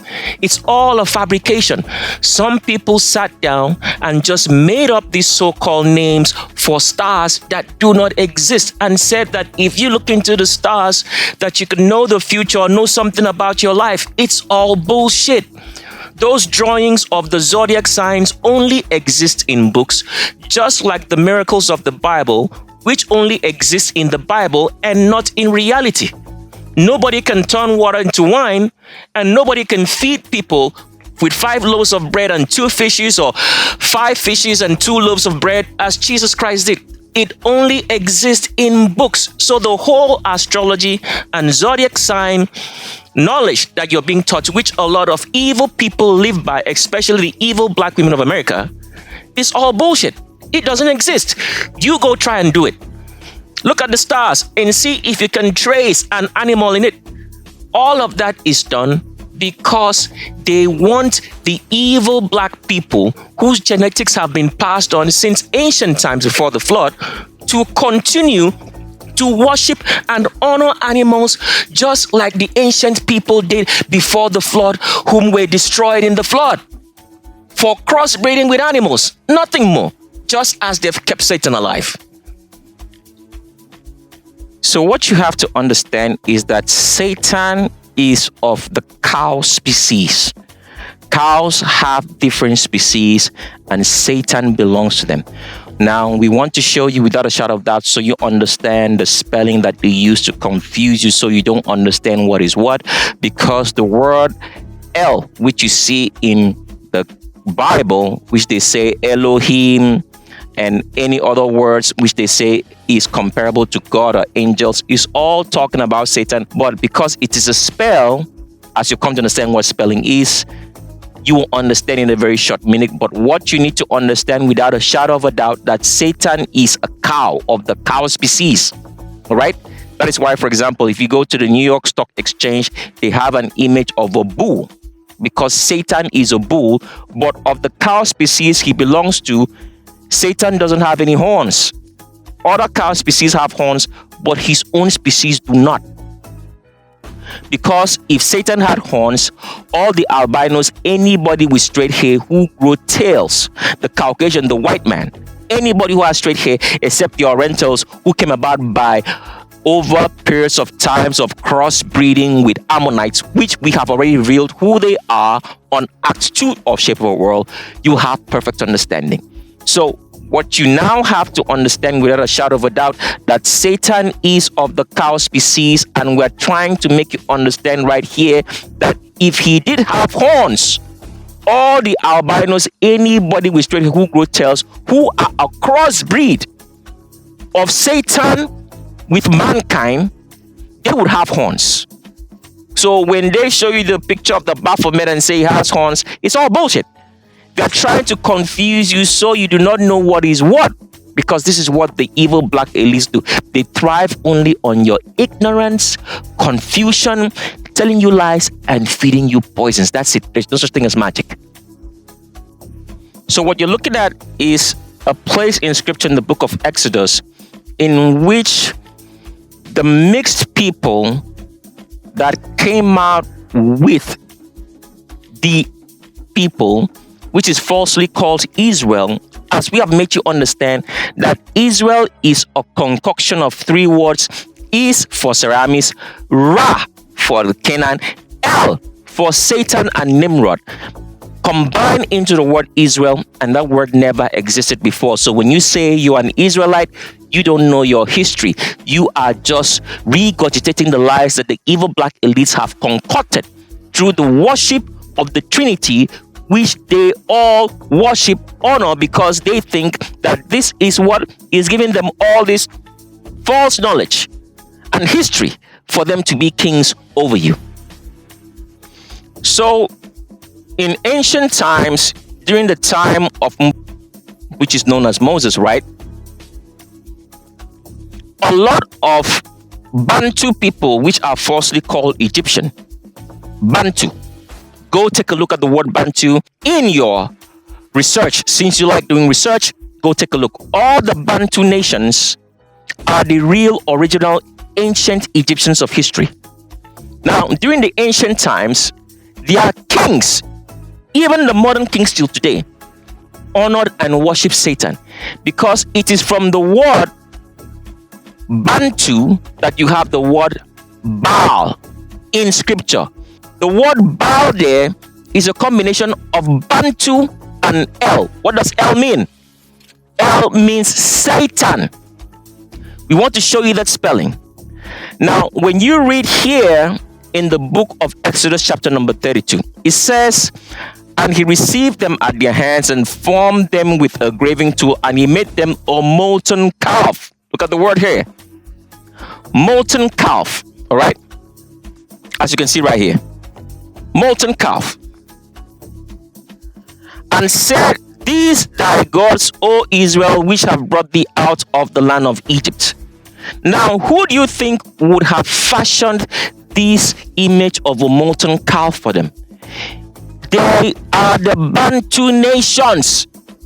Because at this particular point in time, during the time that the Israelites, which is not the name that we're known by, the name is, okay, were servants, bonded servants to the Bantu kings. All right, the Bantu kings worship Satan. Now, the word, as we've told you, Bantu is for the Egyptians. Is the combination of Bantu, which is a real word, because everybody who's Egyptian goes by the word Ba and Tu. Ba meaning people, and Tu meaning group. So we always have to show you everything with facts. We just type this on Google, so you see it says Bantu right here, meaning people or humans. Ntu means group, all right? Ba means people, so means group of people. That is the name that you find in scripture when they say Baal. They just took the Ba and added the L to it. Now, where did they get the L from? L is a spell on calf. They just took the C out of the word and just spelled it ALF. And this particular portion of scripture that you're reading here in Exodus chapter number 32 in verse 4, we have already revealed to you the particular location of this scripture, which still does exist, and people go there to worship, because this was the actual place that the mixed people of Egyptian and which you know as Israel origin worship Satan, and Moses had to kill all of them. So let us now use this to show you the spelling of how calf turns to L. So the spelling of calf, C-A-L-F, and calf means cows. Anything that is of the cow origin or species, because there are several of them. There's no time to go into that right here. So all you need to do to get the word L is remove the word C. So if you remove the word C, right, without the C, it is A-L-F. That's where you get the word elf. Because A-L-F can be pronounced as this, A-L-F. You see that? Elf. And then you can shorten it to L, which means cow. The worship of the species of Satan in the zodiac and astrology, because the ancients of time before the flood were crossbreeding with animals, and therefore their children who were left over in the evil genetics carried on, brought about by eating poisons in food and water, makes them to do what? Say they want to know your zodiac. Zodiac is from the word zoo, which means animal. We want to know which animal that your ancients crossbred with, because if you go into the zodiac signs, they have so many kinds of animals, and you have no idea what these animals look like to be able to be possible to crossbreed with mankind. We have already showed you this already. We're just going through right now because we can't go through the same thing over and over again, or the videos get too long. Let's continue on.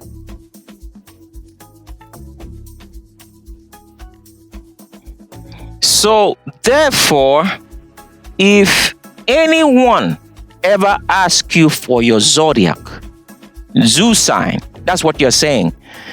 They're asking you for your animal sign, especially in the evil black women of America who are responsible for America being destroyed, because once the women go bad, because women bring about everyone that does exist in this world, there is no need for that nation to exist in any way, shape, or form anymore. And that is what is happening to North America at this particular point in time, and you're going to know that.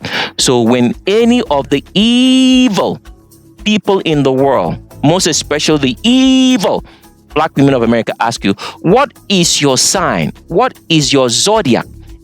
The question you have to understand is this, which you've never understood, but you understand it now. They are literally asking you, we want to know, what animal did you come from in your great forefathers before the flood that slept with an animal and crossbred themselves with and brought about you? That is what they are asking, but they don't know, because once you do not know history, you do not know what's going on in your life, because as we are living today, we are all historical what? Lineages of people that existed before the flood and after till now. We were never supposed to crossbreed, live close by with animals in any way, shape, or form, as we are doing today, right now, this time, with albinos, anybody who grow tails, whom are animals, but because of all the poisons fed to them and to us, they do not grow their animal tails and features. But at this particular point in time, it is happening, and happening at an alarming rate, no matter how much the medical institutions try to hide it. So Satan is an animal. And to explain this to you, why he's called an adapted flying bull, and from the word calf, as you understand now, you get the word L. And as we explained earlier for you, this has already been shown on several acts of Shape of World. The word Allah is from the word L. It's just a spell in the pronunciation, because you spell calf C-A-L-F, right? You spell Allah A-A-L-L-A-H. The only difference is that they removed the C and the word became L from the letter A, which can be pronounced as A or E. Does that make sense? And you have the word Allah.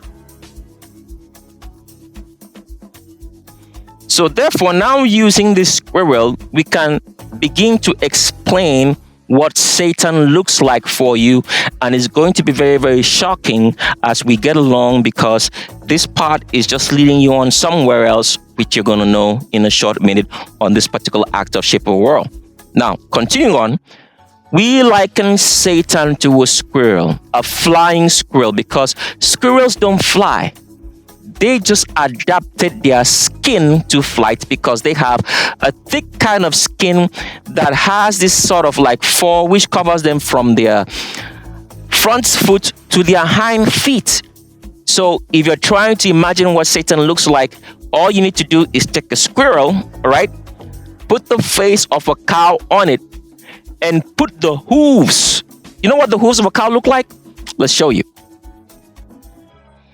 So these are the hooves of a cow, and as you can see, it looks like the cow has what? Three fingers on his foot, because this is one finger, one of the hoof, the second one, and a third one. All right.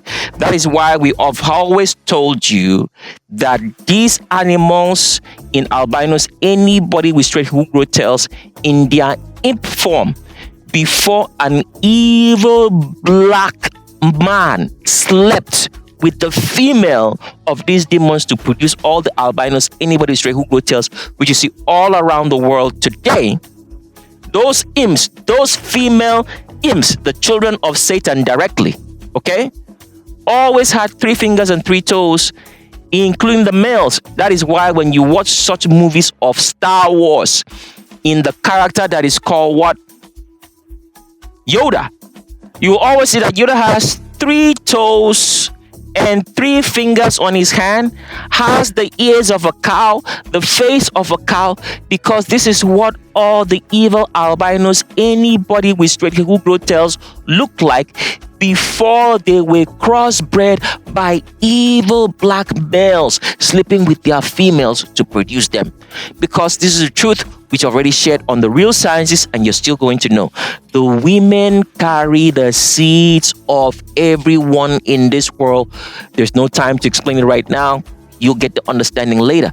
So, this is what all the imps, because if you look at Yoda, what is Yoda looking like? An imp. The only thing that they didn't paint right in this picture of Yoda in Star Wars is that it should be crawling on all fours, which Yoda does from time to time if you watch any of the Star Wars movie. And they did not give him a tail, and he's not covered in fur from head to toe, which they put that covering of Yoda, supposing to have fur covered from head to toe, in the Wookiee in Star Wars, because Star Wars is all about the evil black elites showing you real history so you do not know in a twisted form, but we are breaking it down now for you so you understand. And in the Star Wars movie, they call the creator the Force. So you do not know they are talking about the creator, that he has no beginning and has no end and is everywhere. They call him the Force. And in the Star Wars movie, they say that they control the creator. Can you believe that? Evil, wicked man. And you're going to see their faces, as we've already shown you their faces on several acts of Shape of World right here, but you're going to see it again here on Act 8.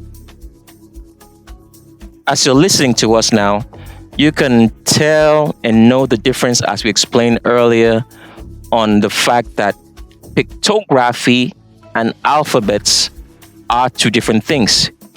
We are using words, alphabets, with pictures to make you understand what we're saying, because pictography is the normal way to communicate any kind of information. Because when you just hear words, there are sounds, and then you form the images in your head. But as you can see right here, we are using sounds and using the images, pictography, for you to understand what we're saying, so you have a perfect understanding. Because when you see a picture, you don't need to understand. The picture says it for itself. When you take a picture of yourself, a selfie or any kind of picture, when you look at the picture, do you need any kind of explanation in words? It tells you exactly what you were doing, where you are, and everything else. So that's why they say a picture paints 1,000 words. You don't need to say anything. Just by looking, you see. And that is what we're doing here. Even though we are using words in alphabet sounds, but we are showing you the pictures so you perfectly understand what we're saying. So to perfectly understand the picture of Satan, which we are going to explain vividly well when we get to the rice part, but for now you need to understand this and it will make sense later on. All you need to do is take a flying squirrel, put the face of a cow on the flying squirrel, put the hooves of a cow on it, and that is exactly what you have. That's a picture of Satan with a tail.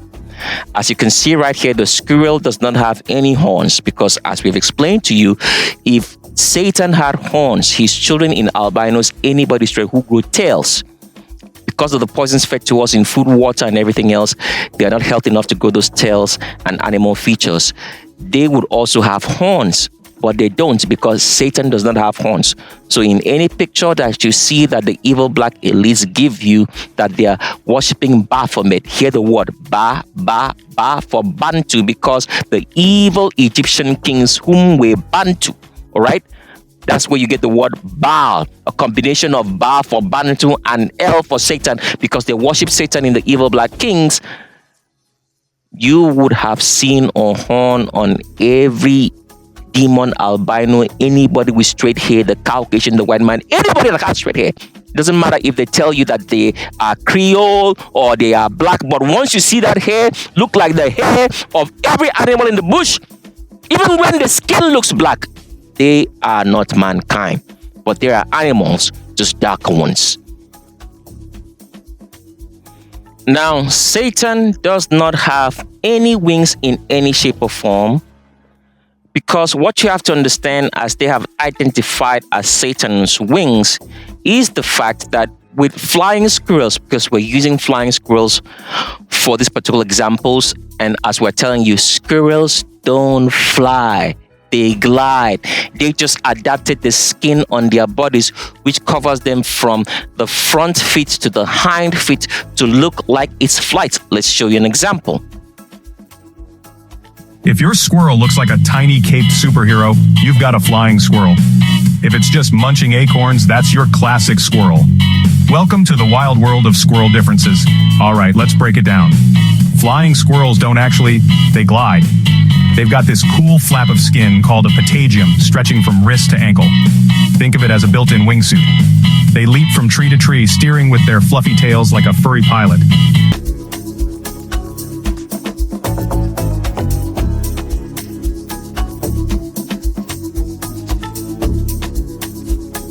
High in the trees, one mammal gets about without touching the ground.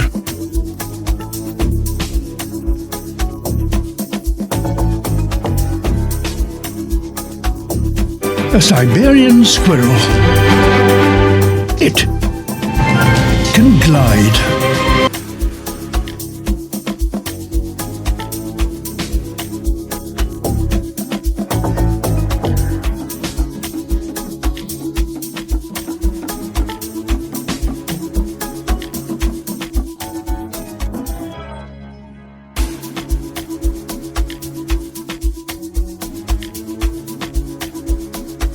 A furry membrane stretches from its wrists to its ankles.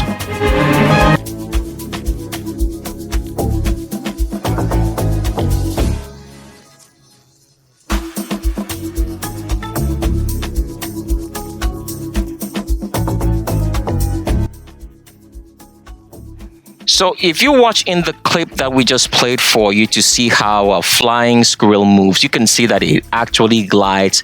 It does not fly in any way, shape, or form because Satan cannot fly. It just adapted the skin on its body to gliding, and then it can formulate flight, which you're going to understand in a few short minutes.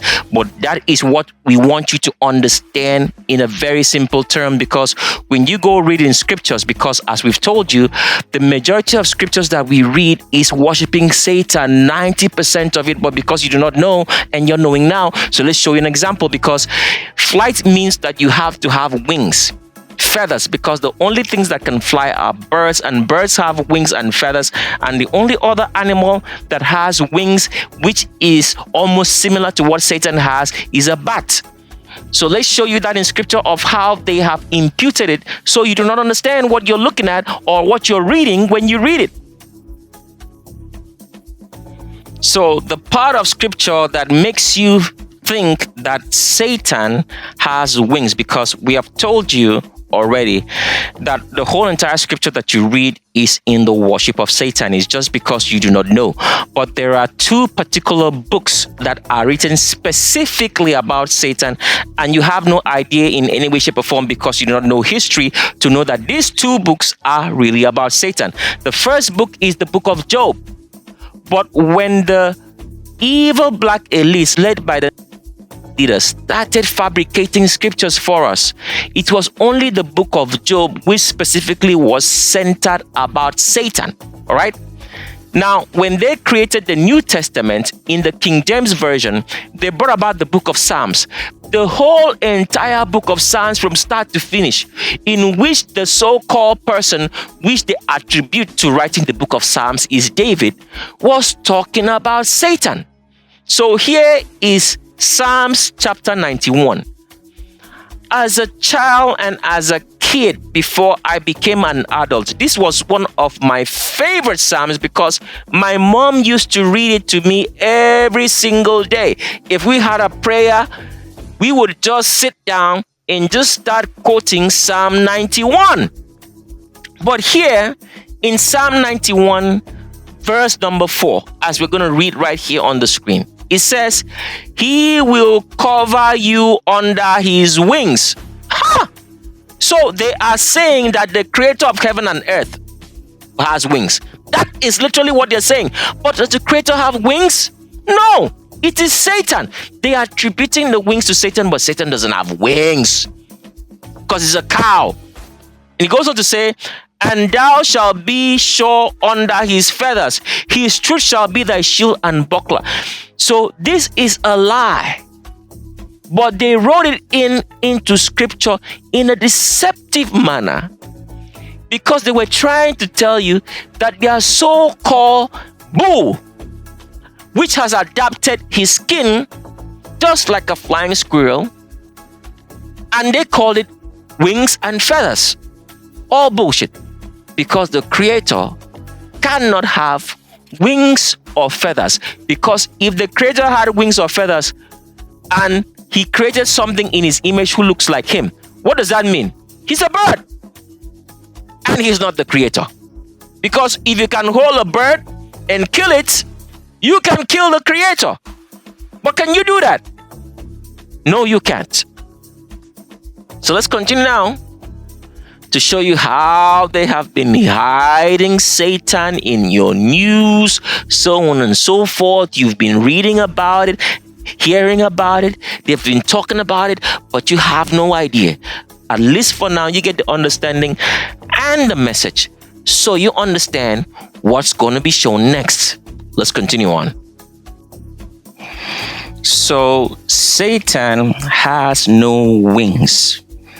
And as we've told you, when you read in the scriptures, anytime you read in the scriptures and they talk about an angel, they are only talking about Satan, because they have made us to believe that angels do have wings. Because the truth is this, which a lot of people don't know, because we've explained this before on several videos, especially like the True Map for World Cell, on the fact that everything is physical.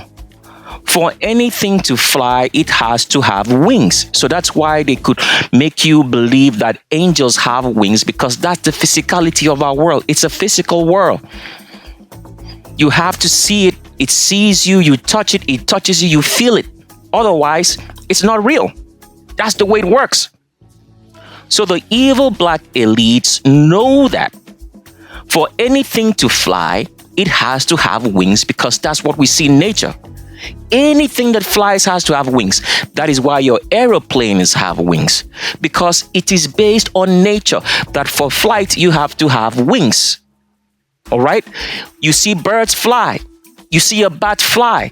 A bat technically isn't a bird, but because of its membranous skin, because there are animals like that which have membranous skin, they can adapt it to flight. Same with a squirrel. A squirrel doesn't fly, but it's just adapted its membranous skin to fly.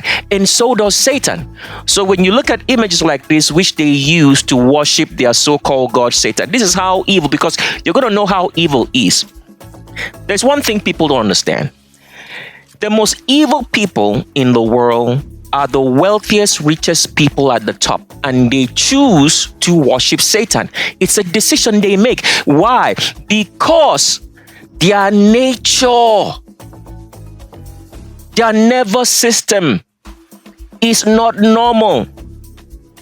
It's wired wrongly because of ages and donkey years since after the flood of what? Inbreeding. Crossbreeding. That has made them to be that way. That is why the very first 2 commandments, the Creator told you not to do what? Inbreed. Do not crossbreed, because when you do those things, your central nervous system is not the same anymore. It's wired wrongly. If the central nervous system was supposed to move from left to right, it's now moving from right to left. So you're not thinking correctly. You're thinking in inverse. So when you see evil people do evil and have no restraints, because with righteous people, if at any time they want to do evil, there is this restraint in their bodies, because their central nervous system does not agree with the action, because they are built right. And if they do anything wrong, it's going to be because of a mistake. And that mistake is not going to involve homosexuality, inbreeding, bearing false witness against someone, and murdering people. They will do any other kind of mistake, but not those. But you see people who are fluid in all the evil. Homosexuality and being a transgender, which is one and the same thing, does not bother them at all. Bearing false witness. You know this thing that you're talking about is a lie, but you say it regardless. Killing someone for not doing anything wrong, because the only people you're supposed to kill in this world are evil, abominable, wicked people, but they just kill with no regards. They inbreed. Inbreeding is not a problem to them. Crossbreeding is not a problem to them. It's all because of breaking the first 2 commandments. You will not inbreed and you will not crossbreed. And crossbreeding here means crossbreeding with an animal.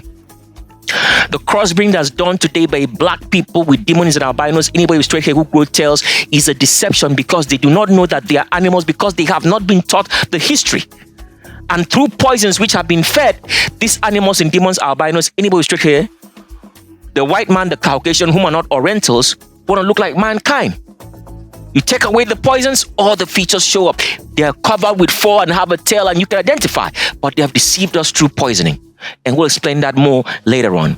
But continuing on, we are trying to show you that evil people, in the wickedest people in the world, the richest, wealthiest people, which we have already revealed on Act 1 and Act 2 and throughout the whole entire Acts of Shape of World, and you're still going to see their faces here on Act 8,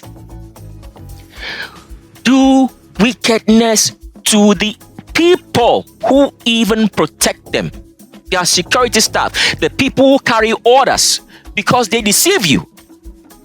You as a wicked person who go and do lies for them, they are killing you, murdering you, but you do not know it, just because of the small amount of money they give you, and on Act 9 and 10, you're going to know how to make money and print money, and everybody's going to go accept it.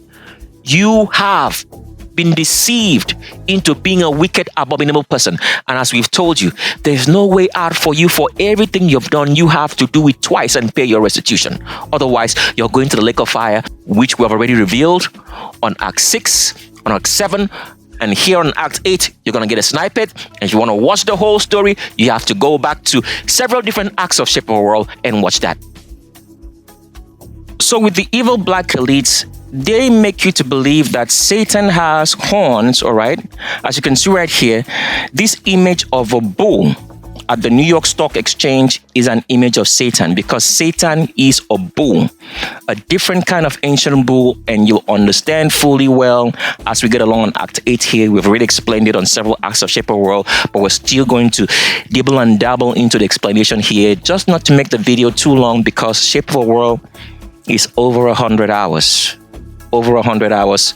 It can't go too long, but we still have to always dibble and dabble in some of the explanation already given, so you still get a full understanding as you watch all the acts of Shape of the World. So when you go to the New York Stock Exchange, what you're seeing here is an image of Satan.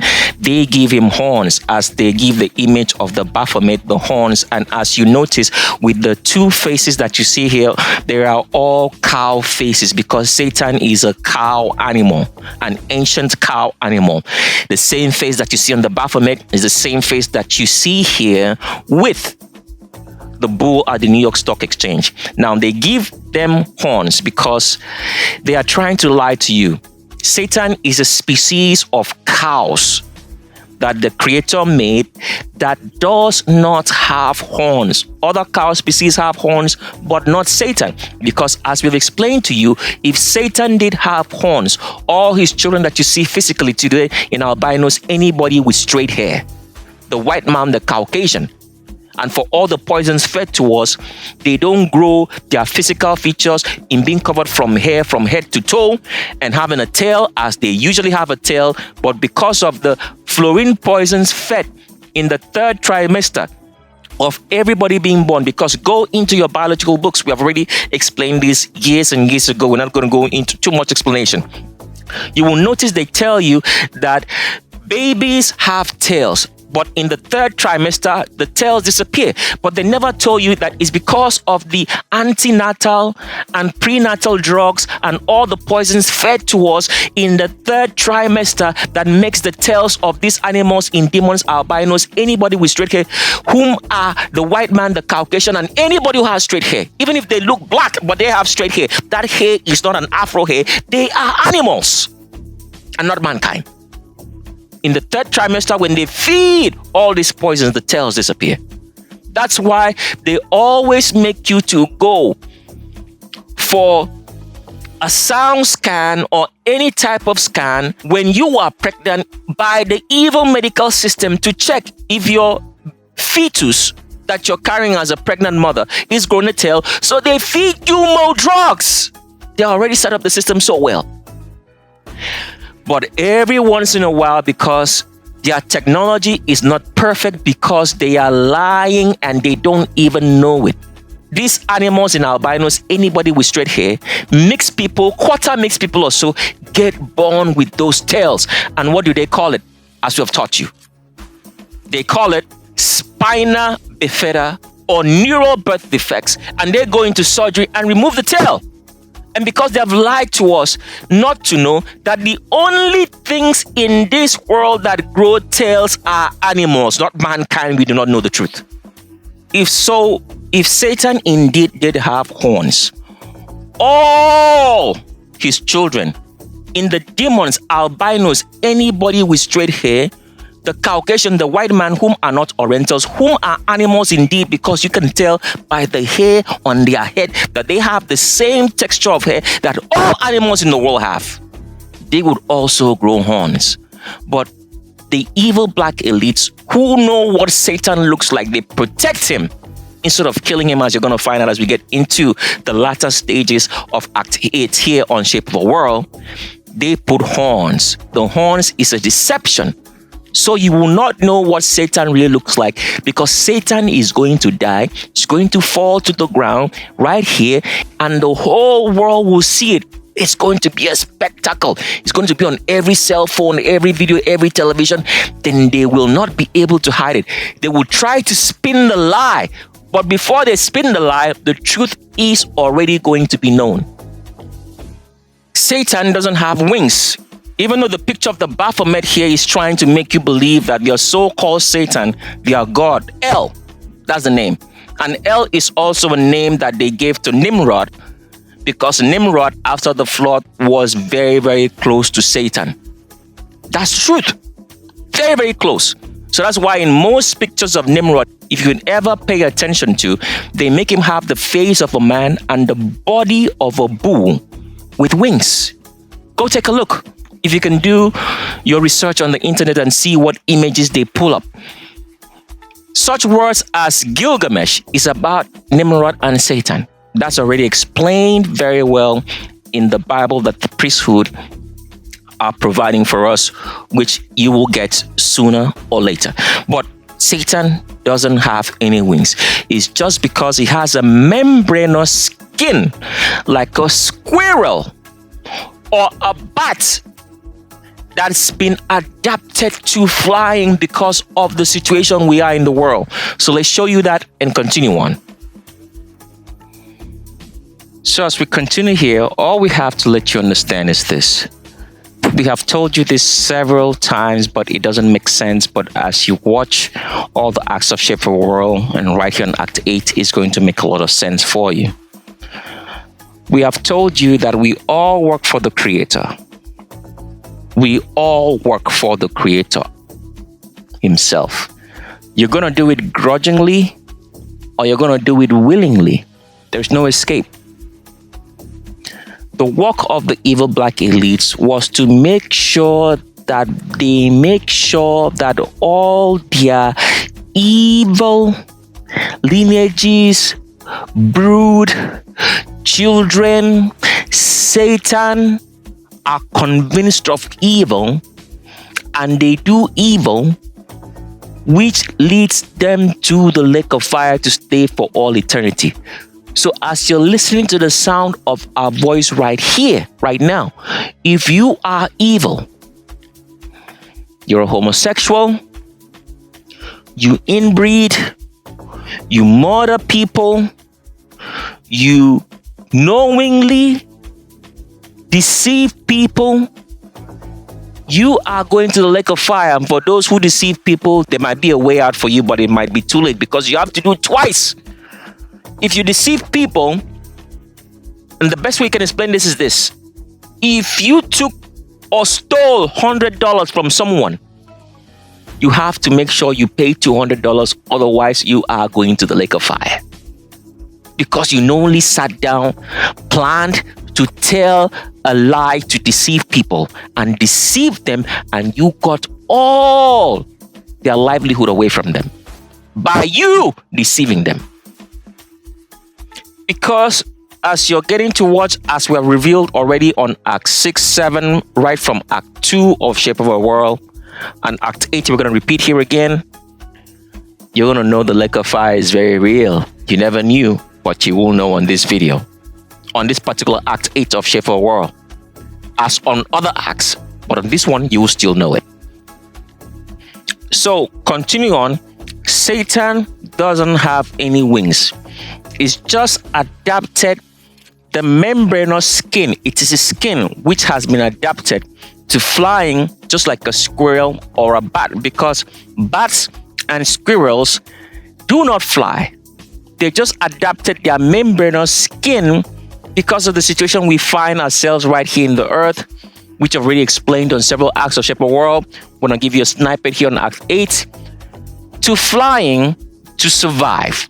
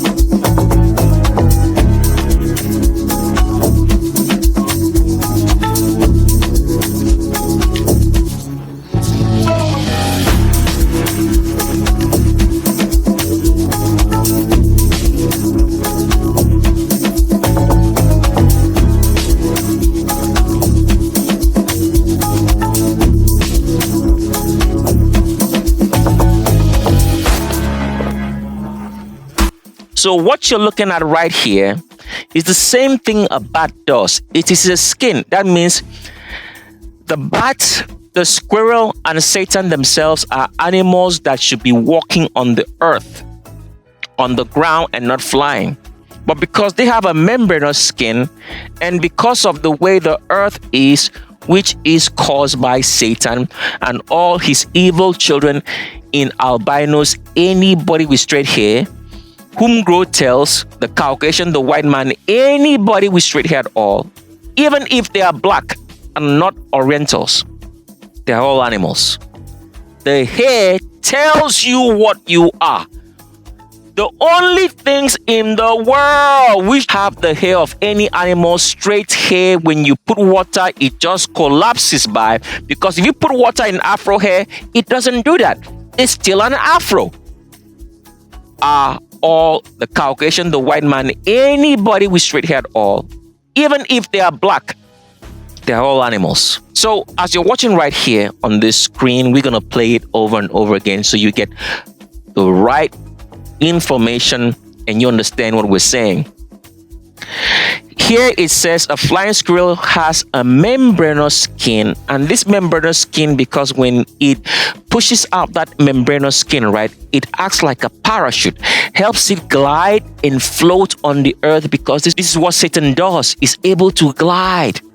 And then when it is in a position in which it is going to land, it starts spinning in an anti-clockwise motion.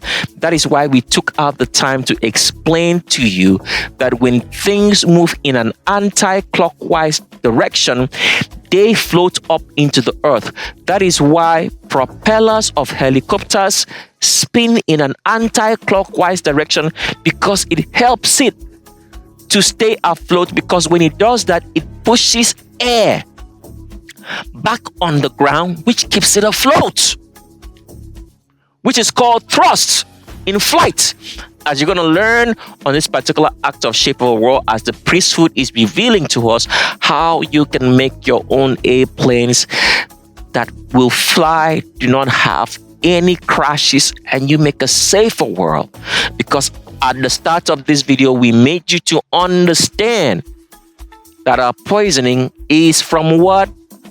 Going to airports, because TSA refuses us to carry our own water and snacks, so we eat all the poison water and food at the airports and on flights, and all of that is done so demons, albinos, anybody with straight who grow tails should get all the poisons that they need, so they are not healthy to grow those tails and animal features, so we can identify them as really animals, besides the fact that the hair on their head shows that. But because of white supremacy, which is taught to us, we do not know, because poverty has been used to blind us, that demons, albinos, anybody with straight hair, the Caucasian, the white man, anybody at all who has straight hair, even if they look black, they are all animals.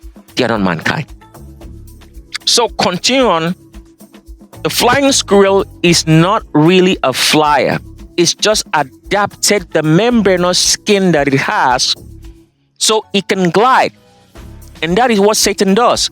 And every time Satan wants to land, because gliding means you have to come from a high position to a low position, which means you're going to land on the ground. So every time Satan glides and it feels like he's landing, he turns in an anti-clockwise position, which pushes air on the ground and keeps it afloat. And that is what causes what?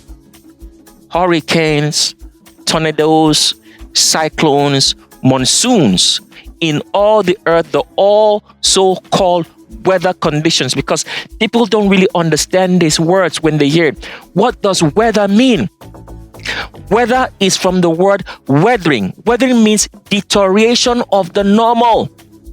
So it means whenever you have weather, there is a normality and something is destroying or deteriorating that normality. And the only thing that does that is an animal which has lived around and eaten everything that should make the earth lush full, the known world, and has breathed upon us fluorine, causing a deterioration of the normal atmosphere which the Creator made. So weather just means what? Deterioration of the normal. That is where you have the word weathering. What does weathering mean? Go and look it up yourself. What does weathering mean? So as you can see right here, it means weathering is what? Deterioration. That means something is being destroyed. The word deterioration means being destroyed from what is supposed to be its standard state. So when you hear the word weather, what does that mean? Deterioration of the normal state of the atmosphere. And deterioration can only cause by something affecting the normal. That is where you get the word weather. Satan destroys the normal atmosphere and brings about weather. And what does weather mean? You have what? You have rain, you have storms, you have wind, you have snow, you have cold, you have deserts, you have earthquakes, you have tsunamis, deterioration of the environment, all caused by Satan and his kids, which you people, unknowingly, but you know now, frolic around with, sleep with, in animals, demons, albinos, anybody with straight hair, except for the Orientals, which they still have a niche for those that are evil, except they are righteous. So, as you can see right here, this is a bat. As you can see, it's a crawling, walking animal. But because of the situation in which we are, we have to adapt. We have to evolve just to try to survive and live in this particular known world, which has been corrupted by evil in Satan and all his children, which includes the demons, albinos, anybody with straight hair, because they all grow tails, and because of all the poisons fed to us, they do not grow those tails, whom are not Orientals. And as you have told you, the Orientals have a niche. There are very much evil and there are very much righteous among them. But if they are righteous, they are good. If they are evil, they are going to the lake of fire, which you will find out as on many acts of shape of a world where it is. So as you're looking right here, the bat, this is what you're looking at, a bat. You can see has straight hair, which is the hair of every animal in the world except they are mankind, black people, which keep afro hair. If you can't find any black person that keeps an afro hair, they are not mankind. That straight hair tells you off the bat that they are animals. They call them Creole because they were a creation of making sure that the crossbred children of Satan with mankind, black people, keep crossbreeding with themselves to keep that straight hair. So if you're one of those evil black people and you like texturizing or relaxing your hair and trying to make it look straight, in the future, very soon, starting from 2026, they will start classifying you too as an animal. So pay attention and hear the words. So as you're reading right here on the screen, they will tell you that bats did what? They adapted, all right, their membranous skin just like a squirrel to flight. As we read here, it says bats are the only mammals capable of true powered flight, having what? Adapted. Adaptation means this is not what you are normally supposed to do. But because of the evil situation that you are in, you try to make yourself to be something that you were not, just to try to survive. And that is what all of us living in this world, righteous people, have done, and evil black people have done. Because what have you known so far? They have taught you bullshit all through your entire life in movies and videos, that certain people don't value their lives, or people don't value their lives if they are terrorists, so on and so forth. It's all a lie. The evil person who goes to murder someone, but when they go to murder someone, they are still thinking they should live if they murder someone. Every evil person in this world who goes to do evil still wants to live. They go and murder someone, They rape someone. A thief goes to steal. The thief is not thinking about stealing and dying. They are thinking about stealing and living. But through movies, television, we have all been made to think that people don't value their lives. We all value our lives. The only time we don't value our life is when we have no means of survival anymore. You don't have food to eat. You don't have a house to live in. Nobody's gonna come for you and help you.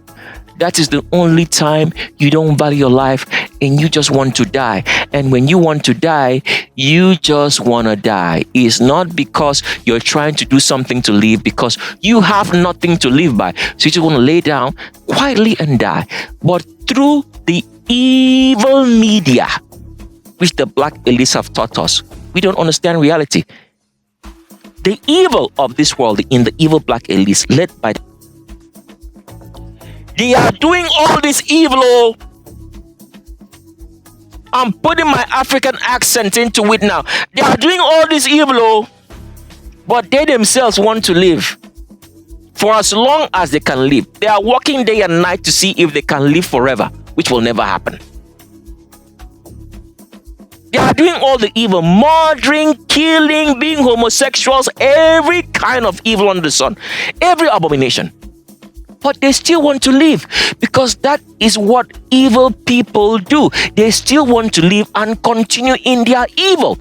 But we have been taught not to understand that. So we believe all the bullshit. That a terrorist is just gonna go, get a bomb, get in an airplane, set up the bomb, set off his life. It never happens. When anyone goes to war or wants to kill someone, they themselves want to make sure that they are still alive. We all value our lives. Do not be fooled anymore. So, continuing as you can see right here, clearly as it says, bats are the only mammals. It's not the only mammals. That's a bloody lie because they don't want you to understand that. Is a squirrel not an animal as we showed you and has the same membranous skin as a bat? Bats are not the only animals capable of true powered flight, having adapted true significant anatomical and physiological changes. Their wings consist of a thin elastic skin membrane. Pay attention to the words. It says what? Patagium, elastic skin membrane. Let's pull up the picture of a squirrel now. What does this here say here? Patagium, the same word. Elastic membrane of skin, which is not supposed to be a wing. They just adapted this. It's just like when you look at people who are obese. Pay attention. You're gonna find people who are obese. Their skin is going to be so flabby in the sides of their abdomens or rib cage. The skin becomes so flabby, and because of it becoming so flabby, it can be adapted to something. That is all what happened. And why is all of this happening? That the skin becomes so flabby and membranous, because this only happens to obese people. What does that mean? Poisons! When you eat poisons, your skin becomes what? Becomes flabby, becomes thin, and because of that, certain animals decided to use that flabby skin as they found out if they jumped that they could float and levitate in bats and squirrels to fly. And that is exactly what Satan did. Because normally, that should not happen. Let's continue on now. So therefore, eating poisons, which is fluorine, in the tree of fluorine, and as we have taught you, there was not one single tree of fluorine which is called the tree of knowledge and good and evil in the Bible, in the scriptures. There were several of them grown all around the world. The Creator only told us, do not eat of this tree. Just use it to make whatever construction that you want to make, because it mixes things so you can mold it into whatever form or shape that you want to do in your construction, and just do things for yourself out of whether it's entertainment or you just want to do something. That's all. So you can just live and feel free in a world that the Creator made for us. That's all. So when you eat poisons, which you will notice, you become obese, your skin becomes flabby, you can stretch it and it moves. And that is what happens to every single animal who's been feeding off poisons in fluorine and make their skin that way. An example in the bat and the flying squirrel, because it doesn't fly, it just adapts itself to glide.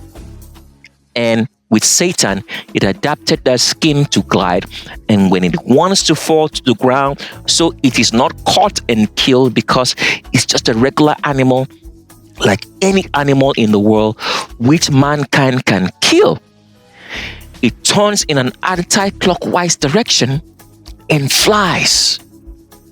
Keeps it afloat on the earth so it can get to its destination, certain destinations around the world which people cannot see. It can run underground, and when it runs underground, as you're going to find out later on when we give you the full explanation, as already it's been given on several acts of Shape of the World, it causes earthquakes, tsunamis, so on and so forth. And the evil black elites lie to us because we do not know our history.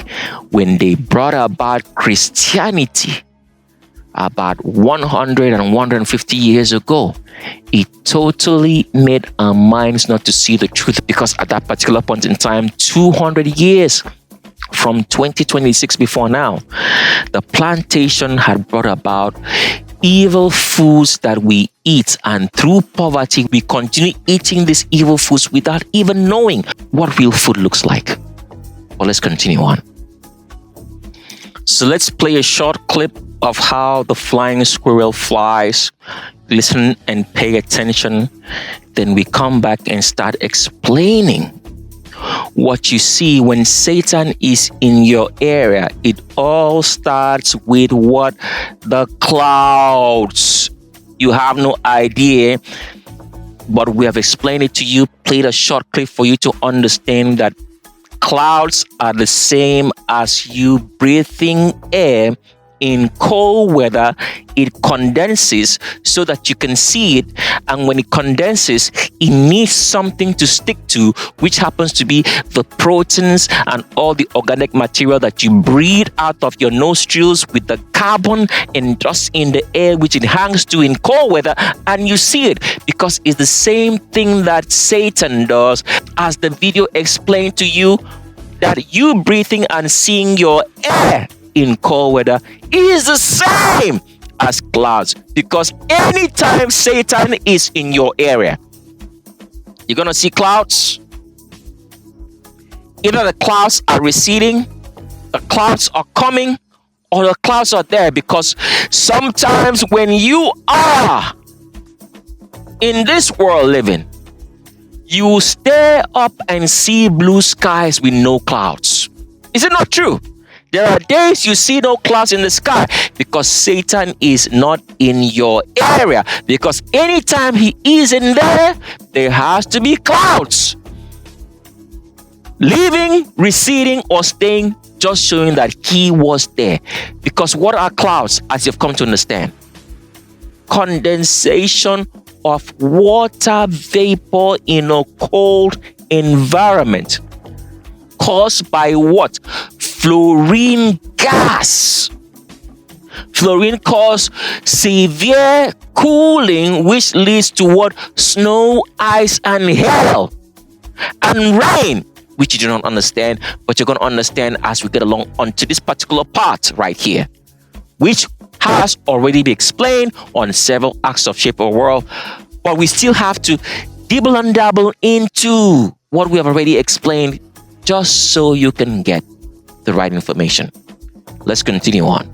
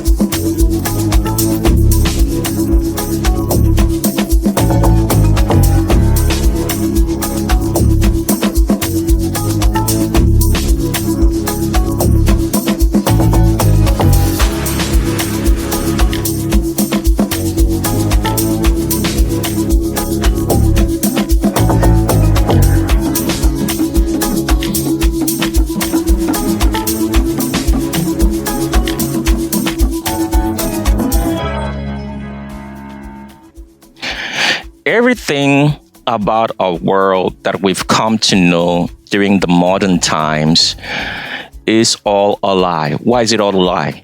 Because you have to understand, as we keep on repeating this over and over again through several acts of Shape Our World, just for your understanding, because this is Act 8 of Shape Our World, and there are 9 acts on Shape Our World, which the public will understand, even though there's about 10 total acts, but 9 is for the public to understand, and the 10th act, you're not going to understand that, because it's going to be fully broadcast in the. And as we get towards the final acts, because Shape of World starts from Act 1 to Act 10, and this is Act 8 right here, everything is being put together in such a way that you understand that even though several other acts, the details have been thoroughly explained, but we have to keep repeating certain things that have already been explained just for your full understanding. So on Act 8 right here, as you're listening to us, as it has been explained, everything that we know in our world, in the modern world today, for the past, let's say, 200 years per se, has been a very big lie. Why has it been a very big lie? Because first of all, in the ancient world, before 200 years ago, in the late 1800s, all right, or starting in the late 1800s, there was no place like a church or a Bible. Pay attention. There was no place like a church or a Bible. So the ancient people that lived there, which happened to be our great-grandparents, as you're listening to the sound of a voice, great-grandparents means about 4 generations or 5 generations before us living in this era in 2025 to 2026. There was still truth in the world, okay? There was still truth in the world because there was no Bible and there were no churches. The start of us believing lies starts with the introduction of Christianity and churches, which now became centers for us to go get programmed in lies. And when they brought about Christianity, our great-grandparents were not part of the Christianity. It was their children in our grandparents that started going to church because of the many lies and false prosperity that the churches provided in, like, maybe jobs, okay? And saying that you can have some handiwork, that you don't have to go to your farm, and all those kind of lies in telling people that the way to go or the way to come out of the traditional religions, which were wicked, traditional religion of culture and way of life of different ethnicities, because you have to understand there was still wickedness. And since a lot of people wanted to get out of the structure of wickedness, which was controlled by their kings, when they brought Christianity, a lot of them got to think that was the way out from their kings. So, not knowing that the kings formulated another way to trap them in the African kings, in something more worse, which is Christianity, which programmed the people to drop all what they had known, okay, as the truth, and take up this new falsification of truth, masquerading as if it's the truth, but it's a lie. So there was still truth in the world, and a lot of people still knew it 200 years ago. So the way we are right now is because Christianity brought about so many lies, faked it as if it was the truth, and people bought into it 200 years ago. And that is why we are here today at this particular point in time, and all what we have are lies. Because when you read the Bible, from the very first word that starts in Genesis, and a lot of people do not know even the word Genesis, where it comes from. Genesis comes from a Greek or Roman god called Janus, all right? Janus, go take a look. Janus is a deity or god which they said had two faces. One is looking at the past and one is looking forward. So what is Genesis trying to tell you? It's looking at the past history and then telling you what they're going to do forward in the future. That's where the word Genesis comes from. But because of the spelling, let's show you. So Genesis is spelled this way. As you can see, that's how Genesis is spelled. But can you spell Genesis this way? Take a look now.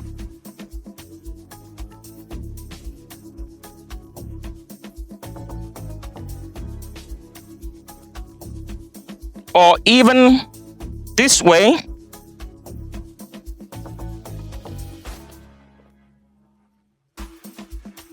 Do you see that? It's a spell because the evil black elites use spelling to confuse us about the truth, so we don't have understanding. Because once you have understanding, you have knowledge, you can never be lied to. Because this word Genesis, if you go online, as we'll show you right here, it comes from a god that's called Janus.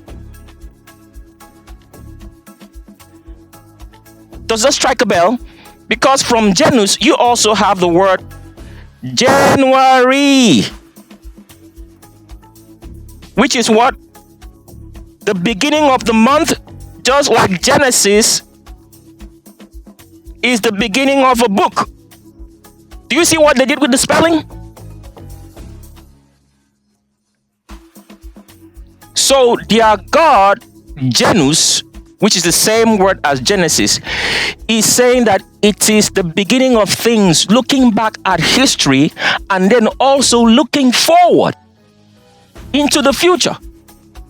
Because the first 5 books, which is attributed to the fact that Moses wrote them, they didn't have these names.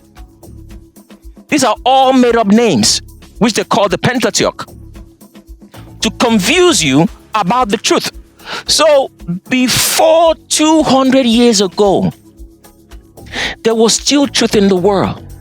But the introduction of Christianity, all right, brought about programming us with lies. Because when you go read in the book of Genesis, Genesis chapter number 1, let's show you. It starts by saying, in the beginning, God made the heaven and the earth. Pay attention to verse number 2. But the earth was unsightly and unfurnished, and darkness was over the deep, and the Spirit of God moved over the water. So what they are telling you in essence, in verse number 2 here of Genesis, chapter number 1, it's saying that God has a spirit. What is that setting you up for? To believe in the Holy Spirit in Christianity. You see how they constructed the lies very well? Because the Creator has no spirit. As we have broken down the word spirit vividly for you to understand, and we still break it down here very simple. Spirit just means, in essence, the etymology of the word, the origin of the word, just means mind. So when somebody says they are spiritual, what they are saying is that they have a mindset of thinking about something in a certain way, which concerns how this world is and how we came to be. It's that simple. Spirit just means mindset. It doesn't mean anything else. The way you are thinking about things and coming to a conclusion about what you think. In essence, spirit is the same word as saying logic of how you're thinking, and arriving at the conclusion on how you think things are and the way they came to be in this world. Now, the next lie, which is a bigger lie, in Genesis chapter number 1 in verse 2 says that the Spirit of God moved over the water. So they are telling you in essence that before there was an earth, there was water, and that the earth came out of the water. That means if you're walking on this earth right now, the earth came out of water. And that is what so many people have believed for the past 200 years. And it is a bloody lie. A bloody lie. There there was no water before the earth. It's a bloody lie. We've already been explained on Act 5 of Shape of a World right here, and then narrated through Act 7 and down here to Act 8. It's all a lie. And you will know with a snippet of it on Act 8 here, but for the full details, you will go back to Act 5, 6, and 7 and hear it.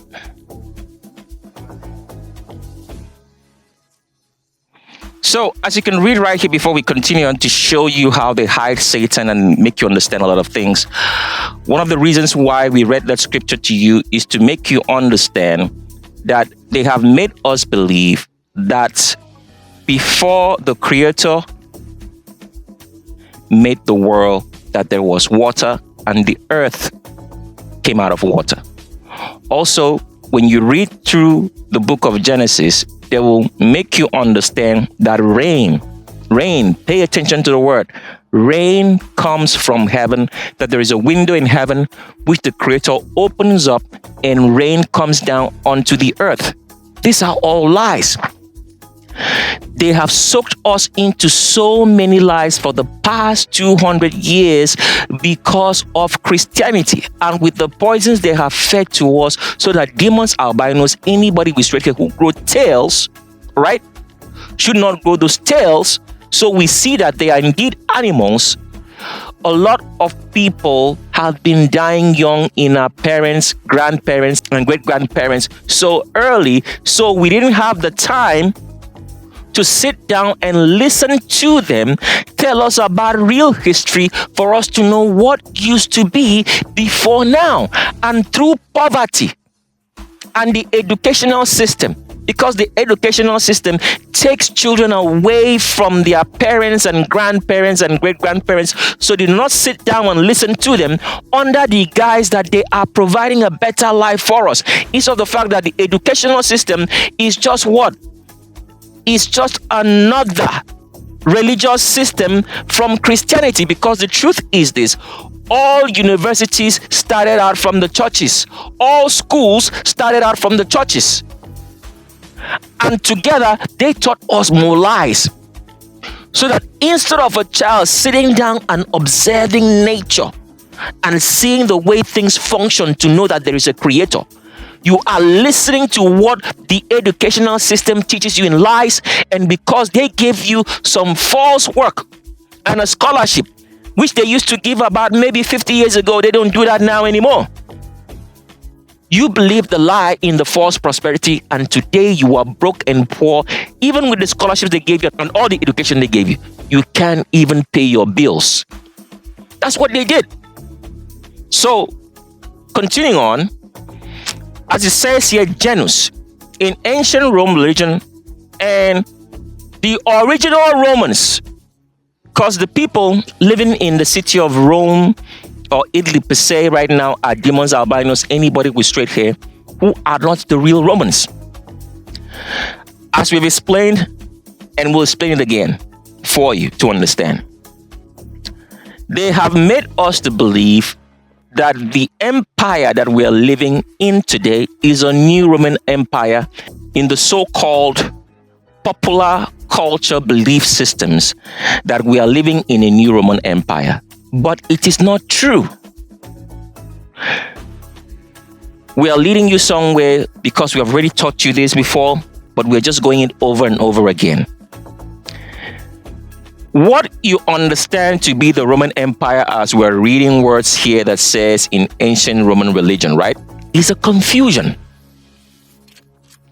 The Romans, pay attention to the words because this is real history. The Romans were defeated by Europeans, because even though Italy and Greece is in Europe, the real Romans and the real Greeks did not see themselves to be as a whole part of Europe. They saw themselves to be different. Okay? So Italy, if you want to say Italy, Rome, and Greece saw themselves to be different from the whole part of Europe. So Italy and Greece were together, all right? They were related. The rest of the entire Europe, all right, which includes such names as you've come to know today, because the true map of the world shows you this. Such names as German, French, English, Scandinavia, and all the other countries of Europe, including Russia today, the people who inhabited those areas did not see themselves as a part of Italy and Greece, where you have the Romans and the Greeks. Those areas call themselves what? Gauls. It's from the word Gaul that you have such books in the Bible as Galatian. And then the spell on Gaul is a such word as Celtics. All right? They did not see themselves to be part of Italy and Greece. So why are we saying all this? Because it's already been explained. The real Romans and Greeks were defeated by Europeans. So when they tell you that we are living in a new Roman Empire, it's all a bloody lie, because they do not want you to understand the history. What we are living in, if it was even true in the first place, because took over the Europeans. In a real sense, if you really wanted to say the truth, we are living in a European empire run by the... That would be the truth.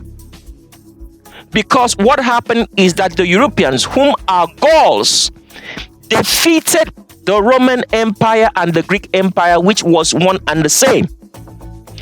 But this is real history they don't teach you. So as we are reading here, when it says in ancient Roman religion and myth, Janus is the god of beginnings, gates, transitions, time, duality, doorways. This is a lie.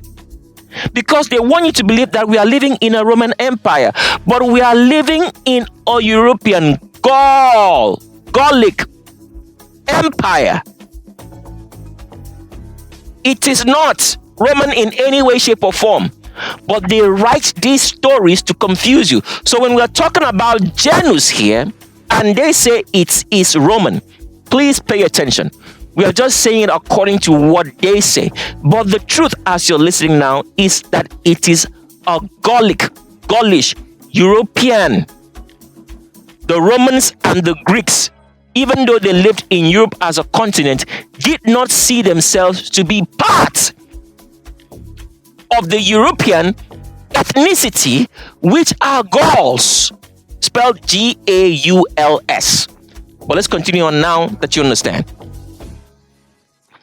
So as we continue reading here, it says in ancient Roman religion and myth, Janus is the god of beginnings. You see that? That is why the book of Genesis is the first book of the so-called Bible. Beginnings.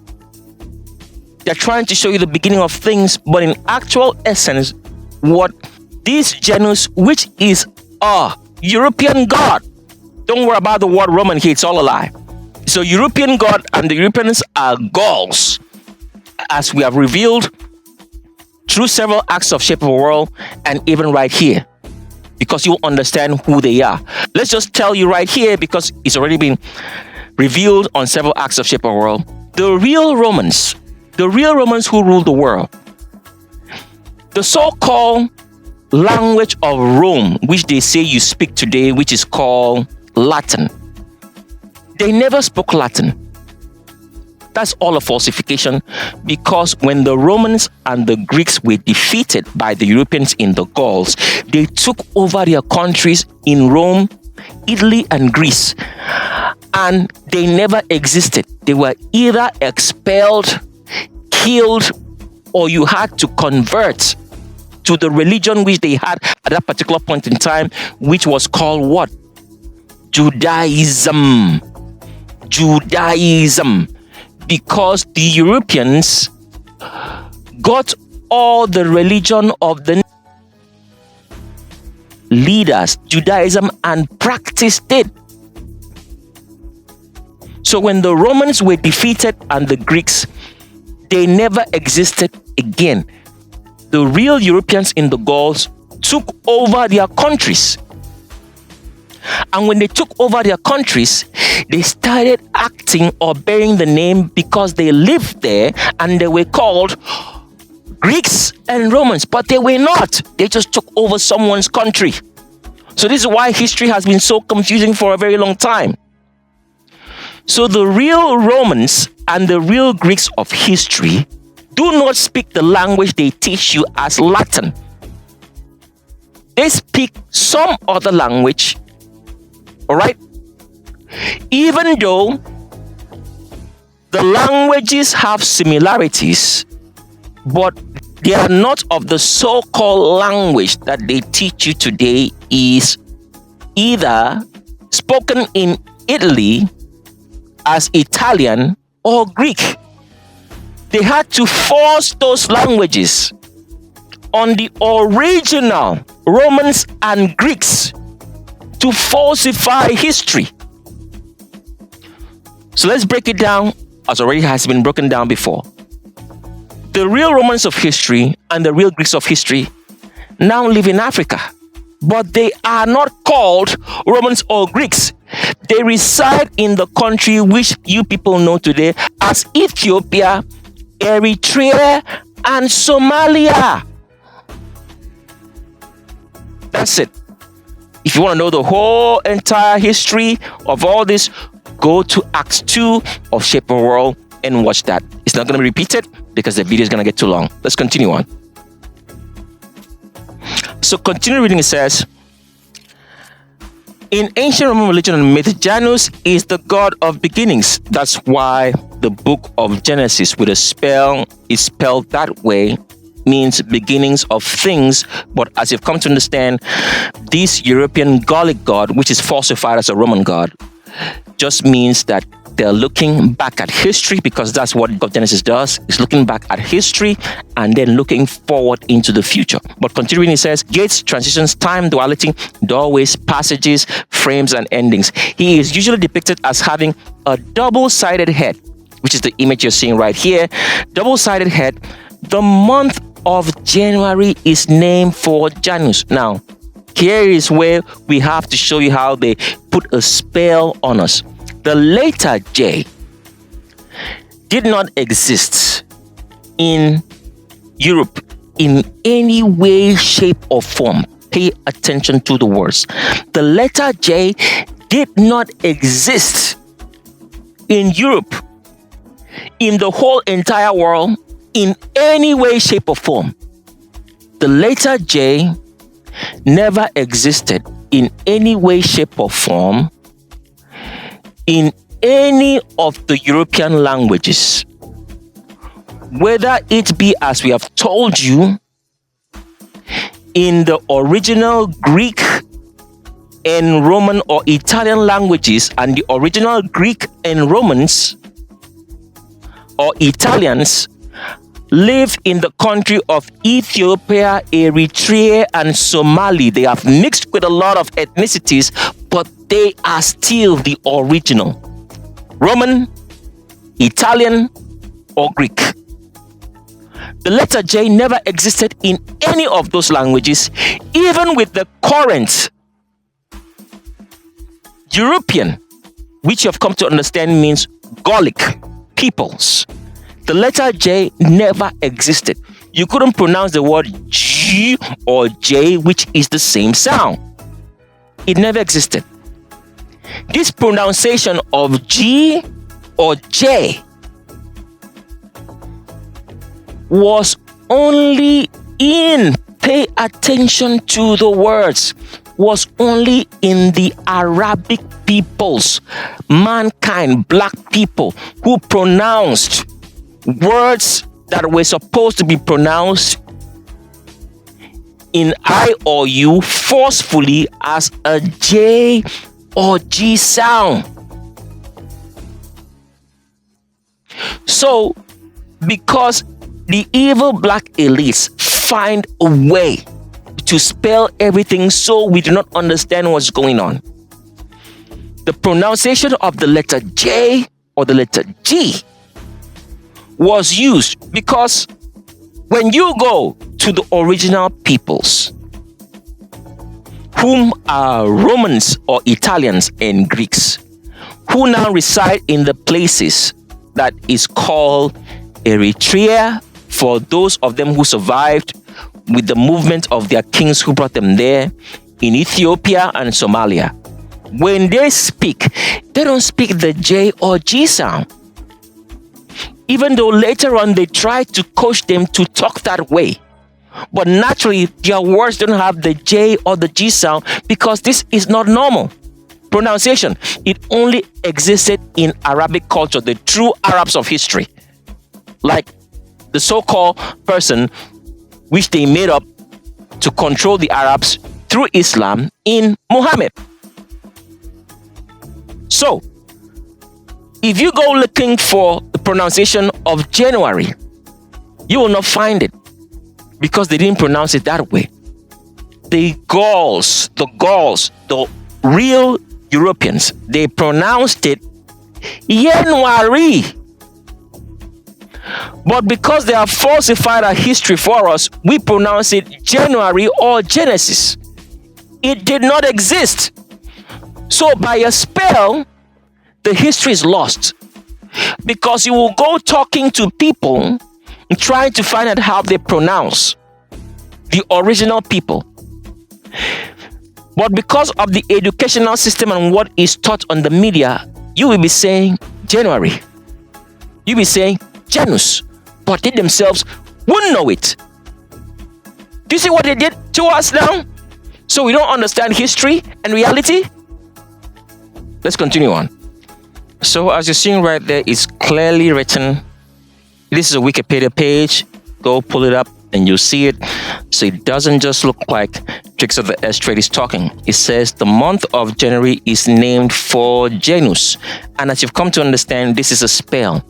Because if you go into trying to find out the history of this word, the original people, the Europeans, as you've come to understand, the word and pronunciation for the letter J, which is the same as the pronunciation for the letter G, does not exist in any language except the true Arabic peoples who forcefully pronounce the letter I as a J.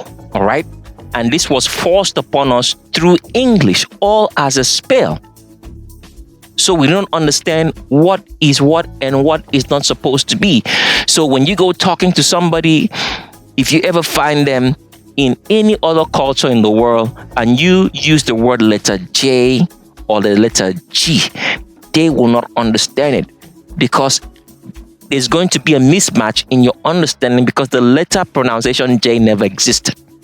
Only in the Arabic culture. In the so-called Ishmaelites of scripture, it's not a pronunciation for a word that does exist naturally in nature. It's been fabricated, it's been made up by the Arabic, the true Arabic people, not those bastards in demons, albinos, anybody with straight hair living in the area of Saudi Arabia, which was the area of the true Ishmaelites of scripture. And we've already explained this on several acts of Shape of World, so you know who they truly are. But continuing on, that's all what we want you to know.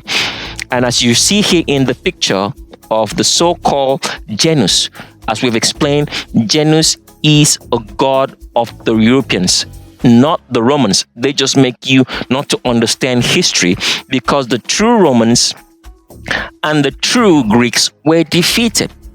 That's why they're in Africa now, living with Africans, mixed with Africans, but they are still European in the Ethiopians, the Eritreans, and the Somalians. Because when you go look at history, most Ethiopians, most Eritreans, most Somalians say they are not African. They will always say that, because genetics is so strong. It's even from the word January that you have the word genetics, means beginning of things. How things came to be is where you have the word gene. Do you see that now? So therefore, everything that you've been taught about our world and how things work is a lie. And the lie started with the introduction of Christianity and churches, so we can go sit down and get programmed and taught lies, because it's the same thing that you do when you go to school. The churches and the school are the same thing. What is the similarity between both of them? When you go to the church, you sit down and a pastor talks to you, or whosoever is set up there to talk at the so-called altar talks to you about what you should believe or what they say you should live by, and whatsoever they say, this is what it is and you should get this. Hold it dear to you, practice it, because this is the way life is. When you go to school, is it not the same thing? The teacher is as the pastor. You sit down in your classrooms and the so-called teacher, who is a pastor, talks to you about life, about practicality. And all of it is a lie just to program your minds. So that if you go out and sit, because we don't need anybody to teach us, just go sit down, look at nature and how it works. You know there is a creator. But rather, religion and schools brought about what? Teaching you when you look with your eyes. If the sun is rising, all right, from left to right, which means what? From west to east, because west is your left hand, east is your right hand. That is the truth. No, don't worry about that. Just listen to what we are saying. So you go sit down there and you look at the sun. It's moving from the left to the right hand. The left hand is the west, the right hand is the east. They've twisted it all around, because when you go read online, where did they say the sun rises from? From the east to the west. So as you're seeing here right online in your Google, which the idiots, the stupid, evil blacks of America, which think that they are the ones who know everything. They are the ones who can teach us the truth, because this is how we are programmed. Through the false prosperity, as you're finding out here, right on this channel. The water is poison, the food is poison, but just because they have glamorized America, even with the poisoning and sicknesses, we have come to believe that everything an American says is the truth. That is how we are programmed to believe lies, just as they use the church and the educational system. They use the evil blacks of America. Do not have any association with anybody who says they are American. They are all evil. We are telling you here as the truth, so you know it today. We have already taught you how America is going to be destroyed. We are going to show you more. Don't let them into your country in any way, shape, or form. They are evil. That is why all of this is happening to them, for accepting evil, because they refuse the truth. So continuing on here, as you see, we typed it on Google. It says sunrise direction. They say the sun rises in the east every day due to the Earth's rotation, while generally east. The exact sunrise position shifts throughout the year. Can you believe that? The sunrise position shifts throughout the year. But it's all a lie, because they've made you to believe, as a lot of people don't pay attention to, the sun rises. The truth is this: the sun rises from your left hand. The left hand is always west. The right hand is always east.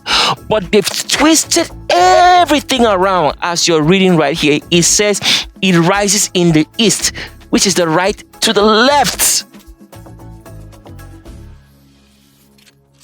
So therefore, by programming us with lies through the religious system in Christianity and every other worldwide religion such as Islam, and through the educational system.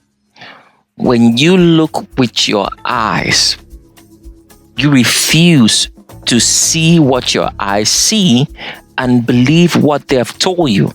Great examples in such great liars as Neil deGrasse Tyson will use the truth, a small amount of the truth, just as the Bible contains about 10% of truth.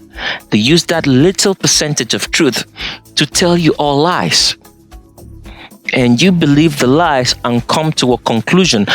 Go sit yourself and look at nature and everything else around you. Forget about what they've told you.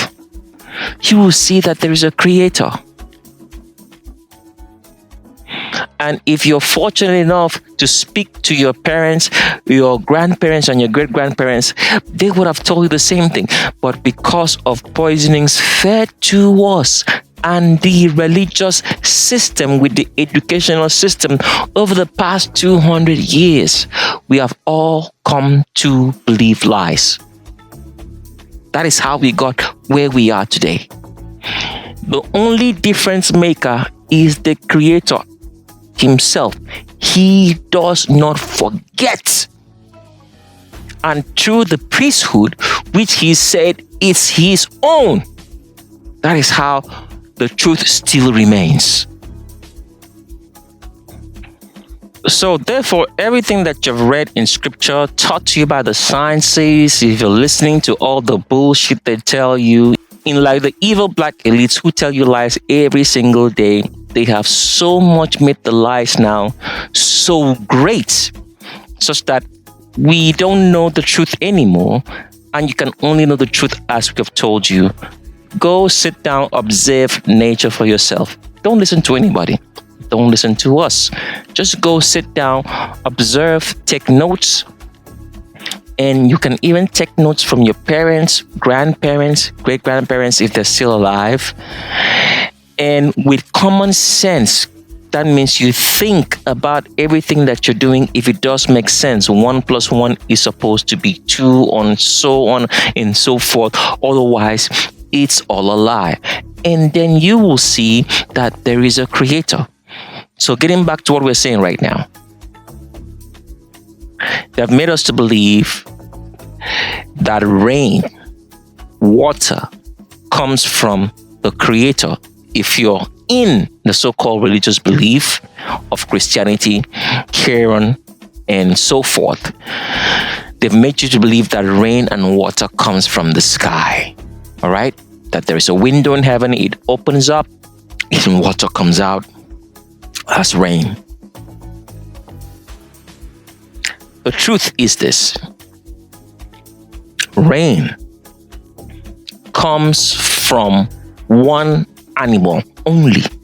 The only animal who has been responsible for the way the earth is, has lived this long because an evil mankind person in Ham saved him on the boat of Noah.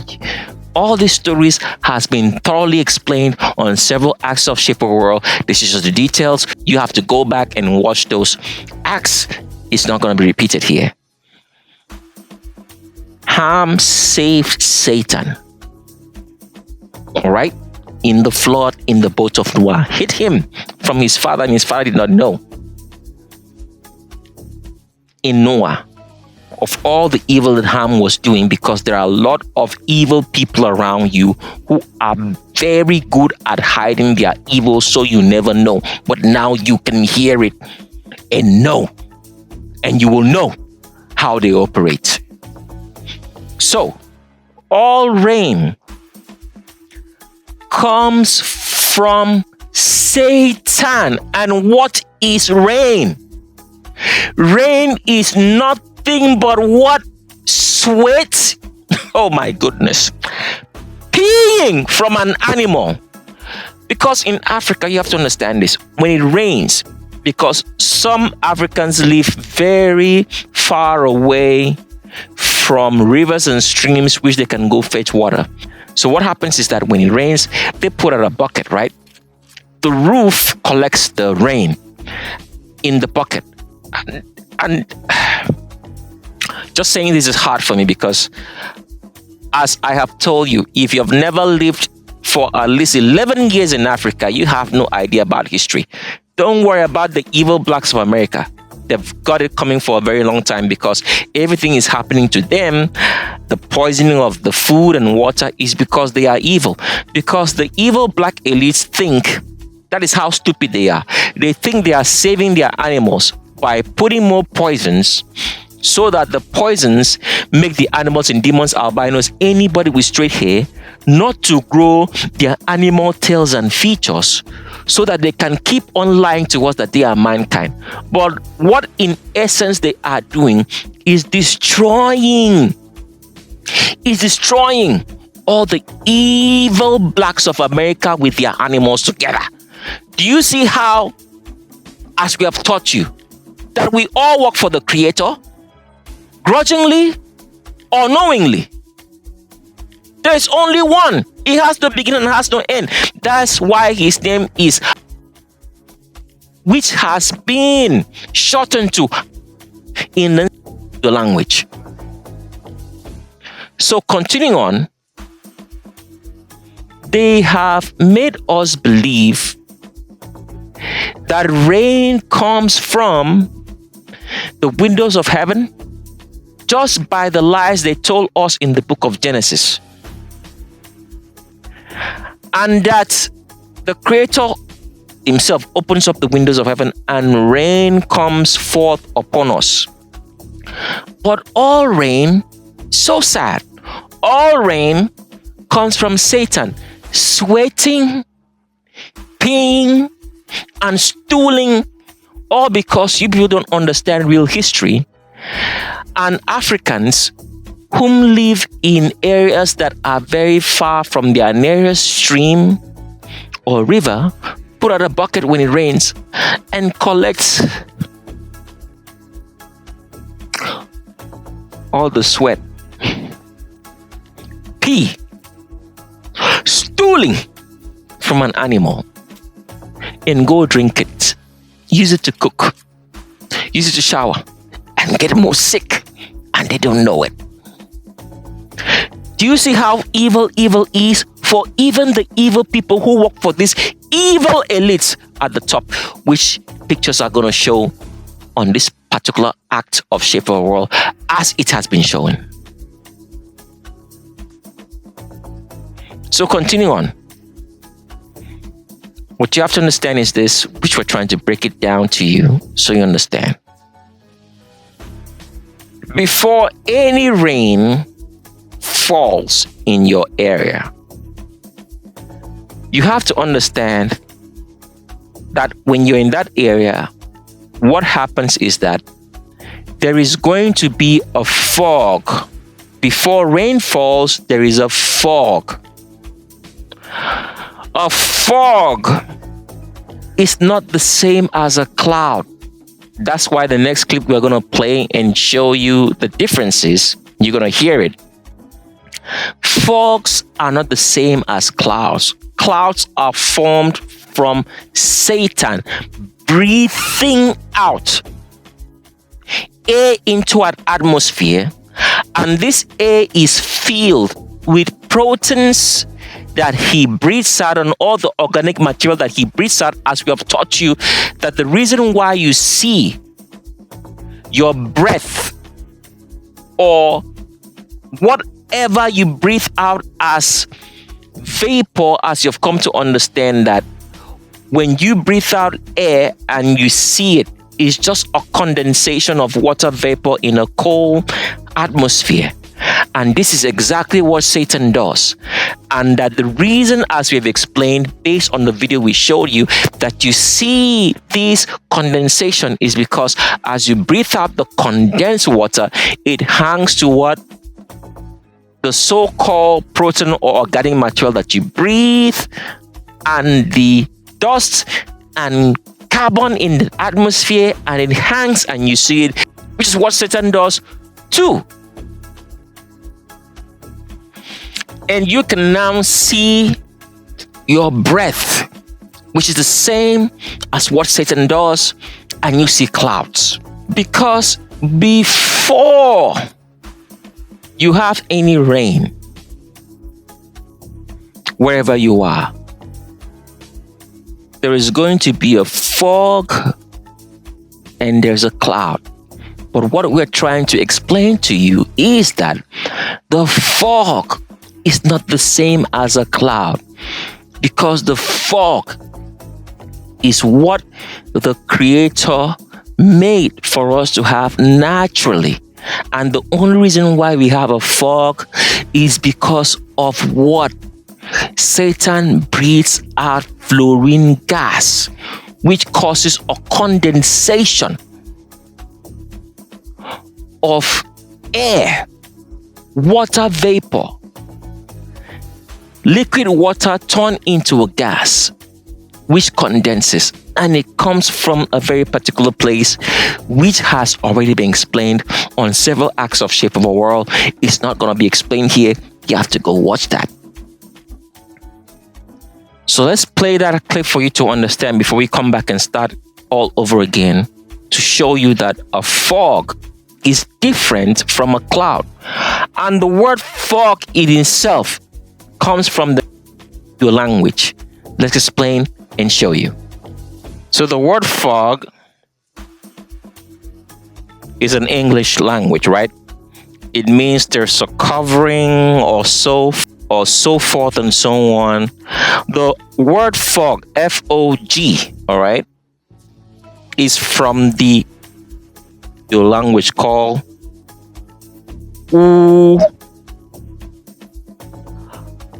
Foga.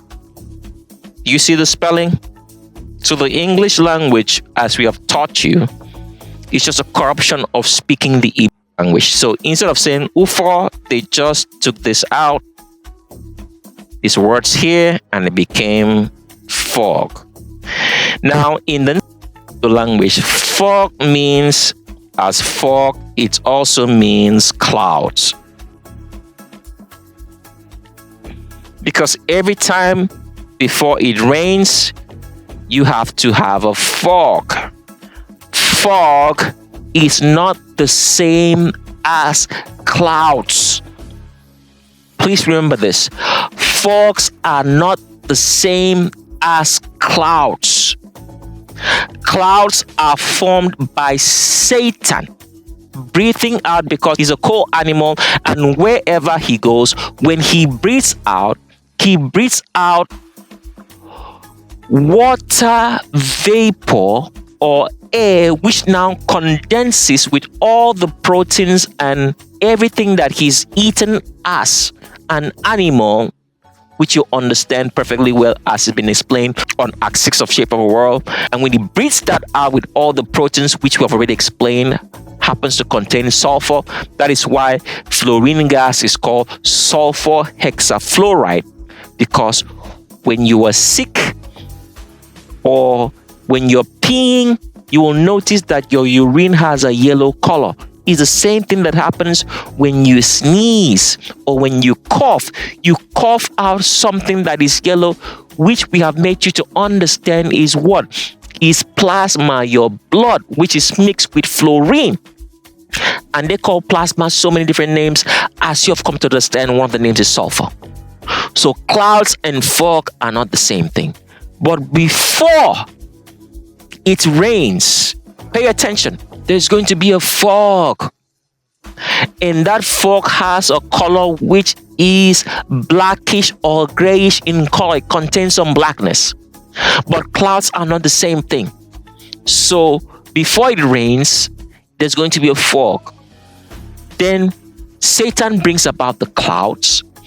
And the clouds are his breath, because wherever he goes, he's a cold animal. So when he breathes out, the environment around him is cold.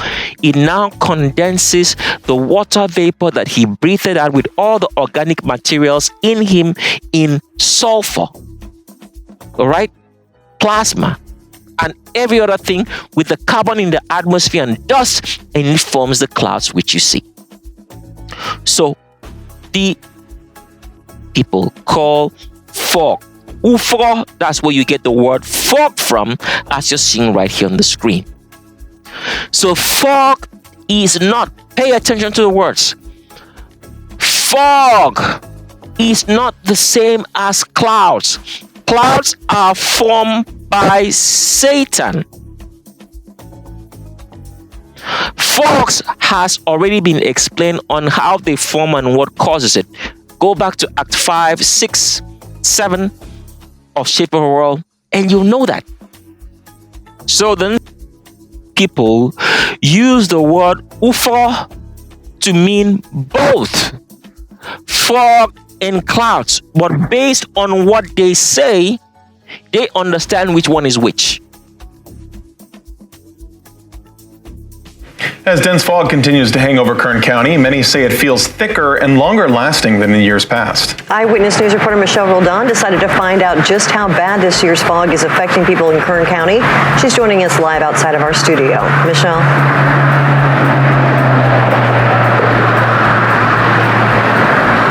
That's right. Several people I spoke with tell me the fog seems to be heavier this year compared to previous. A lot of them tell me that it's also raising some fear and concern following incidents like the one that happened earlier today. Kern County is no stranger to dense fog, especially during the winter months. But to many, this year's fog is out of the ordinary. To better understand current situations, I spoke with Eyewitness News Chief Meteorologist Ilya Naiman, who tells me this January has in fact seen significantly more dense fog than last year. January last year came in with just one. Now, it doesn't take a genius to figure out. This year, we've got more than just one for this month alone. Ilya tells me the prolonged fog is driven by a combination of air temperature and moisture. So say the temperature is 55 degrees this evening and the dew point is 45, it's not going to be foggy until the temperature goes down to 45 or the dew point, which is the moisture, climbs up to 55, or they meet somewhere in the middle. When that occurs, we get what we call saturation, which is the air is completely filled to capacity with moisture,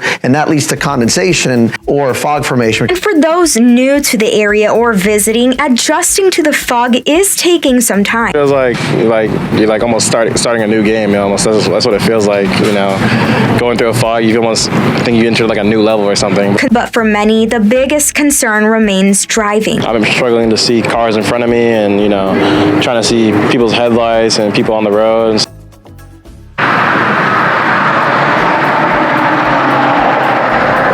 As always, when driving in the fog, remember to slow down, use your low beams, and just leave enough space between your vehicle and other vehicles to ensure that everyone on the roads is being safe. Reporting live in Bakersfield, Michelle Roldan, Eyewitness News. So therefore, in the short clip that you just watched, we made you to understand perfectly what fog is based on what this story on the news clip tells you. But all what we want you to understand is that fog and clouds are not the same thing. Fogs are formed because of what? Condensation, cooling, which only comes from Satan. All right? It's different. Now, continuing on, before it starts to rain, wherever you are in this world, clouds form. What you're watching right here is Satan breathing. See all this right here? As it's forming, they call it a cumulus cloud, so on and so forth. That is because of Satan's breath. They don't want you to understand this. So when you watch the Weather Channel, all what the Weather Channel is showing you, they are the ones tracking and knowing where Satan is. So every time you watch the Weather Channel, in essence, the evil black elites are showing you how they track Satan. Think about this logically. You can't track the weather. It has to be something solid moving that you can track. That's how you track people. So if you go and you try to track someone, the person has to be a physical thing. You have to have a physical device that is put on the person so you can know where the person is going and you can tell. That is what radar is for. So every time before it rains or the weather changes, there's going to be a cloud formation, which is the breath of Satan. As you have come to understand right now, as we're telling you what it means for you to see your breath, a condensation of water vapor locked in with the organic material as plasma that you're breathing out, so on and so forth, with dust and carbon particles. So you didn't see how they hide Satan for you. Let's continue on. As you can see right here, a cloud is forming because that is Satan. Everywhere he goes, there must be a cloud. The cloud must be there. It's leaving, it's coming in, because it's all part of the stupid evil animal which the black elites have made you to be worshipping, and with their children. In albinos, anybody straight here, they are all animals. They breathe upon us fluorine, because for them to stay looking like mankind in animals, demons, albinos, anybody with straight hair who grow tails, they must be fed fluorine, which is what we consume every day in the poison water and food, because we do not grow our own food. We don't even know what natural food looks anymore for the past 200 years, of which they've been telling us lies and have brought us to this point. But let's continue on now. So you see how they hide Satan from you. And as you've come to know, rain and all natural disasters except a volcano blowing up, which has already been thoroughly explained on Act 6 and on Act 5 of Shape of World. It's not going to be explained here. So you know what is going on in your world, so it doesn't just look like what Tricks of the S Trade is talking. We are only explaining what they've been lying to you about with their own pictures. Let's continue on.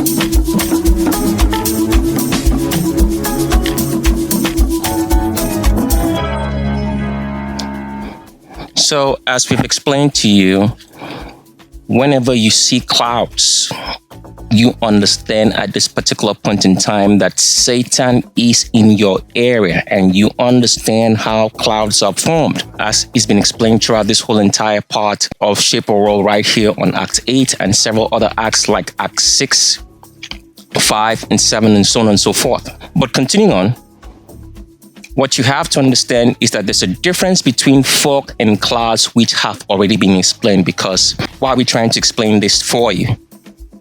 Whenever rain is going to happen in your area, the first thing that you're going to see is a fog. Now, fog is a natural phenomenon.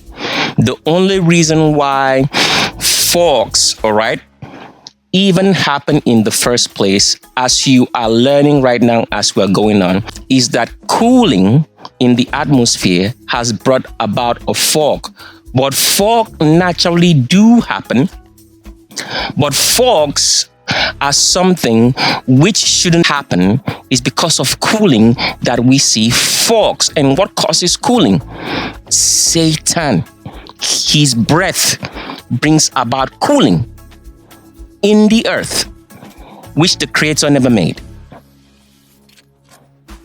One other thing you have to understand is this. Fogs can happen and there is no rain. You can wake up early in the morning and you find a mist, all right? Misty fog, but no rain or whatsoever. The condensation is just held in the atmosphere. But before it rains, there's going to be a fog and there's going to be a cloud because Satan is in the area. That's what you have to understand. Now, if you people ever pay attention, you will notice that fogs, all right, when they do happen, usually have some sort of black, grayish color because fogs in itself contains carbon and water condensation from the fact that the air is cool, because cooling brings about condensation for air to turn back into water. So that is the reason why we had to teach you the whole distillation process. It wasn't just about you keeping yourself healthy by drinking distilled water and freeing yourself of all the poisons they put in the bottled water, the faucet or tap water, and all the drinking water that we do get. But it was explaining a science for you so you understand where we're going. So whenever you look at a fog, as an example that you're looking right now on the screen, what you're going to notice is that the fog always has a blackish or grayish color. It's different from a cloud. And the only reason why we have fogs is because of cooling, which is brought about by Satan. And before it starts to rain, this is what you're going to notice. There's going to be a fog, all right? So why are we trying to explain this for you? Satan chases fogs because it is what it eats. This already has been explained on several acts of Shape of a World, from Act 5 to Act 7, and this is Act 8, but we're just shortening this explanation just because you need to understand what we're trying to say next. So Satan chases the fog because it causes cooling, and the cooling brings about a condensation of a fog, and the fog, which you will see wherever you are in this world, which has a kind of blackish, grayish color as you're seeing right here on the screen. What we can tell you is this, all right? Something produces this kind of grayish, blackish water vapor. You people have seen it all your whole entire lives, but you don't understand what is happening. It's already been explained on Act 5, 6, and 7 of Shape of a World. It's not going to be explained here. You just have to go watch those acts. But for those who watch, they understand what we're saying at this particular point in time. So fogs are caused by something. And Satan needs to do what? Needs to stir the air, so whatsoever is bringing that fog, he can eat of it, because that's how he survives, by eating the fog. Very short and simple. So he stirs it. What does stirring mean? Stir means a storm. So Satan always stirs the air. That's why we took the time to explain to you that air does not move. Air does not move in any way, shape, or form. Air is stagnant. When you move air, that's what it's called wind. An example that we showed you in your fan. So whenever you have wind in your area, you know that Satan is the one stirring the air to move, and the movement of air is wind. We took our time to explain that for you. Another thing that you have to understand is this. There are days that you get up.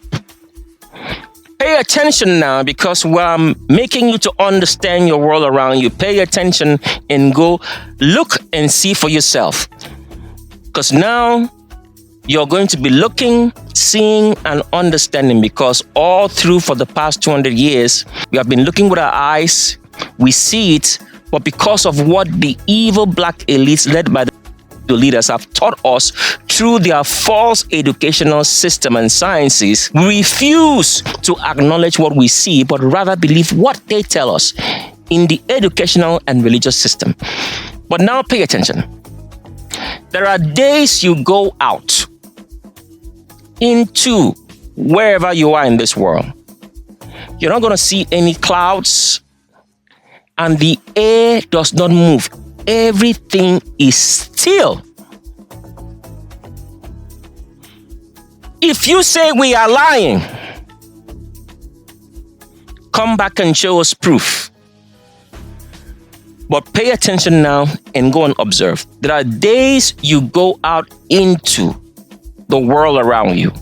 When you stand, you're going to see blue skies, no clouds, no fogs. The air is still, no wind. Everything is still. And if it is hot in where you are, you start begging for the wind. When you are begging for the wind, what are you begging for? You are praying to Satan.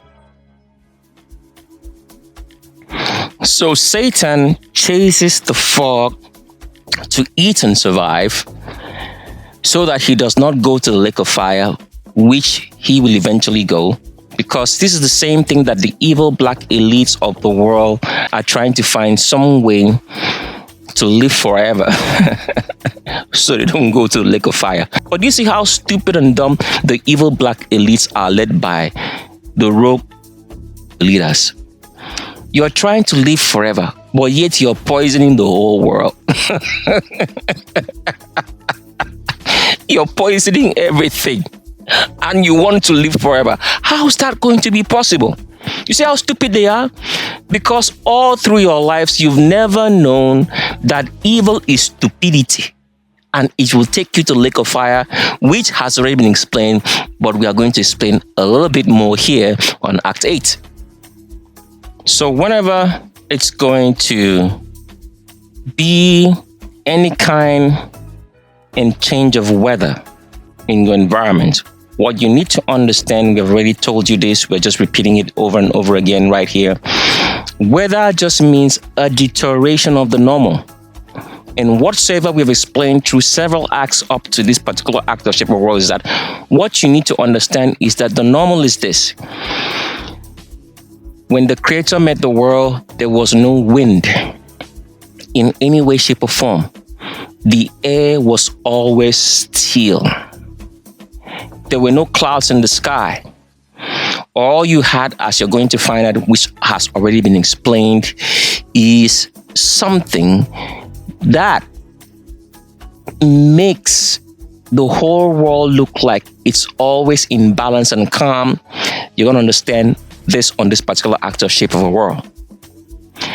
But all what you need to understand in very simple terms is that when the Creator made the world, there was no wind. Everything was in balance. You had no clouds, because clouds comes from what? A concentration of cooling, which turns to cold, which condenses the air in our atmosphere, which is just water, which has been turned into a gas or vapor through heating. So there were no clouds. So that is why when you wake up, sometimes in most days, you notice that the sky is blue. There are no clouds in any way, shape, or form. And you notice that the air is still, no wind is blowing across it. Because as you've come to understand right now, for air to be moved, something needs to move it to turn it into a wind. And the only thing that does that all around the world, because it goes around the world, as it was told to you in the book of Job, because the whole book of Job is about Satan. The creator himself is not there. They are just telling you about Satan in code, that he goes around the world. By going around the world, wherever he goes, he brings about the clouds and the wind. That is why before it rains, you have a fog first, because of what Satan is chasing, all right? Because fogs come from somewhere.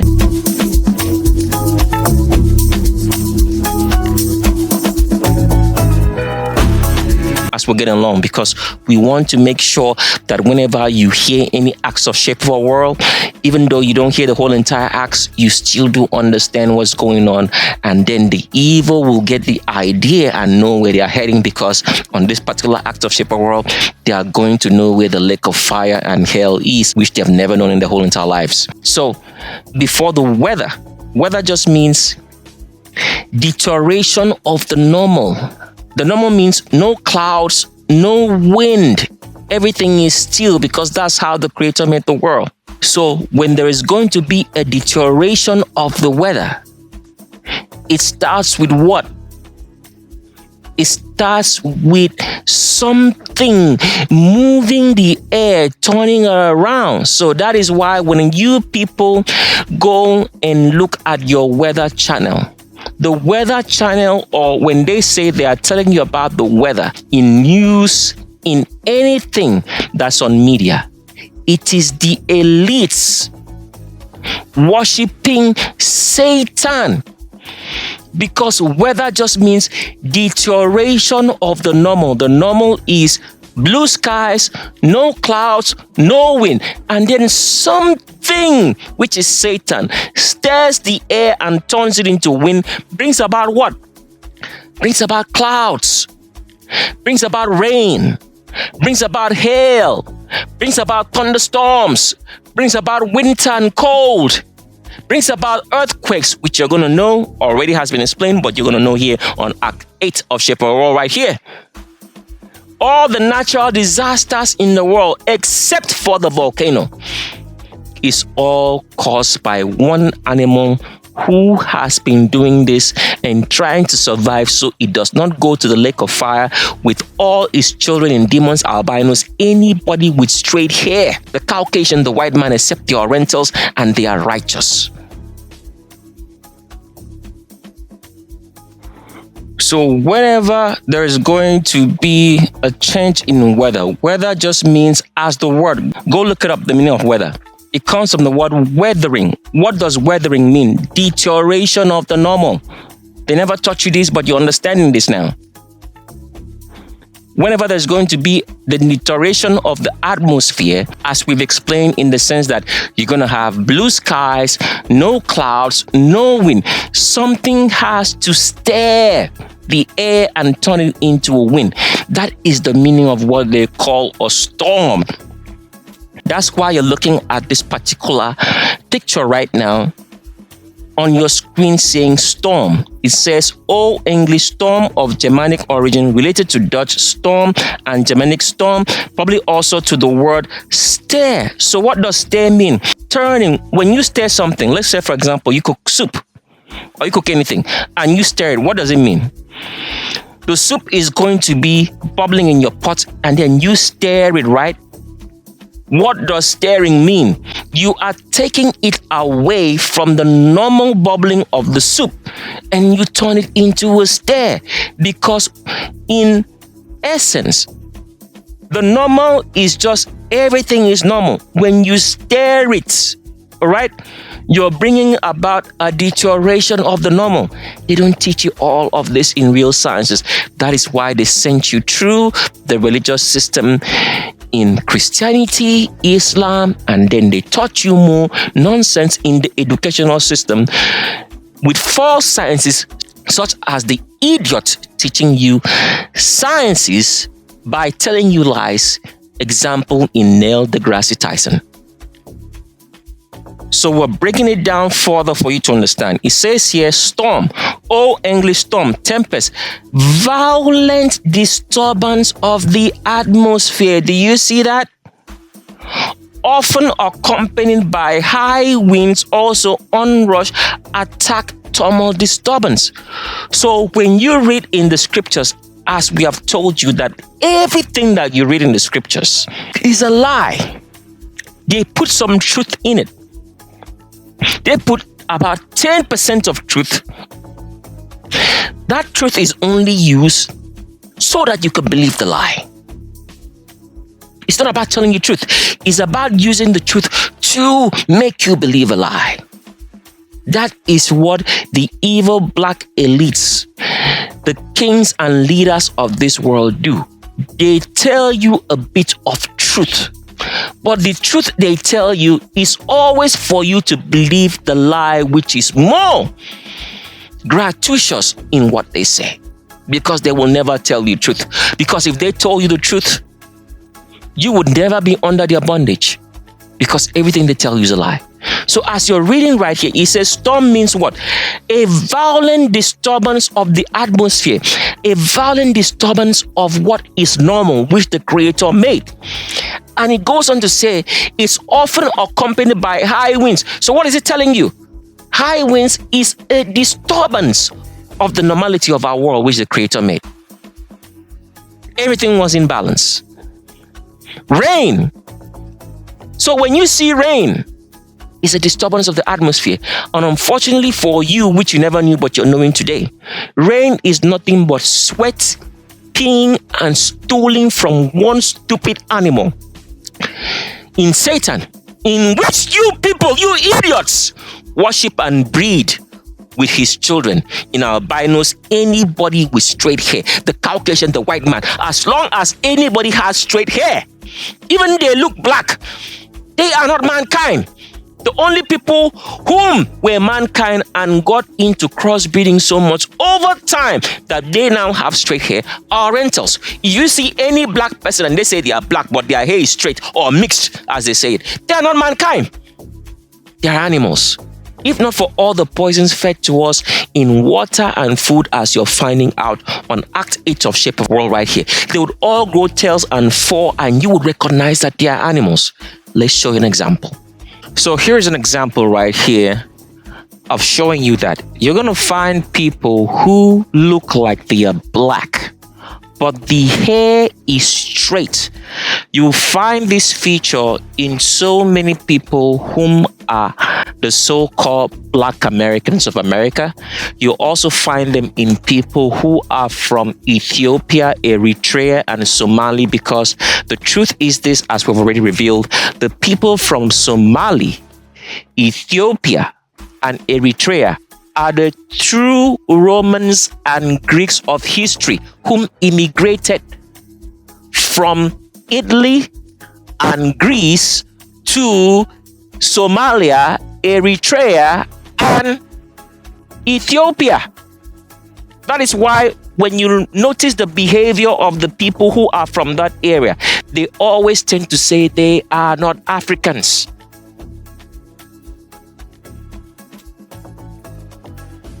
Are Americans prejudiced in their opinions about Africa? They most certainly are. How could they be objective about African Negroes while they are prejudiced against American Negroes? I disagree with you completely. I think that Americans are prejudiced for African natives and are very prejudiced against white people in Africa. Well, I'm getting confused. How can Americans be for and against Africans at the same time? Well, if I say anything, I'm going to confuse you still more. As an Ethiopian, I'm prejudiced against both white people and Negroes. Our discussion are 4 high school students from 4 different countries in Africa. Let me introduce them to you now. Here is Amelia Day from the Gold Coast. Amelia is 18 years old. Here is Susan Rennie from the Union of South Africa. Susan is 17. Here, our baby for tonight, 15-year-old Meskin Venega from Ethiopia. And 16-year-old Boniface Ofakaja from Nigeria. Nesbin, how about your prejudices? You admitted to several at the beginning. Well, as I told you before, we have also our own prejudices against the African Negroes. We consider them as inferiors. We have, of course, our own reasons for saying so. Well, what are they, Mesbin? Well, First thing, we consider ourselves to be of the lost tribe of Israel and not Negroes. It's only that our faces are burned that we look like Negroes. And also, we've been ruling part of Africa for hundreds of years. During the 16th century, and we ruled part of Egypt, Sudan, and as far down as Mozambique. Nonetheless, let us come now to that basic issue of racial segregation. I hear this honorable gentleman from Ethiopia. I think it's high time Ethiopians come to the side where exactly they are. I usually wonder, are you Negroes? You are not Negroes. You say you are not Negroes. Are you white? You're not white. What are you? Well, I told you the answer. We are not Negroes. We are one of the lost tribes of Israel. It's just because our faces are burned that we look like Negroes. I've got the point, we are lost. I think that makes a conclusive end to it. Say that your people came down from the Middle East. You are not native African. No, not at all. Ethiopian. As a matter of fact, we don't have the Negro blood at all. And we migrated from the Semitic type of the Saudi Arabia and Yemen and the countries just away from the Red Sea. And the origin could be said that some people drafted and came to the northern part of Ethiopia. And then they migrated inwards.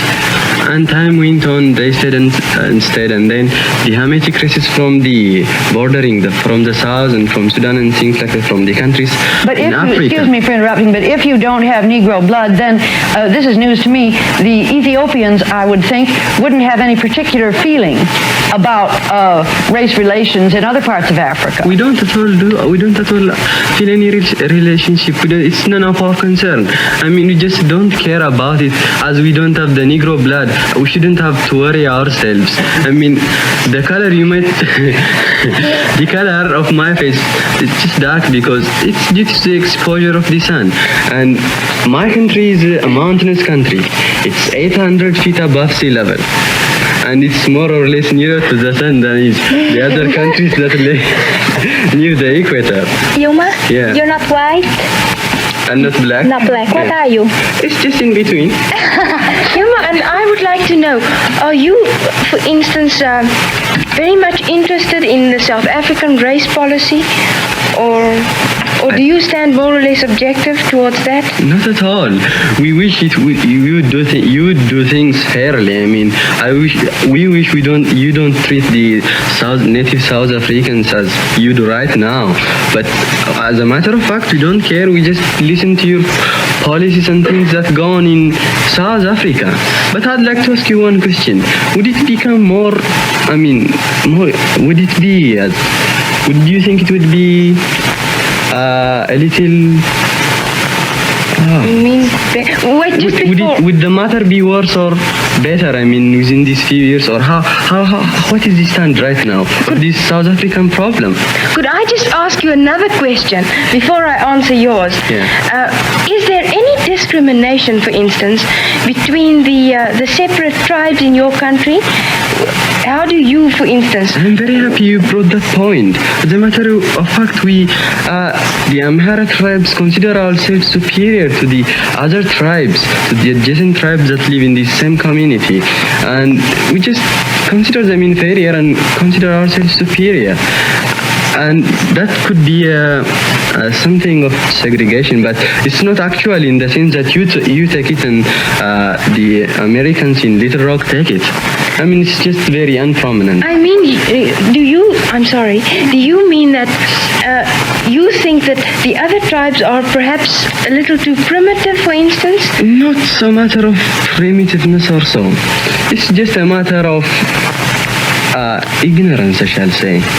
Oh. The Amhara tribes are more cute and clever, and that's why, they are just... That's your tribe? Yeah, that's my tribe. That's very modest, yeah. Yeah. And Yuma, do you have whites in Ethiopia? White people? Foreigners? White people, yes. Yeah, lots of them. We have the Americans, as a matter of fact. They're working in different departments. And I'd like to say one point on that. They seem to be more cooperative in... they looked as though they are cooperative in my country. And I thought it was because they were in a foreign country that they should cooperate. But no, I proved it right here. They come in, they have assemblies in communities and things like that. I mean, they are more cooperative than I actually saw it in my country.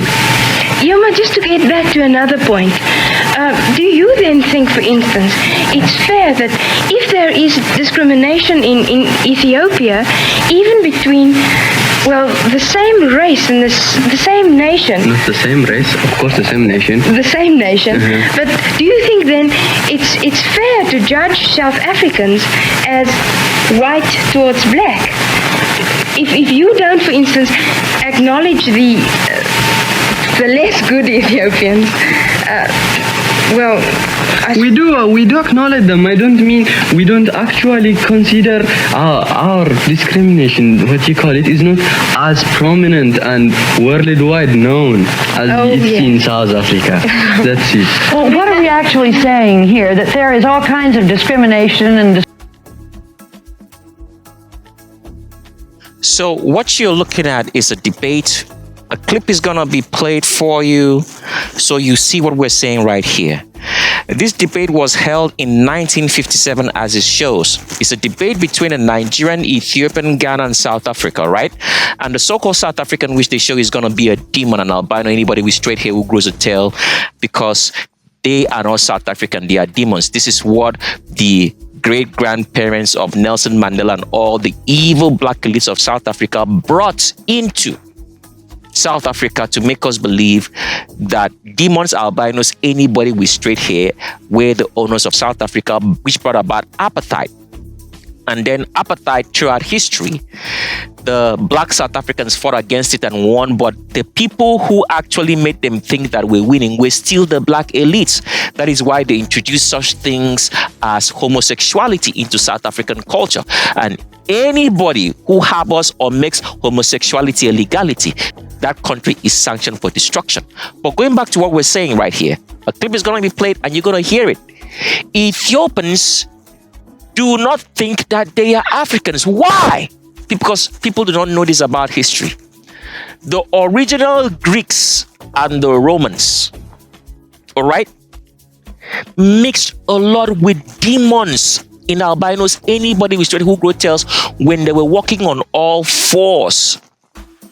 Because in that area of Greece and Romans, there were a lot of imps, the children of Satan, walking on all fours with tails covered in fur, just like you watch the so-called Yoda in Star Wars, which is a representation of what they look like. The only difference is that they did not make Yoda to have a tail and walk on all fours and be covered with fur, which they gave to the animal called Wookiee in Star Wars, because this is how the rogue, evil black elites tell you the truth about history and you do not know.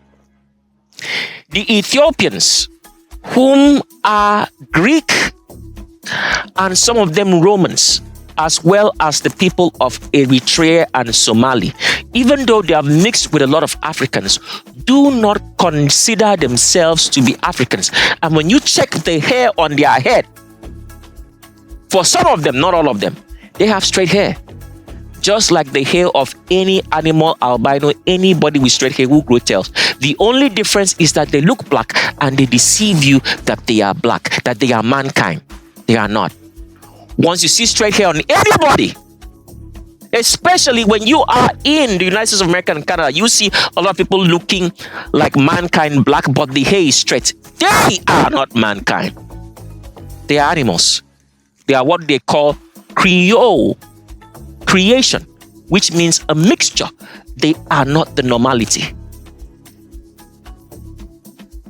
So continuing on, whenever you see clouds in your area in any way, shape or form, as it's forming right here, that is Satan right there, because he causes all the clouds, which is his breath. See, as it spreads, it goes into other clouds, because these are other clouds which have formed and due to him turning as a fan to create wind, because when you move air, you create wind, those clouds and condensation move along, and you already understand what we've explained, how clouds are formed and how it condenses through the cooling of the atmosphere, and that for clouds to be visible, a lot of the proteins and some of the organic stuff that you breathe out of yourself, together with what you don't understand, which has never been taught to you, which are metals, they all hold on to that condensation and it forms clouds. So whenever you see clouds in your area, Satan is there. Now, one other thing that you never pay attention to, which they don't tell us, which is so evil, all right? Whenever you see lightning and thunderstorms, Satan is there. What is lightning and what is thunderstorm? Because as you're watching right here on the screen, you can see that an airplane is flying by, a thunderstorm, and wherever you see this lightning right there, that is Satan right there. So what causes lightning and thunderstorm? Do you see how the evil black elites have made our life like chicken? They don't regard us, because the people in this aircraft with the demons, albinos, anybody straight here who tells, don't even know that their father is in those clouds, an animal, an adapted flying animal. Because they use radar, all the radar in the world, because you have to understand this. People don't understand sciences. Radar works by light striking a solid object. And if the reflection is sent back, then the radar can identify there is something there. If there is no reflection, it cannot be sent back to the radar to identify it. And in most cases, pay attention to the words. For a reflection to be sent back from anything at all,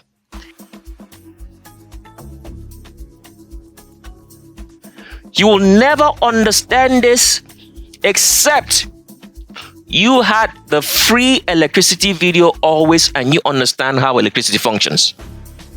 So you can imagine right now that all of us who are in the so-called airports being tortured by TSA. You get on an airplane and you flying by a thunderstorm and you see lightning, and you have no idea that the lightning and thunderstorm that you're flying by, just as you're looking right here on the screen, is an animal.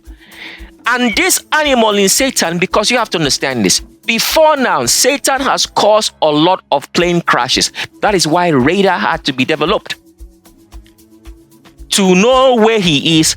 And then on top of that, because as you're seeing right here, this is a sick animal trying to survive. It could move anytime, and this airplane, as it's moving, would crash without our knowledge. That is why keeping secrets is terrible. Keeping secrets. And you keeping secrets so that the whole entire world does not know the truth. So you are the only one who knows the truth. Is destroying all of us. That is what the evil black elites are doing, led by your leaders who brought about compartmentalization, making us to keep secrets even while we are working. And they make us sign confidentiality clauses so that they can take you to court, put you in jail for you exposing any of their secrets or what they are really doing when you come to find out. So as you're going to watch on this particular short clip, which is going to be played for you, you're going to see that they have what they call a weather radar. All radar in this world, even to your cell phone towers, because radar just means cell phone towers. There are radar which are placed, or cell phone towers, which are placed on the highest elevation in any country and city. Highest elevation in any country and city will be a mountain. Now, those radar, which are cell phone towers or satellites, or let's say satellite dishes, is still one and the same thing. Those radar or cell phone towers or satellite, okay? The satellite dishes, which are placed on the highest elevation in any city, all right? Or any place in the world, those ones are used as satellites. So when they tell you you're getting satellite communication, let's say, for example, you have what they call Starlink. Trying to predict the future is a hazardous occupation. The only thing we can be sure of is that it will be absolutely fantastic. I'm thinking of the incredible breakthrough, the communication satellite. These things will make possible a world in which we can be in instant contact with each other wherever we may be. When that time comes, the whole world will have shrunk to a point.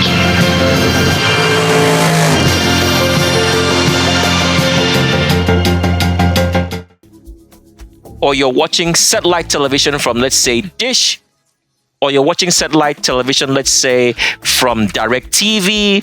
If you're in Africa, you're watching it from, let's say, DSTV.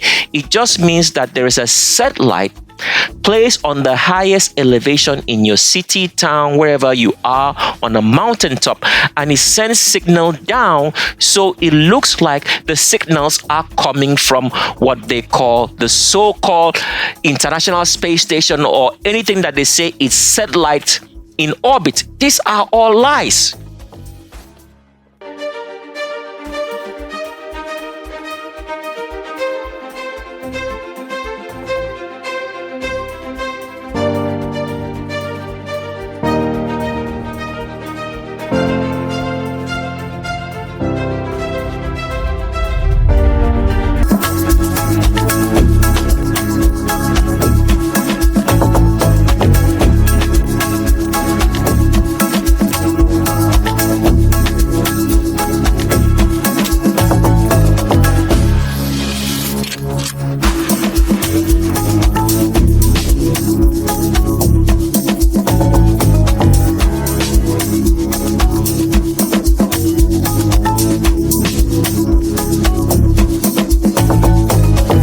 But what we're trying to show you right here is the fact that with weather radar, all right, all weather, when you turn on your weather channel and you look at weather forecasts, this is all tracking where Satan is, and they do not let you know.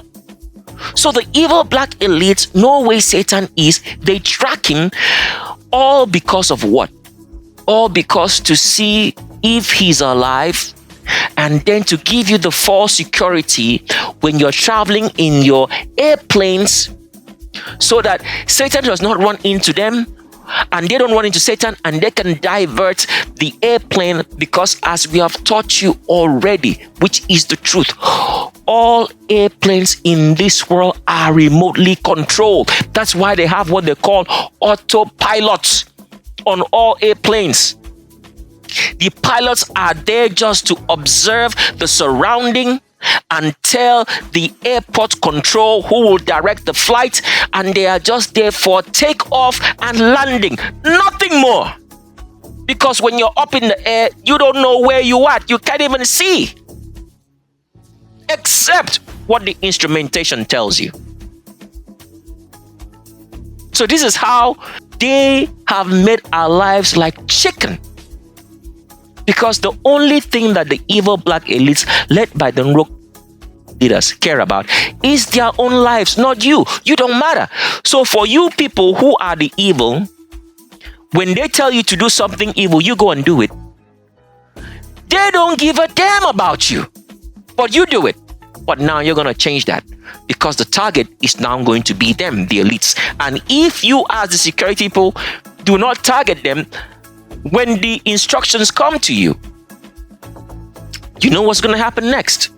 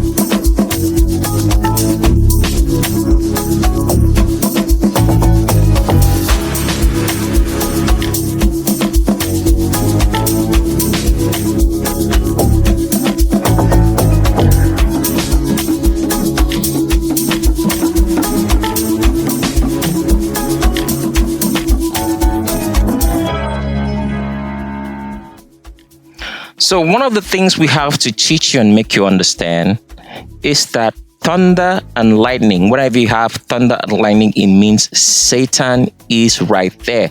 But we have to make you understand what thunder and lightning is. Now, all you need to understand is this in very simple terms. For sound, which is thunder, something needs to move very quickly to strike the air to make sound. That's how we make sounds. We strike the air, compress it, and move it in a certain direction for sound to be heard. Let's show you some very simple examples right now before we come back and explain what you're looking at here in a propeller moving, for you to understand on how sound, which is thunder, right, is made, and lightning.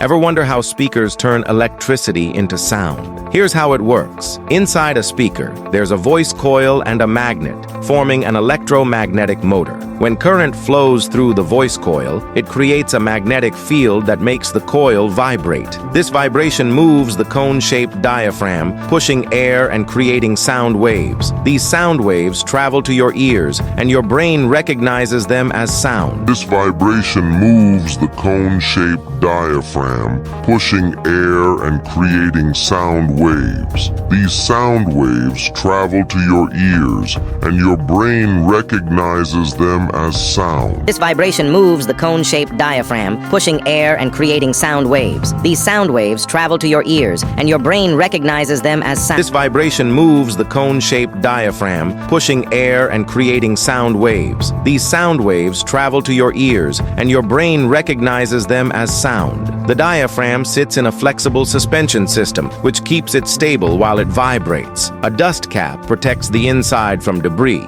The pitch of the sound depends on how fast the diaphragm vibrates, and the volume comes from how much the diaphragm moves. When instruments play, they create complex sound waves with multiple frequencies, giving each instrument its own unique sound. When multiple instruments play together, their waves overlap, creating a rich, layered sound. Your ears can hear sounds between 20 Hz and 20,000 Hz.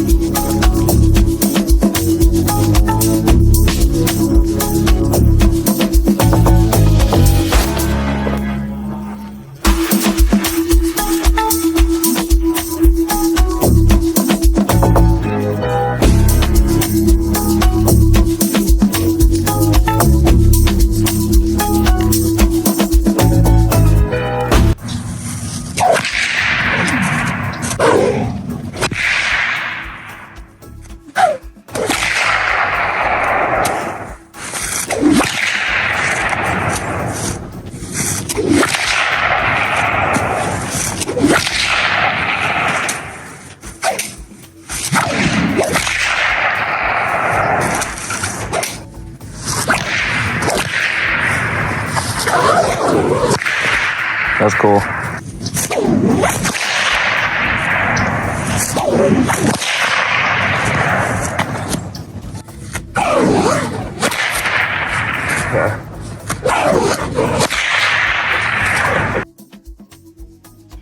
So what you watch right there, played in slow motion for you to see exactly what's going on, is that sound is made by moving air very, very quickly such that it makes a sound.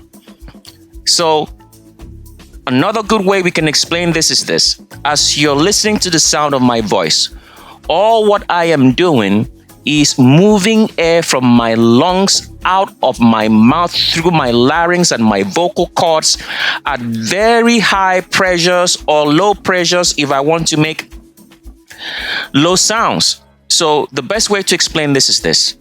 High pressure and low pressure just means squeezing air through narrow pathways. If you squeeze air through narrow pathways, it's going to make a high pitched sound. If you squeeze air through, let's say, a wider pathway, it's going to make a bass kind of sound and all those kind of notes. So the best way we can explain this with a very short video is to show you how air moves through your vocal cords to make sound.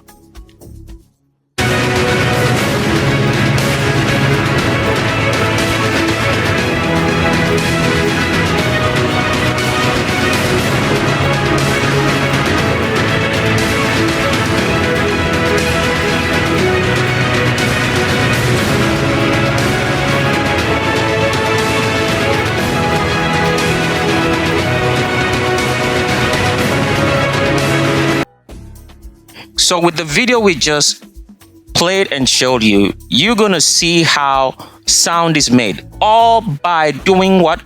Moving air very rapidly and quickly, because if the air is not moved rapidly and quickly, it's not going to create sound.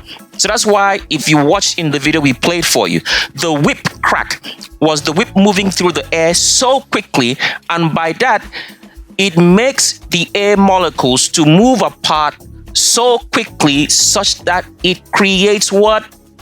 Sound. So without air, there can be no sound. And you've come to understand what air is. Air is just water vapor, water as a gas, water which has been heated up to turn into a vapor.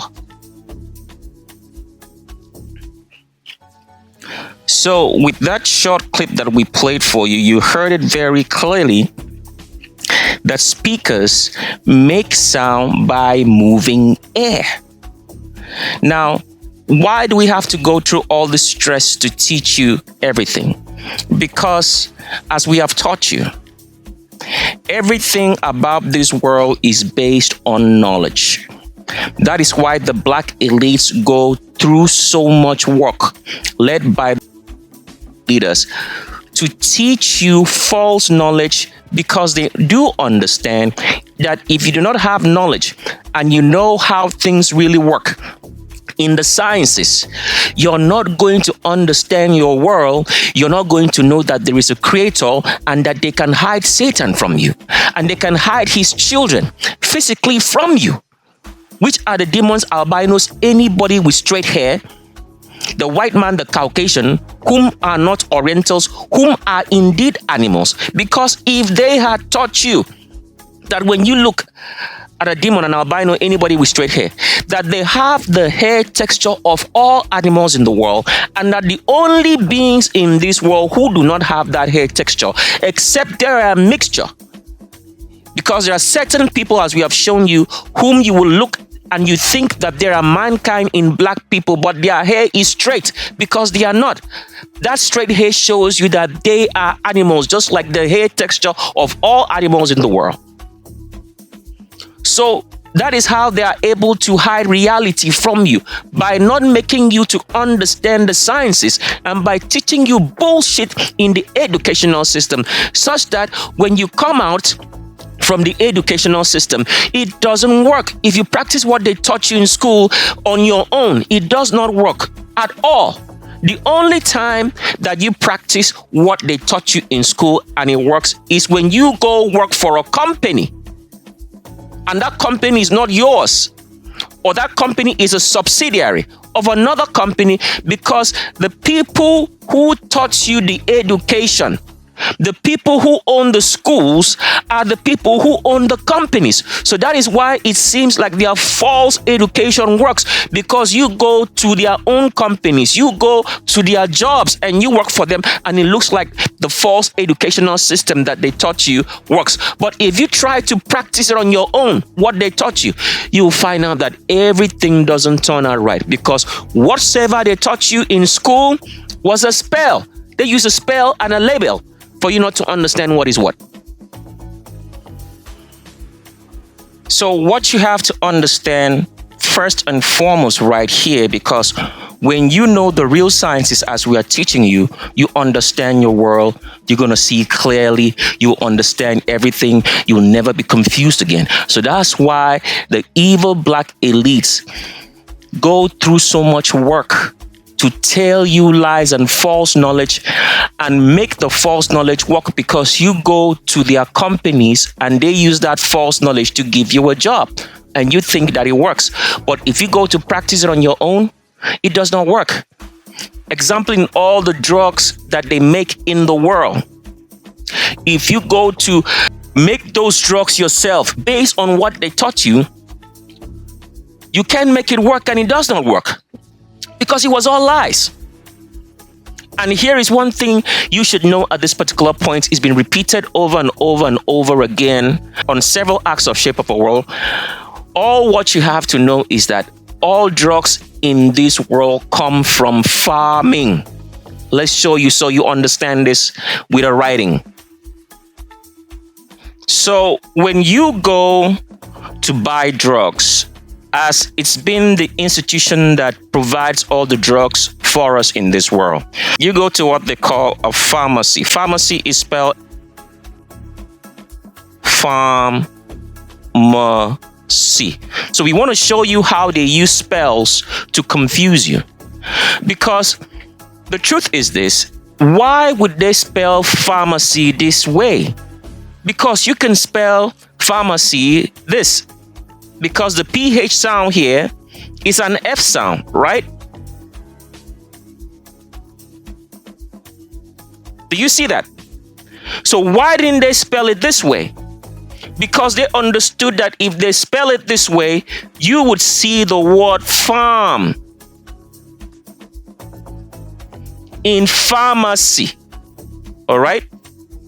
That you would see that. And if you see the word farm, you would have an understanding that all drugs come from what? Farming. And you would all go back into the farms, and then you would know what to grow and what to eat to make you healthy. Do you see what just happened? This is how they have been able to keep knowledge from us, by using a spell, spelling things wrongly for you to get the wrong information and no understanding, so you have no knowledge to do what is necessary for you to survive and live off living in bondage for the kings of this world in the black elites and their wicked animals in demons, albinos, anybody with straight hair, who are what? They are minions who will do every evil in this world because they are animals. Animals cannot think. Don't you see every animal in the bush? You tell or teach the dog how to stand up, how to walk, and the dog does that. With every animal in the world, that's what they do. They teach dolphins how to respond to sound, and they do that. So just because you have seen these albinos, anybody with straight hair, the white man, the Caucasian, but because you have no knowledge to see that the hair on their head is the same as the hair of all animals that you see in this world, you think that they are mankind. Through the poisons they have fed every one of us in food, water, as you're seeing right now, that we're teaching you.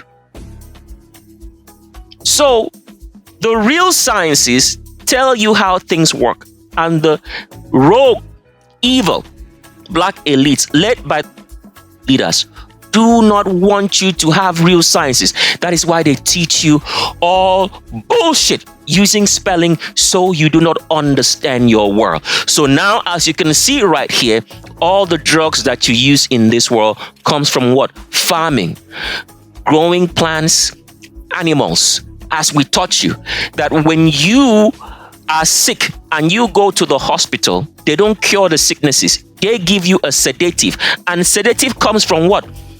As we taught you, the venom of poisonous animals like snakes and scorpions. That is what they give you. They lie to you that the sedatives can come from any other thing, such as people believe that marijuana is a sedative. That's why they grow snake farming, scorpion farming, and all other kinds of animals in a farm. That is where every drug in the world comes from. So you get back into farming, you are free of this system, is what we've been preaching. It might be too late, because if you never started now, the real world is starting now. So please pay attention to everything that we teach you. You can repeat this over and over again and listen to it over and over again so you get proper understanding. Because without understanding and knowing the real sciences, you're never going to understand your world.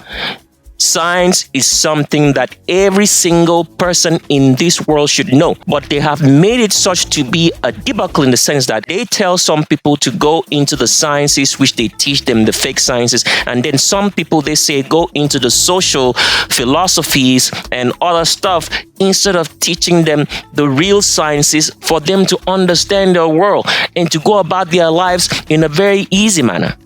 So please pay attention, repeat this over and over again, listen to it so you get understanding. Don't just listen to it one time, listen to it over and over and over again until it sinks into your mentality. So pay attention. Sound is made by moving air very, very quickly. If the air is moved slowly, the sounds are going to be a faded kind of sound or inaudible that you can't hear it. Now, with making sound, the air is moved in an unenclosed environment. Unenclosed means open space. Because if you move air quickly in an enclosed space, what you're going to create is heat. All of this is very, very important for you to understand, because you're going to understand what we're going to say next when we explain to you how you see lightning and hear thunder, which is a sound. All right? In a thunder which comes from Satan. So far, you're getting the picture now. But let's explain this for you to understand one more thing here, that when you move air very quickly in an enclosed space, you create heat. When this video is done playing, then we will explain that far more better for you to understand how moving air very, very quickly in a closed space creates heat. We've already explained it to you, but you never paid attention, probably, and you never understood, but you're going to understand it because we're in the science section of Shape of a World right here on Acts 8. Let's play this, come back, and explain it for you. I've got some cotton wool here. I'm just going to tease it apart a little bit with my fingers.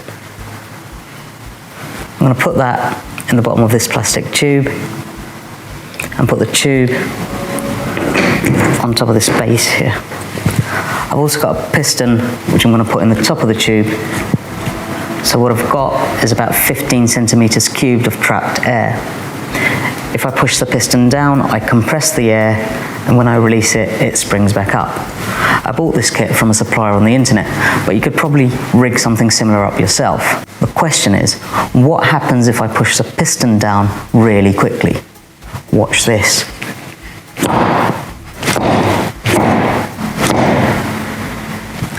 The cotton catches fire. The question is, what happens if I push the piston down really quickly?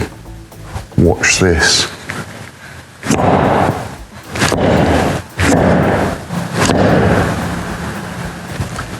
The cotton catches fire, which is quite surprising. The question is, what happens if I push the piston down really quickly? Watch this.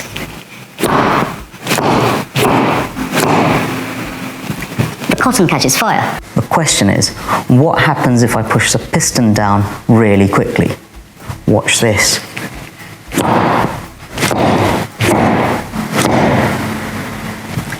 The cotton catches fire, which is quite surprising if you haven't seen it before, especially if you consider that the ignition temperature of cotton is about 240 degrees C. This device is called a fire piston, and I use it in school when I'm teaching about the kinetic theory of gases. I usually get my students to predict what they think will happen, and then to explain what they actually see. So what's going on? Now this process has to happen very quickly, otherwise the energy escapes into the walls of the tube. Now this process has to happen very quickly, otherwise the energy escapes into the walls of the tube. Now this process has to happen very quickly, otherwise the energy escapes into the walls of the tube. Now this process has to happen very quickly, otherwise the energy escapes into the walls of the tube.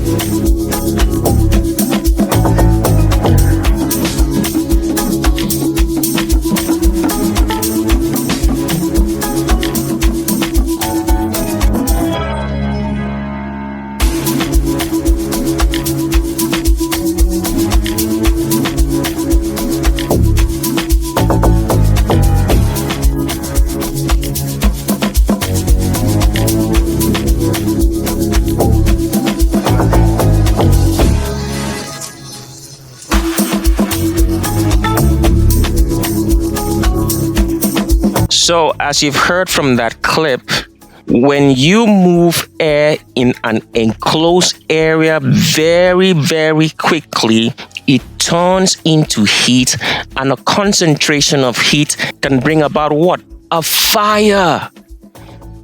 All right?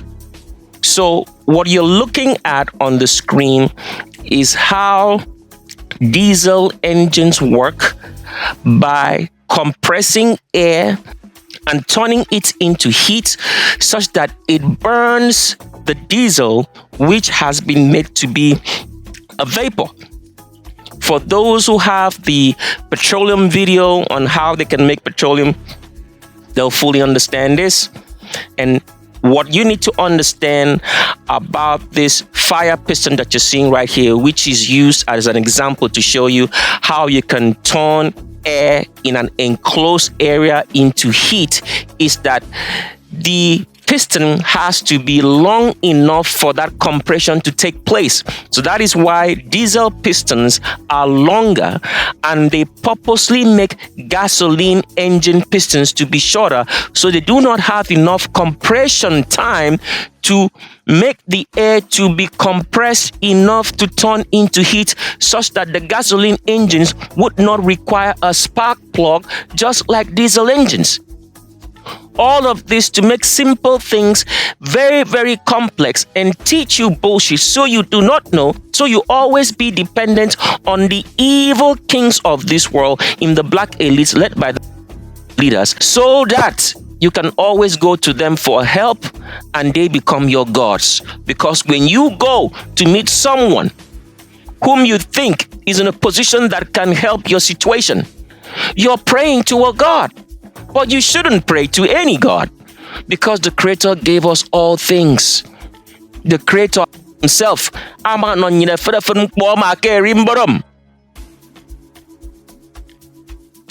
So therefore, you're looking at very simple things. Just take a look at that. Is that very, very hard or difficult to create a piston that can work in a car engine? Do you see what we've been telling you right here? Teaching you very simple things, because science is very simple. It's not complicated. But they have to use spelling and all this garbage talk to fool you, not to know how to do things for yourself. So you're always dependent on the system of the evil black elites, so that you can always worship them as gods. But let's continue on now.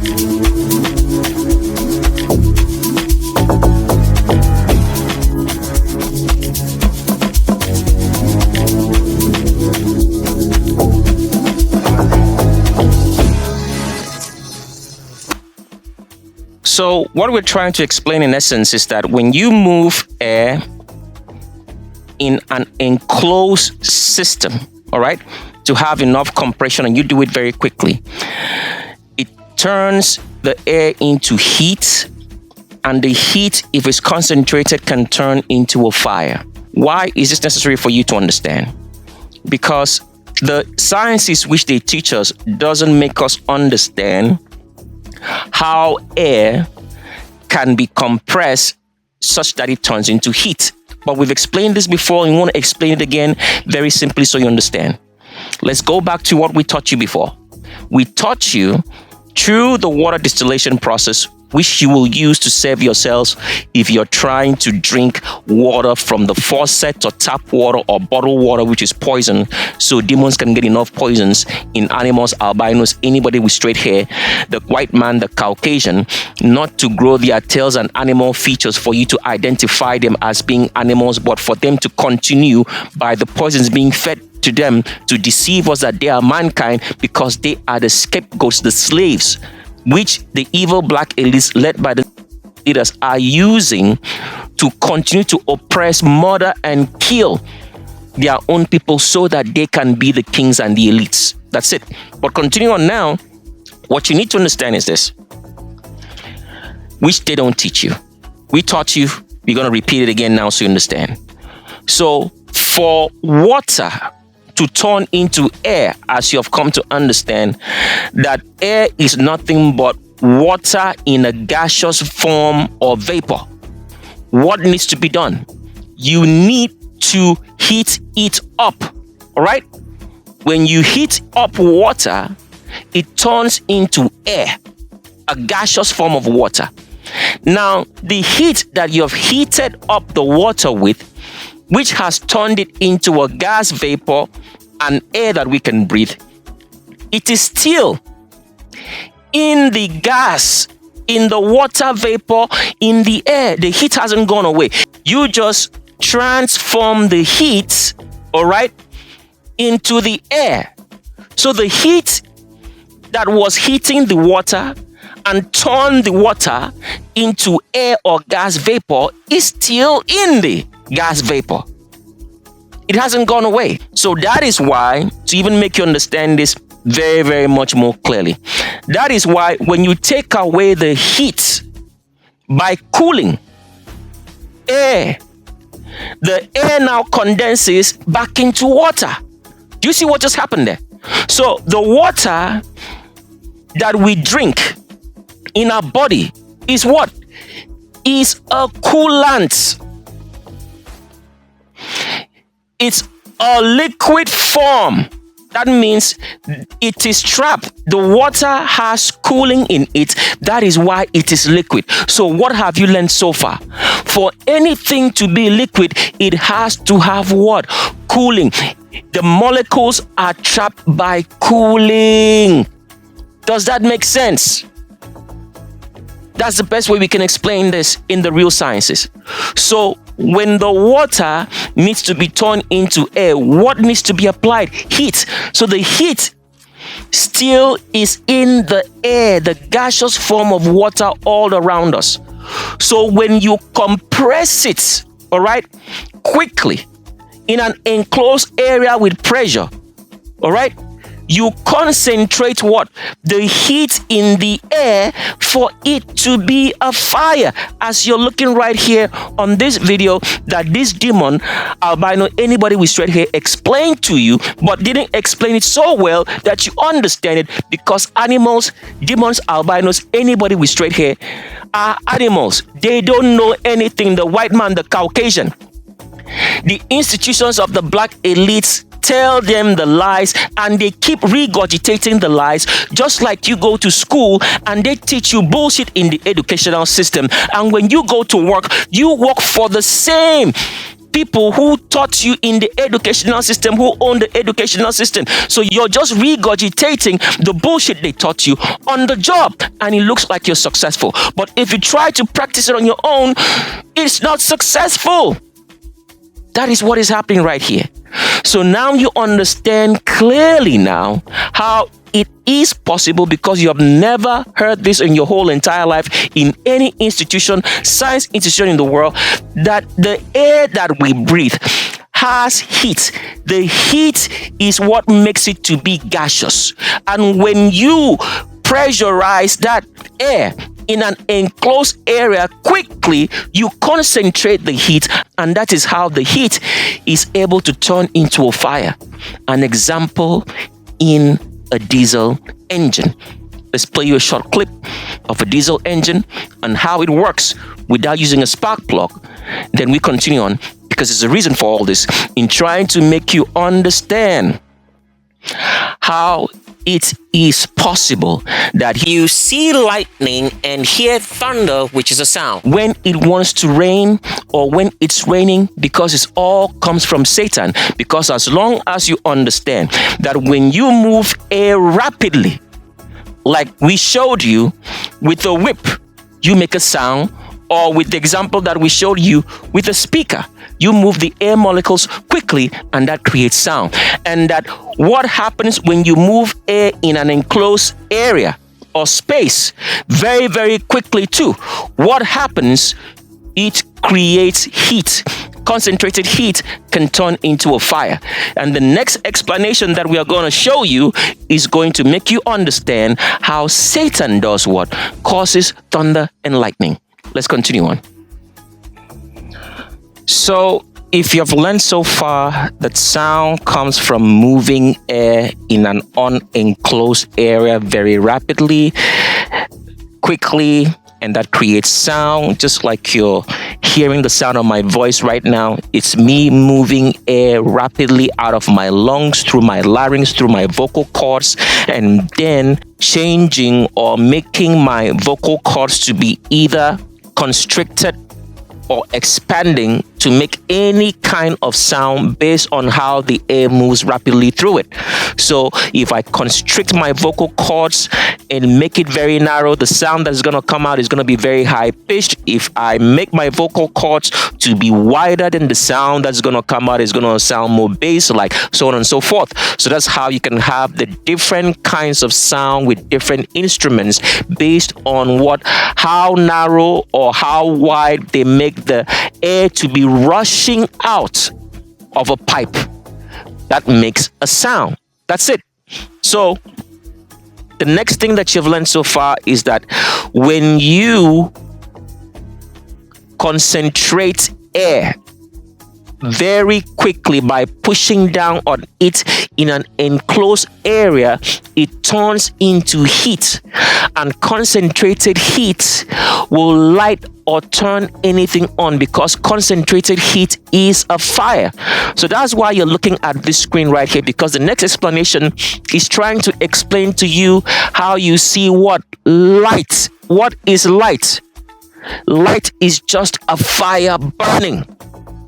Concentrated heat on something turns into a fire, and the fire is light. So that's why you're looking at this. So for example, if you have a light bulb in your house, every light bulb in this world is literally a fire burning, a controlled fire burning, because every light bulb that you see is enclosed in some kind of box. Why? Because if it's exposed, there's going to be too much air around it that's going to make the light bulb to die quickly, because the fire is going to get enormous. Why? Because as you've understood right now, there is heat in the air. So when you expose anything to too much heat, what happens? It is a fire. You've understood that right now. Because as we've explained to you, to turn water, because the air we breathe is just water vapor, water in a gaseous form. You heat it up. The heat turns the water into air, but the heat is still a part of the water as the gas, as the air that we breathe. When you concentrate that heat on anything, it turns into a fire.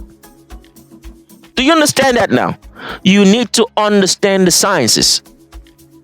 So when you expose anything to air, the heat in the air, the concentration of it on that thing makes it burn. Literally becomes a fire.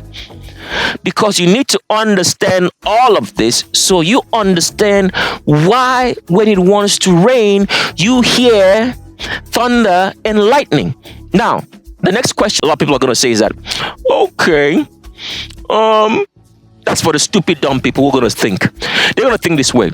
Okay, we know that when it wants to rain, it is water. How come we still see lightning?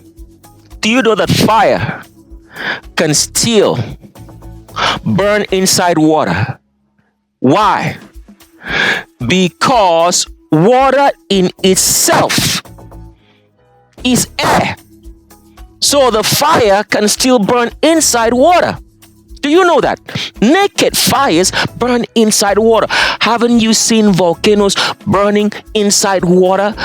Haven't you seen that before? Haven't you seen gasoline burn inside water? When you have all the so-called oil spills that you have, like the Gulf oil spill, all right? There was literally fire burning inside water. Didn't you see that? So if you've seen gasoline burning inside water, water's around and it's still burning, and you've seen a volcano or magma flow, which is literally a fire, still burning inside water, how come would you think of such stupidness as the dumb, stupid people think? You see lightning inside water when it's raining, because when it's raining, it's literally water, but you still see lightning, which is a fire.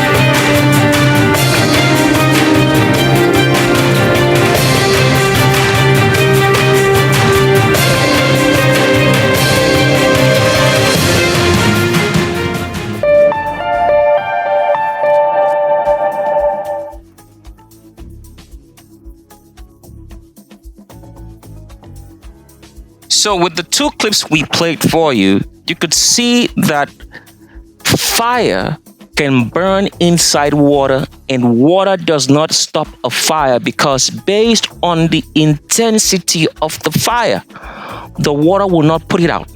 The only way you can really put out a fire, if you really want to put out the fire, please pay attention and learn and know this for the rest of your life, is to stop air from getting to the fire, because water in itself still contains air. That's the truth. That is why fishes and all aquatic life can survive in water because there's still some air in the water. It's suspended. It's mixed with the liquid form, but there's still some gas in it, in a vapor form. And the fire can burn. How does a swim bladder work? Have you ever wondered how fish manage to float effortlessly in the water? The secret lies in a remarkable organ called the swim bladder. This internal gas-filled structure is primarily found in bony fish and plays a vital role in their ability to control buoyancy. So, how does a swim bladder actually function? It allows fish to maintain their depth without the need to swim constantly. This means they can conserve energy while gliding through their aquatic environment. The swim bladder acts like a natural buoyancy compensator. Inside the swim bladder, gas is usually present, and this gas is typically oxygen. Fish can adjust the amount of gas in the swim bladder to change their overall density compared to the surrounding water. When a fish inflates its swim bladder with more gas, it becomes more buoyant and rises in the water column. Conversely, when it releases gas, the fish becomes less buoyant and sinks. This ability to control gas volume is what enables fish to stay at their desired depth with ease. There are two main types of swim bladders. The first is the open swim bladder, which connects to the fish's digestive tract. Fish with open swim bladders can gulp air at the water's surface to inflate their bladders and can expel excess gas to sink. The second type is the closed swim bladder, which has no direct connection to the outside. Fish with closed swim bladders regulate gas levels by diffusing gases between their blood and the bladder, allowing for internal inflation or deflation. In addition to helping with buoyancy, the swim bladder also stabilizes the fish. Because it is located toward the back of the fish, inflating the bladder shifts the center of mass downward. This helps the fish maintain an upright position while swimming. Interestingly, the swim bladder also serves as a resonating chamber for sound. This function can assist fish in communication or in detecting sounds in their environment. From an evolutionary perspective, the swim bladder is related to the lungs of land vertebrates. All right, we're out here on the lake. Just caught us a spot out of 60 feet of water. We're gonna have to fizz them. They get really deep, come up. Air bladder starts to expand. Air bladder starts to expand. Air bladder starts to expand. Air bladder starts to expand. We want these fish to live. So good. Let's see it. What do you do? Typically try to go like 1-2 scales back from that side fin. Get it underneath the scales. And go straight in. Perfect, dude. Let them get all that air out.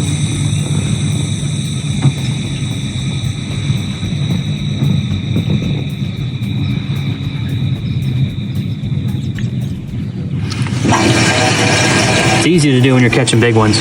Yeah. And now when we release them later today, they'll go right back down to the bottom. Instead of going belly up in the live well, he's good to go. There we go. So for all the stupid people who will be asking questions because they don't understand the sciences and they will never understand it until they hear from the priesthood whom have taught us, and we're repeating it back to you so you understand.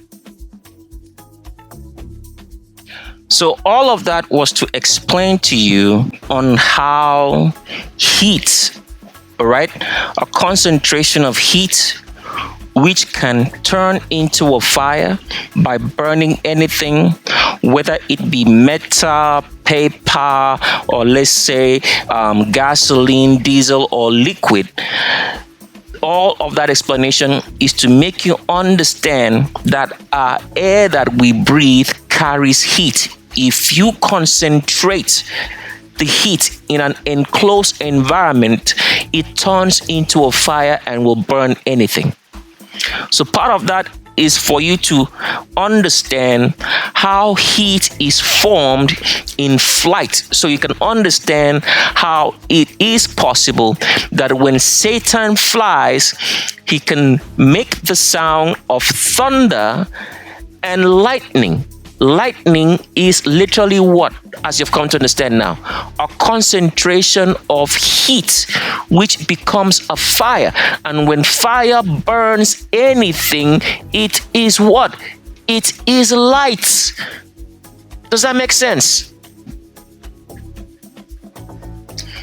So by you looking at this propeller, right? A propeller is moving air in an anti-clockwise direction. As this airplane is going to fly, all right, as it's moving on the air, all right, it's going to heat up the air in front of it. The air behind it is going to be cool, but the air in front of this propeller as it's turning, as you're looking at the screen, is going to be hot.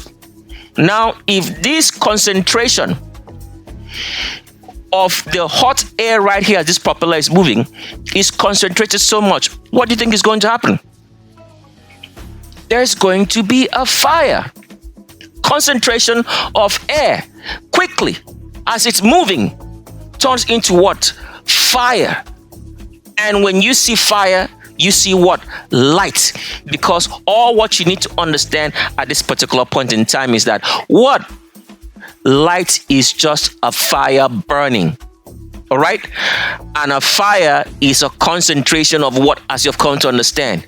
Heat. All right? So as this propeller is moving through the air, the front of it is going to be very hot. That propeller moving very quickly in the air as it's flying, because it is flying, right? It's going to turn into heat. A concentration of heat is going to light up a fire of anything around it. So you understand now. Let's get back to showing you, so you understand how it's possible that Satan can bring about thunder and lightning. What is thunder now, as you've come to understand? A sudden movement of the air around you such that it produces sound. A sudden movement of air, concentrating air movement in an enclosed area does what? Brings about heat. A concentration of heat brings about what? A fire which burns anything. Does that make sense? Let's continue on. So since you've understood all of that to this particular point, we are pulling up a picture of a flying squirrel right here. An image of Satan and what he looks like and everything has already been revealed on Act 6 and several other acts of Shapeable World. On Act 8 here, it's going to be revealed down the line, because we are leading you somewhere for your understanding as we are getting along. But now we are trying to make you have a mental image of Satan. So whenever you go out in your world today, you know.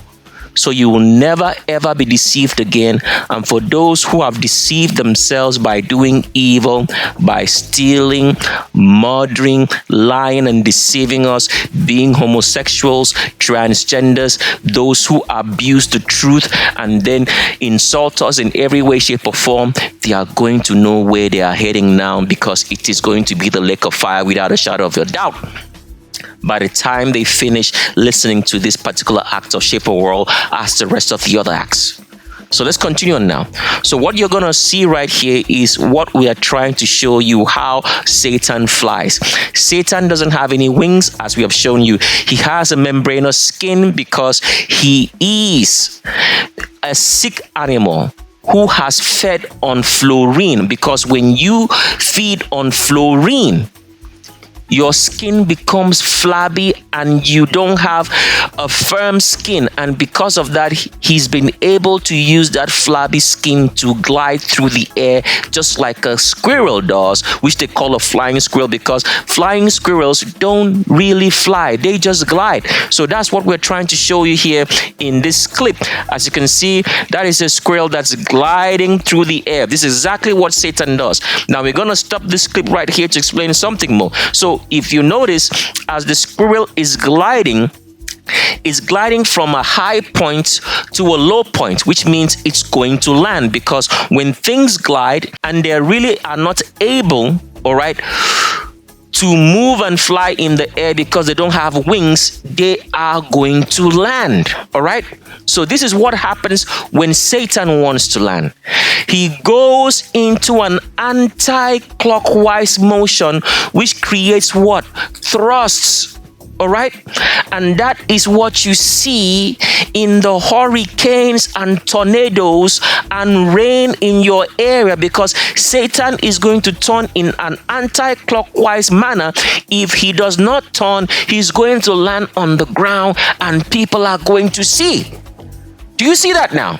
So as you're watching this flying squirrel as it's gliding from a high point to a low point, and is going to land. This is exactly what happens to Satan. But before Satan lands, what does he do?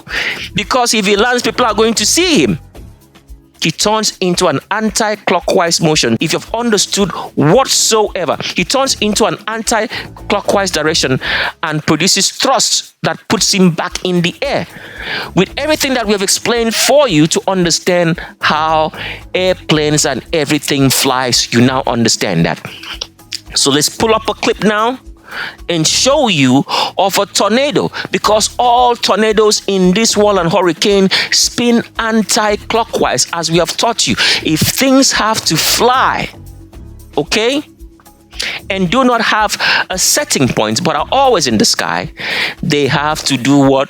Turn anti-clockwise.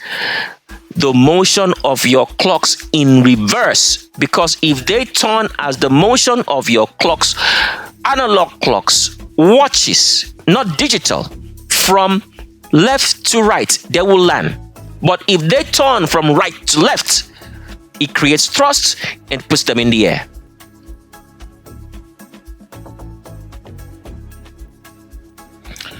So all that explanation was made for you to understand the phenomenon of what goes on when you see thunder, lightning, and all the so-called phenomenon that is attributed to Satan, which the rogue leaders have made us to believe that it is a phenomenon that we should worship, and these are the handiworks of the Creator. So if you understood that sound just means that you have to move the air very rapidly and very quickly in an unenclosed environment to create sound, and that heat is caused by you moving air very rapidly in a closed environment, and that the concentration of heat turns into a fire, then you can now understand what is going on when you see Satan moving and causing lightning, thunder, and then spinning in an anti-clockwise direction.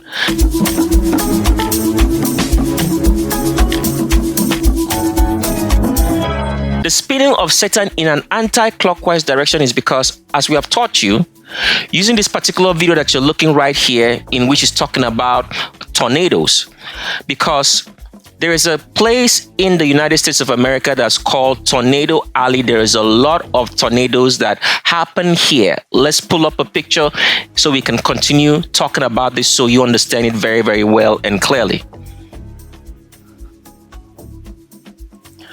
So a lot of tornadoes go on in the place that's called Tornado Valley, or assigned as Tornado Valley in the United States of America.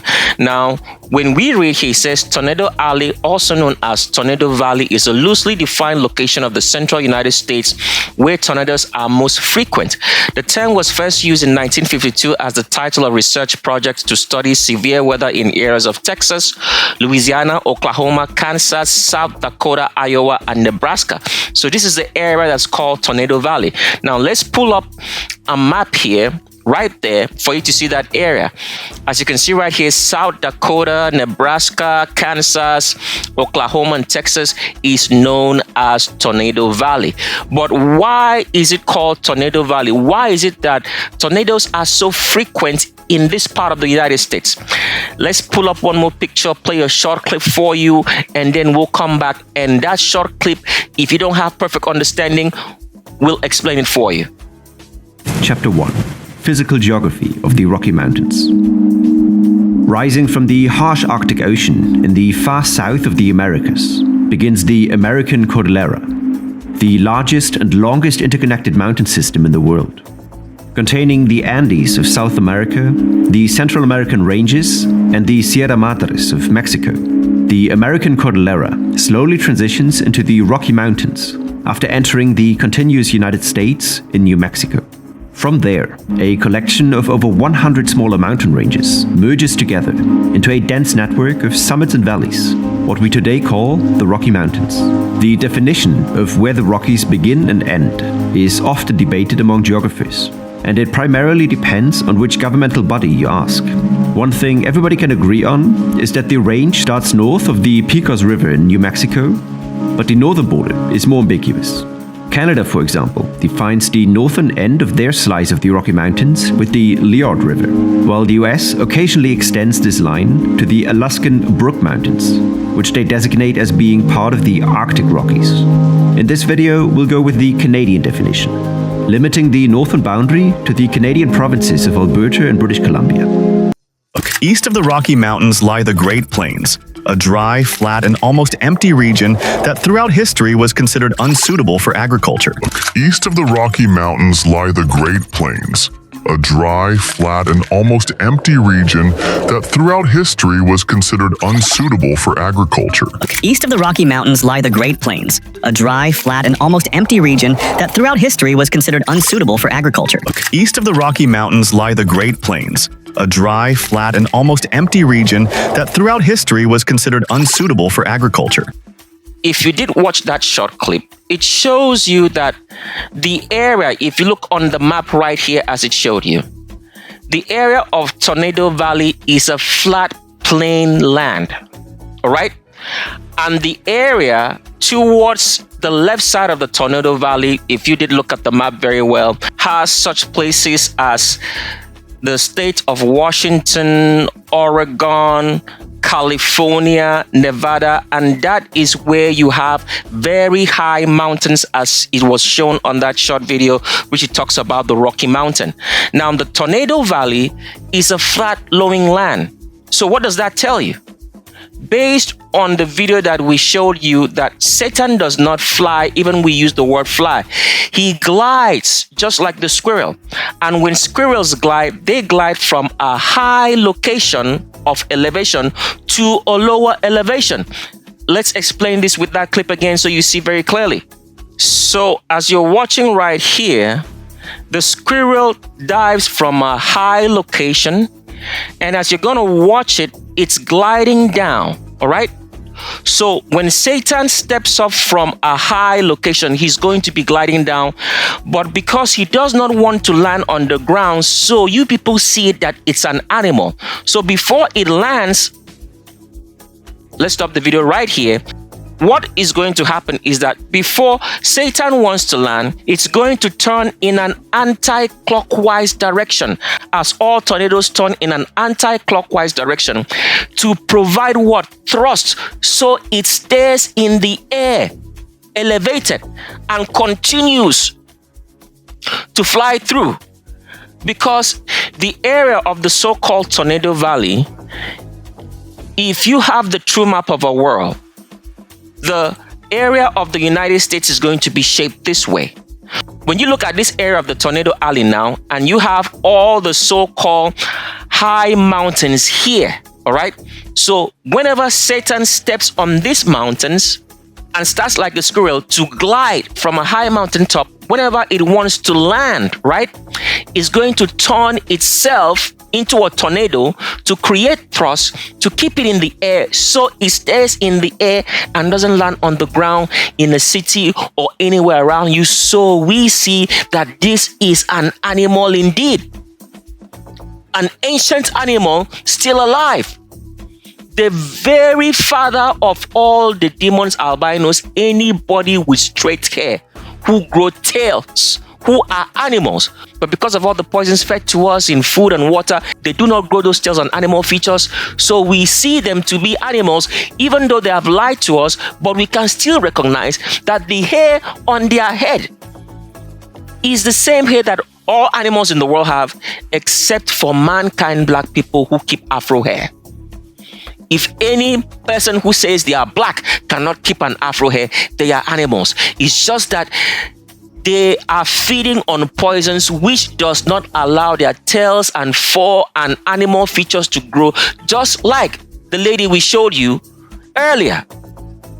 So this Tornado Alley right here area is a very low-lying place with no mountains. All the high mountains are on what they call the west coast. The highest mountains are on what they call the west coast of the United States of America. And this Tornado Alley is a short route because based on people who have the true map of our world, this Tornado Alley is a short route to the Arctic, where Satan goes and hides and sleeps there. And it's because it's such a cold environment. And on top of that, the evil black elites have told you that nothing should fly through the North Pole and the South Pole, because the North Pole and the South Pole is the Arctic and Antarctica, where Satan hides and rests there, because they don't want you to go in there, even with how it's super cold, and find out and look at Satan.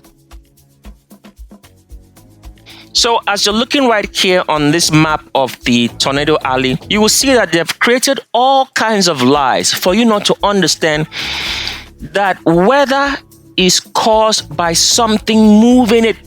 They just want you to believe that things can move without something moving it. Have you ever seen a chair move without somebody moving the chair from one place to another? Nothing happens in this world except someone goes and picks up something and makes it happen, or something else like an animal moves it. There is no wind. Wind is caused by Satan, as we have explained it to you. For the air to move, something needs to move it. Otherwise, it doesn't. It's still. So as you see right here in this so-called diagram, they say cold, dry air, jet stream, warm, dry air, warm, moist air, all to deceive you from the truth, because they are hiding Satan from you. Because why? Why are they hiding Satan in the evil black elites led by the... Because if there is a Satan, then you know for sure there is a creator. And they don't want you to know about the creator, because the evil black elites led by the leaders want you to worship them as God and not know that there is a creator. Because if there is a creator, we don't need them. You don't need to look up to them for anything, because you'll never go to them for anything, because you know there is a creator who gave us all things, made all things for us. And through lies and deceit, and by them telling us false history and poisoning us, we do not know what we own anymore. So thunder is caused by Satan using his tail to move the air so quickly such that it creates the sound of thunder. The lightning that you see is caused by the fact that when things move in an anti-clockwise direction and creates thrust to move through the air, the top part of that anti-clockwise direction, as it's moving against the air, becomes very hot. As it becomes very hot because of pushing against the air, all right, it creates a concentration of heat. And a concentration of heat, as we have told you, turns into a fire. And the fire will burn anything, whether it be metal, dust, paper, any organic material. So when you see lightning, lightning is because, as Satan is a sick animal, it's peeing upon us, because rain is a part of pee of Satan. That is the truth. Besides the fact that as he is a cold animal, he cools the air around, and cooling of air brings about condensation, which turns into water. All right? But Satan is a sick animal, so he pees on us, because when you're sick, you remove a lot of organic material in your body, just like I was sick and I used to spew out stuff in gallons, as I told you, cough it out, and then I will also remove strings from my mouth. Let's pull up a picture more so you see that again and recall.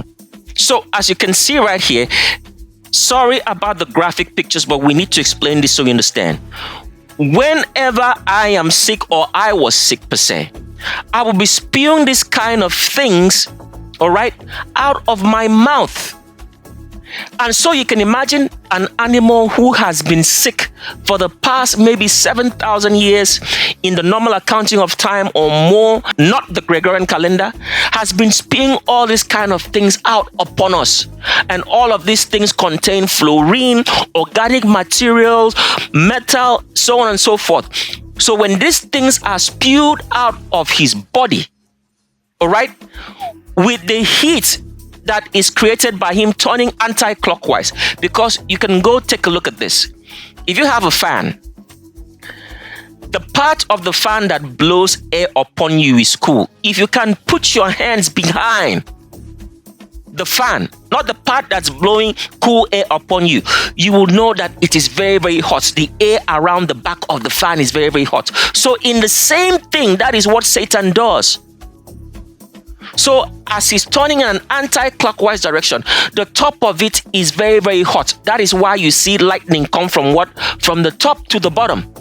So when the top is very hot like that, as Satan is spewing out his pee filled with organic materials, metal, and every other thing, the heat that he's producing on the top as he's spinning anti-clockwise burns up and causes lightning, because the heat is concentrating and burning all kinds of material, whether it be metal that's coming out of his body, as you're seeing in the picture right here, that when I get sick, I spew out a lot of stuff, all that thing burns, and you can see it dropping into the ground, because all of that is what? Is heat burning up organic material in the atmosphere, which Satan is spilling down, and it turns into lightning, and you see it. So all the so-called storm chasers, which are majority of demons, albinos, anybody with straight hair who grow tails, the white man, the Caucasians, whom are not Orientals, do not know that they are chasing after their father, an animal, because they have no idea that they are animals, because of white supremacy and all the lies that are taught to us. And Satan is a huge animal, because as already has been explained on several acts of Shape of a World and more on Act 8 right here, and you will get to see an image of Satan soon on this particular act of Shape of a World, so don't worry about it, because we're leading you somewhere. Satan is a very huge animal, because things in ancient times were very huge. And this is the best size that we can tell you of how big Satan is by giving you the measurements of an Airbus 380, the largest passenger airplane in the whole world. So as you can see right here, it says the Airbus 380 is the world's largest passenger airliner, a double-deck with wide-body jet known for its massive size, typically seating 500 to 850 passengers, with dimensions of around 238.5 feet long. That is the length. That is how long Satan is, if not more.